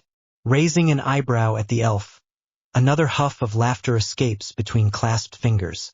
"Sorry, I don't mean to laugh," Legolas said in defense, though he is still grinning. Harry responds with a sigh, though there's a small smile twitching at the corner of his lips. "Let's try again," he says determinedly. "I want to at least be able to hit the target." Harry then pulled his wand out, and with a sharp flick, the arrow soared back over to them and notched itself back into the bow. The next day, Gimli couldn't help but watch them as they were sparring. Harry had his sword, and Legolas used his long white knives. It was fascinating to watch, as though they were dancing around each other. Gimli had been impressed with the ease that Harry had learnt these new skills, and in battle, he incorporated it seamlessly with magic. Legolas would occasionally pause, giving Harry some suggestions on how to perfect elements, such as his footing and handwork. Always he focused on getting Harry to avoid leaving himself open for an attack or potentially tripping up. Harry did not use magic when they sparred, though occasionally Legolas was stung by some unseen force. This brought a smile to Gimli's face too. On the third night, they see the light of the beacon of Amon Din. Immediately they know that it is a sign from Gandalf that Gondor needs their aid. They gather together to prepare to head out for Minas Tirith. Legolas and Harry don't immediately notice, being in the middle of yet another spar. Aragorn was rushing toward them, and nearly out of breath as he shouted, "The beacons are lit. The beacon of Amon Din is lit." Gandalf calls for aid. It was a unanimous decision to leave Edoras at first light. After the confirmation from King Theoden that they will rally an army and head out on the long journey to Gondor, the Fellowship begin their own preparations. Edoras manages to summon a vast army of their able-bodied men, 8,000 spears to break the lines of Mordor. They had wanted more, they needed more men. Harry gathers any provisions the Fellowship may need during their long trek across Middle-earth. They leave. King Theoden, Lord Eomer and the Fellowship take the lead of the army, heading towards Gondor. They do not have to travel long before they arrived at Dunharrow.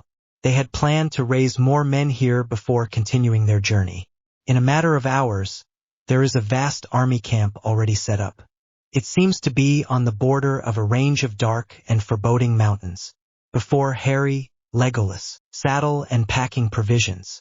Immediately they are suspicious. They walk up to him before Aragorn gets the chance to potentially leave them all behind. "Where are you going?" Harry asks, his gaze landing on the strange sword that Aragorn did not possess before. "Did you think you could leave without us?" "We shall be joining you," Gimli says, leaving no room for argument, his axe already raised. Legolas, however, was more focused on the sword. "Is that Dash?" Aragorn gives a sharp nod. "This is Andúril, the Flame of the West. I have been advised by Lord Elrond to take the sword and head up Dimholt Road towards the undead army." "That army answers to no one," Legolas cries. "Aragorn, they will kill you. There is one that they will answer. They swore an oath to Isildur, and I am Isildur's heir. I do not recommend anyone else coming." Gimli makes to prepare to mount another horse. "Have you heard nothing of the stubbornness of dwarves?" Legolas replies with a cocked brow. "Come if you must, but friends, this is a dangerous journey." He gets on the horse, his 3 companions quickly joining him. "An undead army?" Harry whispers, the very concept sending cold shivers through his body as he feels death twitch at the words. like a flash of a headache there at the back of your head 1 second, gone the next. Yes, an army was cursed by Isildur, the king of Gondor. They swore an oath to fight for the king, and when Gondor's need was dire, the army refused to show. They were cursed to remain as spirits until their purpose has been fulfilled. They can only be released from their living hell by the king of Gondor, Legolas replies, glancing warily at the mountain ahead of us, the entrance growing nearer. No one that has approached the army has survived to tell the tale. They are soon mounted and leaving for the Dimholt road, and the trip is silent. When they finally reach the entrance, the horses become more and more distressed, forcing them to dismount. The horses, who are overcome with fear, bolt. Harry can't stop wondering how souls can be kept from death as these ones have been. As his mind plays with the idea, he quickly decides he probably doesn't want to know. The journey through the mountain is a struggle. There is the half-seen, ghosts haunting them. There but not there at the same time. The mountain is different from Moria, which Harry had experienced before. Full of fear and death. The moment they enter the dark throne room, the spirits become obviously visible and surround them. Ghostly weapons are trained on all 4 of them from every direction, and they are forced into a close circle. One man comes forward, he is grander than the rest, and it is clear that he is their leader. He is frowning. He is the king of the undead. Feeling threatened, Legolas immediately releases an arrow towards the king, only for it to sail right through his scared, decomposing face. He is about to release another, but Harry stops him as Aragorn begins to speak. I summon you to fulfill your oath to Gondor. These words only seem to incite the ghost's fury, though. I suffer no man. The king responds as he rushes at Aragorn with his sword raised. You will suffer me. Aragorn shouts as he stops the ghostly blade with the Enduril. Those who pass through these walls may not leave alive. You have no right to come in here and try to order me, for you are no king of Gondor. The king states, pushing Aragorn back slightly, and we move away from the battle, eyes cautiously on those around us in case one attacks. That line was broken. The king's fear and fury is evident, as he feels for the first time resistance by the living. It has been remade. Aragorn challenges.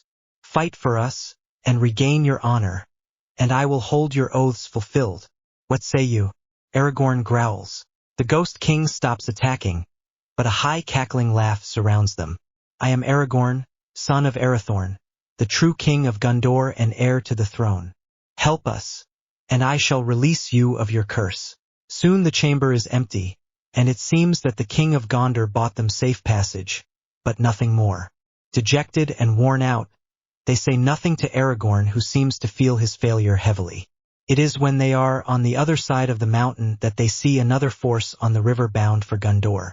Hopelessness overcomes the would-be king, and he collapses to his knees. In an unexpected twist, a green mist surrounds them, and soon the ghostly king stands before Aragorn once more. We fight, he says with a cruel gleam in his eye.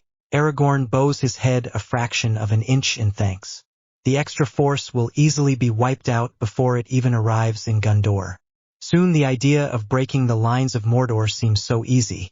The ghosts backing away and fading into the rock, but it is unlikely they are truly gone. The rest of the time there is spent planning an attack against Saruman's forces from where they least expect it, the Black Ships. Harry POV. Previously, soon the chamber is empty, and it seems that the king of Gondor bought them safe passage, but nothing more. Dejected and worn out, they say nothing to Aragorn, who seems to feel his failure heavily. It is when they are on the other side of the mountain that they see another force on the river bound for Gondor. Hopelessness overcomes the would-be king, and he collapses to his knees. In an unexpected twist, a green mist surrounds them, and soon the ghostly king stands before Aragorn once more. We fight, he says with a cruel gleam in his eye. Aragorn bows his head a fraction of an inch in thanks. The extra force will easily be wiped out before it even arrives in Gondor. Soon the idea of breaking the lines of Mordor seems so easy. The ghosts backing away and fading into the rock, but it is unlikely they are truly gone. The rest of the time there is spent planning an attack against Saruman's forces from where they least expect it, the Black Ships. 8, 9, 10. 9. 10, 11, 12, 15. I grinned, sending spells in multiple directions, listening to Legolas and Gimli challenge each other on the number of orcs they fell with each stroke. Pretty sure I am at 50, you two are slacking. I shout over at them, sending another bright green spell towards an orc to my left. Legolas retaliates by rushing towards one of the Oliphants, flipping around like he's made of air and downing it like it was a pesky fly. I glare good-naturedly at his triumphant smirk, Gimli beside me huffing. Show off, Gimli said, and I nod in agreement, though certainly not complaining at the sight of. I quickly resume fighting, Gimli at my back, when the dead army suddenly swoops in, falling light a heavy fog on top of the battle, bodies falling as the army swiftly moves forward, completely unopposed. I stood still, watching, death once more trembling under my skin, growling at the unnaturalness of it all. I agree with him, though incredibly glad for the assistance, and hope for their swift release from the curse once their task is accomplished. It is easy enough to locate both Legolas and Gimli as the dead army left, and we slowly made our way to where Aragorn stood, covered in blood and dirt. The king of the dead army in front of him, grimly staring one another down. Anticipation filled the air. As Aragorn, son of Arathorn, I am witness to your grand deeds in helping us in this battle, and hereby release you from your curse. Aragorn bows his head minutely, returned by the king of the dead army, before the king dissipates with those who follow him. As soon as the last vestiges of them disappeared, it felt as though death heaved a sigh of satisfaction, and the tingling left my limbs from death's irritation. A few hours later, they enter Minas Tirith, quickly met by Gandalf, who has a concerned expression on his face. Frodo is beyond my sight now, he explains, and the weight of the words are heavy on our shoulders. I worry my lip, feeling Legolas' hand clasped my shoulder in an attempt at reassurance, though it is easy for me to see the worry in his own eyes. We shift anxiously, quiet until Aragorn speaks up. I have a plan. The eye of the evil is almost certain to locate them, but we can still help by providing a distraction for it to focus on instead. Though I would require a willing and able-bodied army to fight by my side. It was not a difficult answer to come to, for any of us, and it is solidified by Gimli bringing his axe up in the air. Certainty of death, small chance of success, what are we waiting for? I hide a snort of amusement, agreeing with the statement. It was obvious we would all assist Aragorn in his plan, in hopes of Frodo and Sam getting out of their ordeal alive. By the following morning at first light, an army is saddled and ready to ride out, hopes high in the prospect of this war ending once and for all. It only takes a few hours to reach the black gates to Mordor, the pure evil rushing through me in the blink of an eye, making those around me more uneasy at the battle to come. This war has been long and hard for all of us.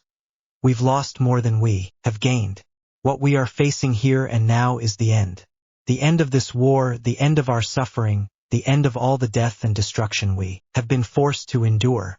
Today, here and now, is the battle to determine our future. To determine if we rise or if we fall. The Fellowship rides forward hard, rushing the front lines in a splatter of blood and hoarse cries, swords, arrows and spells soaring into bodies of orcs. I distantly hope that this will be the last fight I will have to partake in for a while to come. The prospect of living a peaceful life with Legolas for the foreseeable future is too sweet to let go of. If, of course, Legolas is agreeable to such an arrangement. I can feel the moment the eye latches its gaze upon us, the weight thick and heavy, but I push through the feeling, landing a Sectum Semper curse on an unsuspecting orc. We get pushed back, however, when the Nazgul arrive and begin attacking us from the air, as we are only able to do so much against an aerial enemy.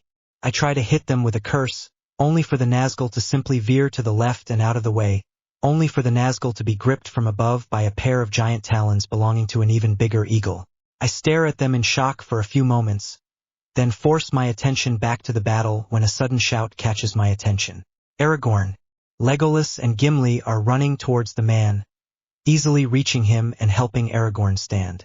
There's a deep gash in his side, bleeding sluggishly, and I quickly throw a shield up around them as orcs try and bring the three back down.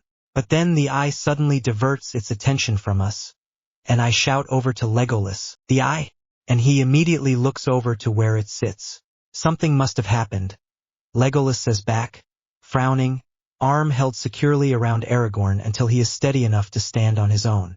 I spread my senses as far as possible to find them, only to glide right past where they ought to be and come up empty. I'm about to say something else when the eye suddenly begins to tilt and the ground rumbles beneath our feet. Cheering erupts around us. Even as we scramble to safety, I watch in horror as the ground splits, debris falling into the blackened pit of the hole revealed. The eye burning up and disappearing in an explosion of energy. Things begin to settle down, but then the volcano erupts, and my inability to locate the hobbit strangles my insides, and I frantically cast out my senses for them once more, only to once more come up empty. I stare at the lava flowing down the mountain, eyes glazed over with unshed tears when Legolas kneels in front of me, concerned. "What's wrong, Harry?" he questions, hand reaching up to swipe at an escaped tear. "The hobbits. I can't find them," I gasp. Legolas immediately enveloping me in his strong embrace, uncaring of the audience. Harry POV. I watch as Gandalf takes off with the eagles in search of the two missing hobbits, only turning around to help the others once the Astari is out of sight. We are gathering up the men who have assisted us. We are tending to the fallen and injured, before being able to go back to Minas Tirith. The image was difficult to look at, one that would haunt me, but it's one I had to deal with nonetheless. Men were huddled together in groups, puddles and smeared blood mixed with grime and mud everywhere I look. There were missing limbs, limp bodies, and broken weapons scattered around the battlefield. Our focus, unfortunately, is not with the fallen, but with those who need immediate medical attention. Using the few healing spells that I know, as well as the nature surrounding us, I help as much as I can. Mostly, I am staunching blood loss and wrapping the stumps of those that survived the ordeal of having limbs removed. Gandalf never returns to the group, so the assumption is that he is still trying to locate Sam and Frodo. I still can't sense three of them, the worry tensing my shoulders and wand movements. I don't relax, not until Legolas walks over and places a hand on my shoulder. "We are just about to leave once you've finished up here, Harry. It's going to be okay." Legolas' cheeks are dusted pink as he tries to think of what to say. He is unsure while in front of others, and I can only smile faintly at him. "Yeah, I'm done, let's go," I say.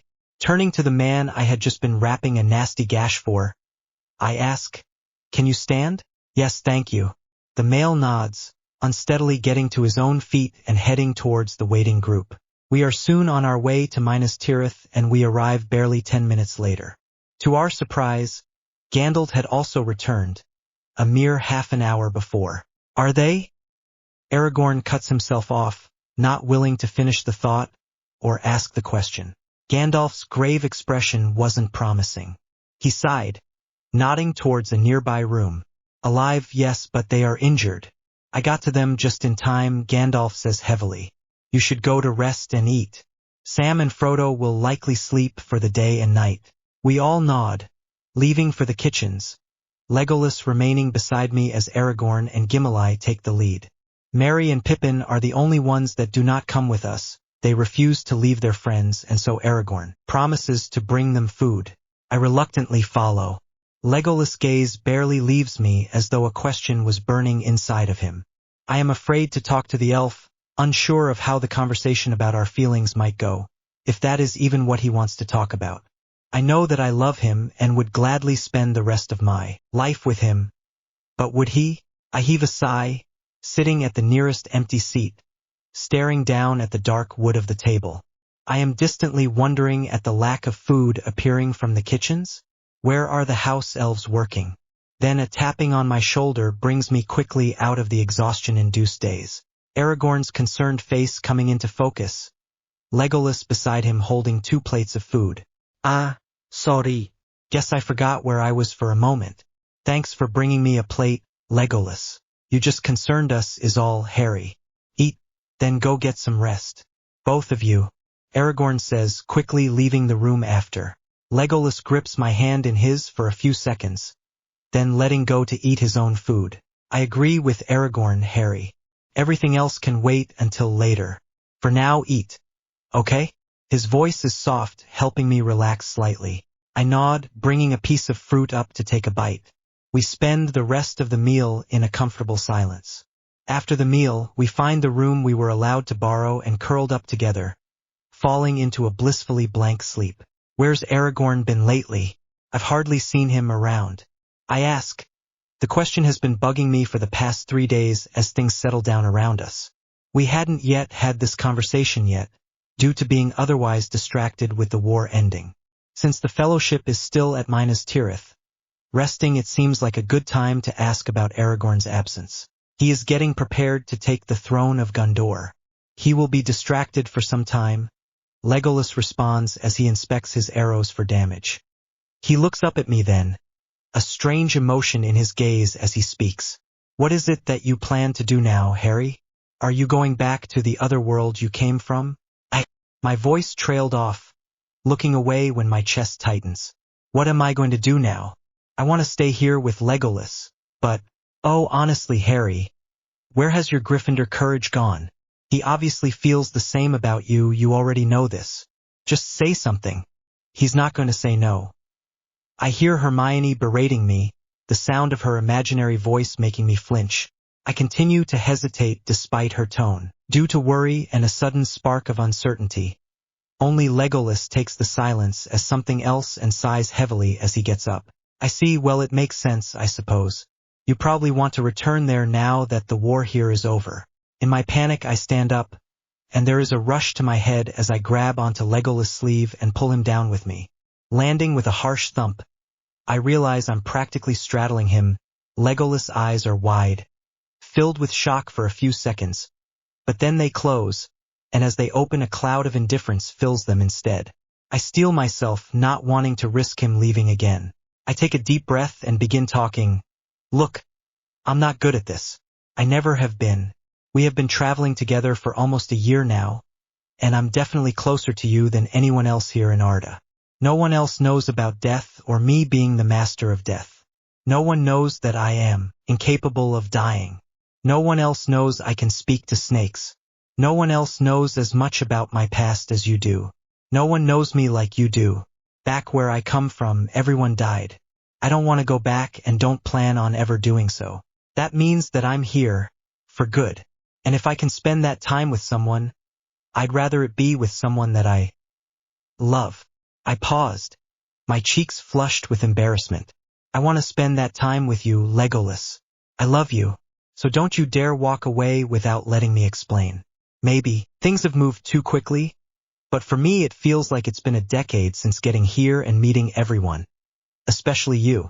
But all I needed to fall in love with you was that first glance, when you found me meditating under that cypress tree.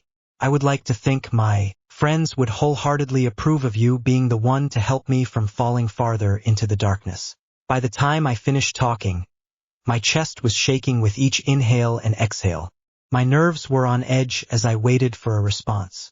As I looked into Legolas' eyes once more, the indifference was gone. It was replaced with happiness, love, and something inherently soft and gentle.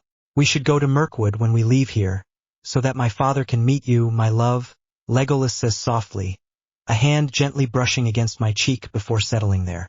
I smile, leaning down to capture his lips with my own in a gentle kiss, my heart fluttering when his moved gently against my own. 3 PPOV. A week after Harry's confession, Frodo had finally woken. Everyone from the Fellowship had been tended to, and finally were back in good health. The day after Frodo woke, Harry sought him out, finding the hobbit sitting alone by a tree. Frodo, do you mind if I join you?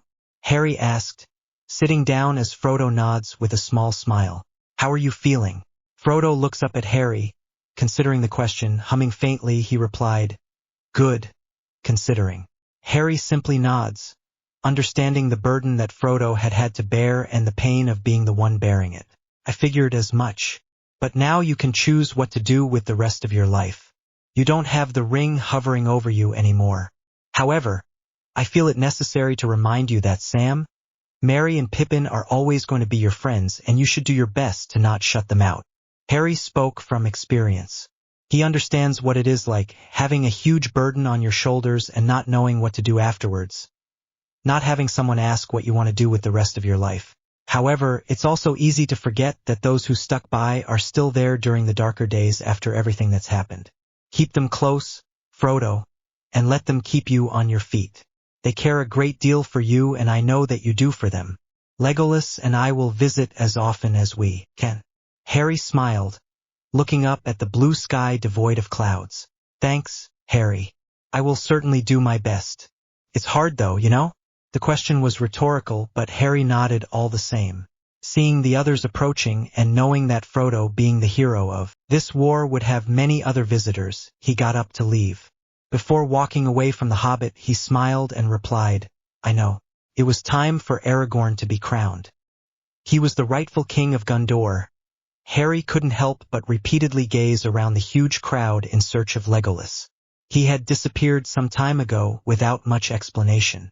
All Harry had to go on was the promise that he was going to return before It wasn't until Arwen approached Aragorn, now king of Gondor, and was swept up into a passionate kiss, that Harry finally saw him. Harry had to stop mid-step, as he almost lunged towards him. Dressed in new robes fit for a prince, Legolas was absolutely stunning. Harry could barely get a word out, let alone finish walking towards the elven prince. Harry is brought out of his stupor when Legolas fondly chuckles in his ear, his breath gently caressing the side of his neck. I'm back, Harry, Legolas whispers, hands landing on Harry's hips. Finally, Harry manages to whisper in turn. Harry pulls Legolas into a kiss just as passionate as Aragorn and Arwen's, if not more so. The cheering around them intensifies, but they are content to block out the noise, leaving so it's just the two of them together. As Harry and Legolas travel Arda, Harry draws upon his memories from before he arrived there. The first picture he ever did was of his best friends, Ron and Hermione, showing it to Legolas and telling the elf everything he could about the two. It continued from there, every happy memory that Harry had of the wizarding world. As they grew closer and Harry knew he had to share more, he drew some of the not-so-happy memories, such as his time living in the cupboard under the stairs. They laughed and cried together over each one.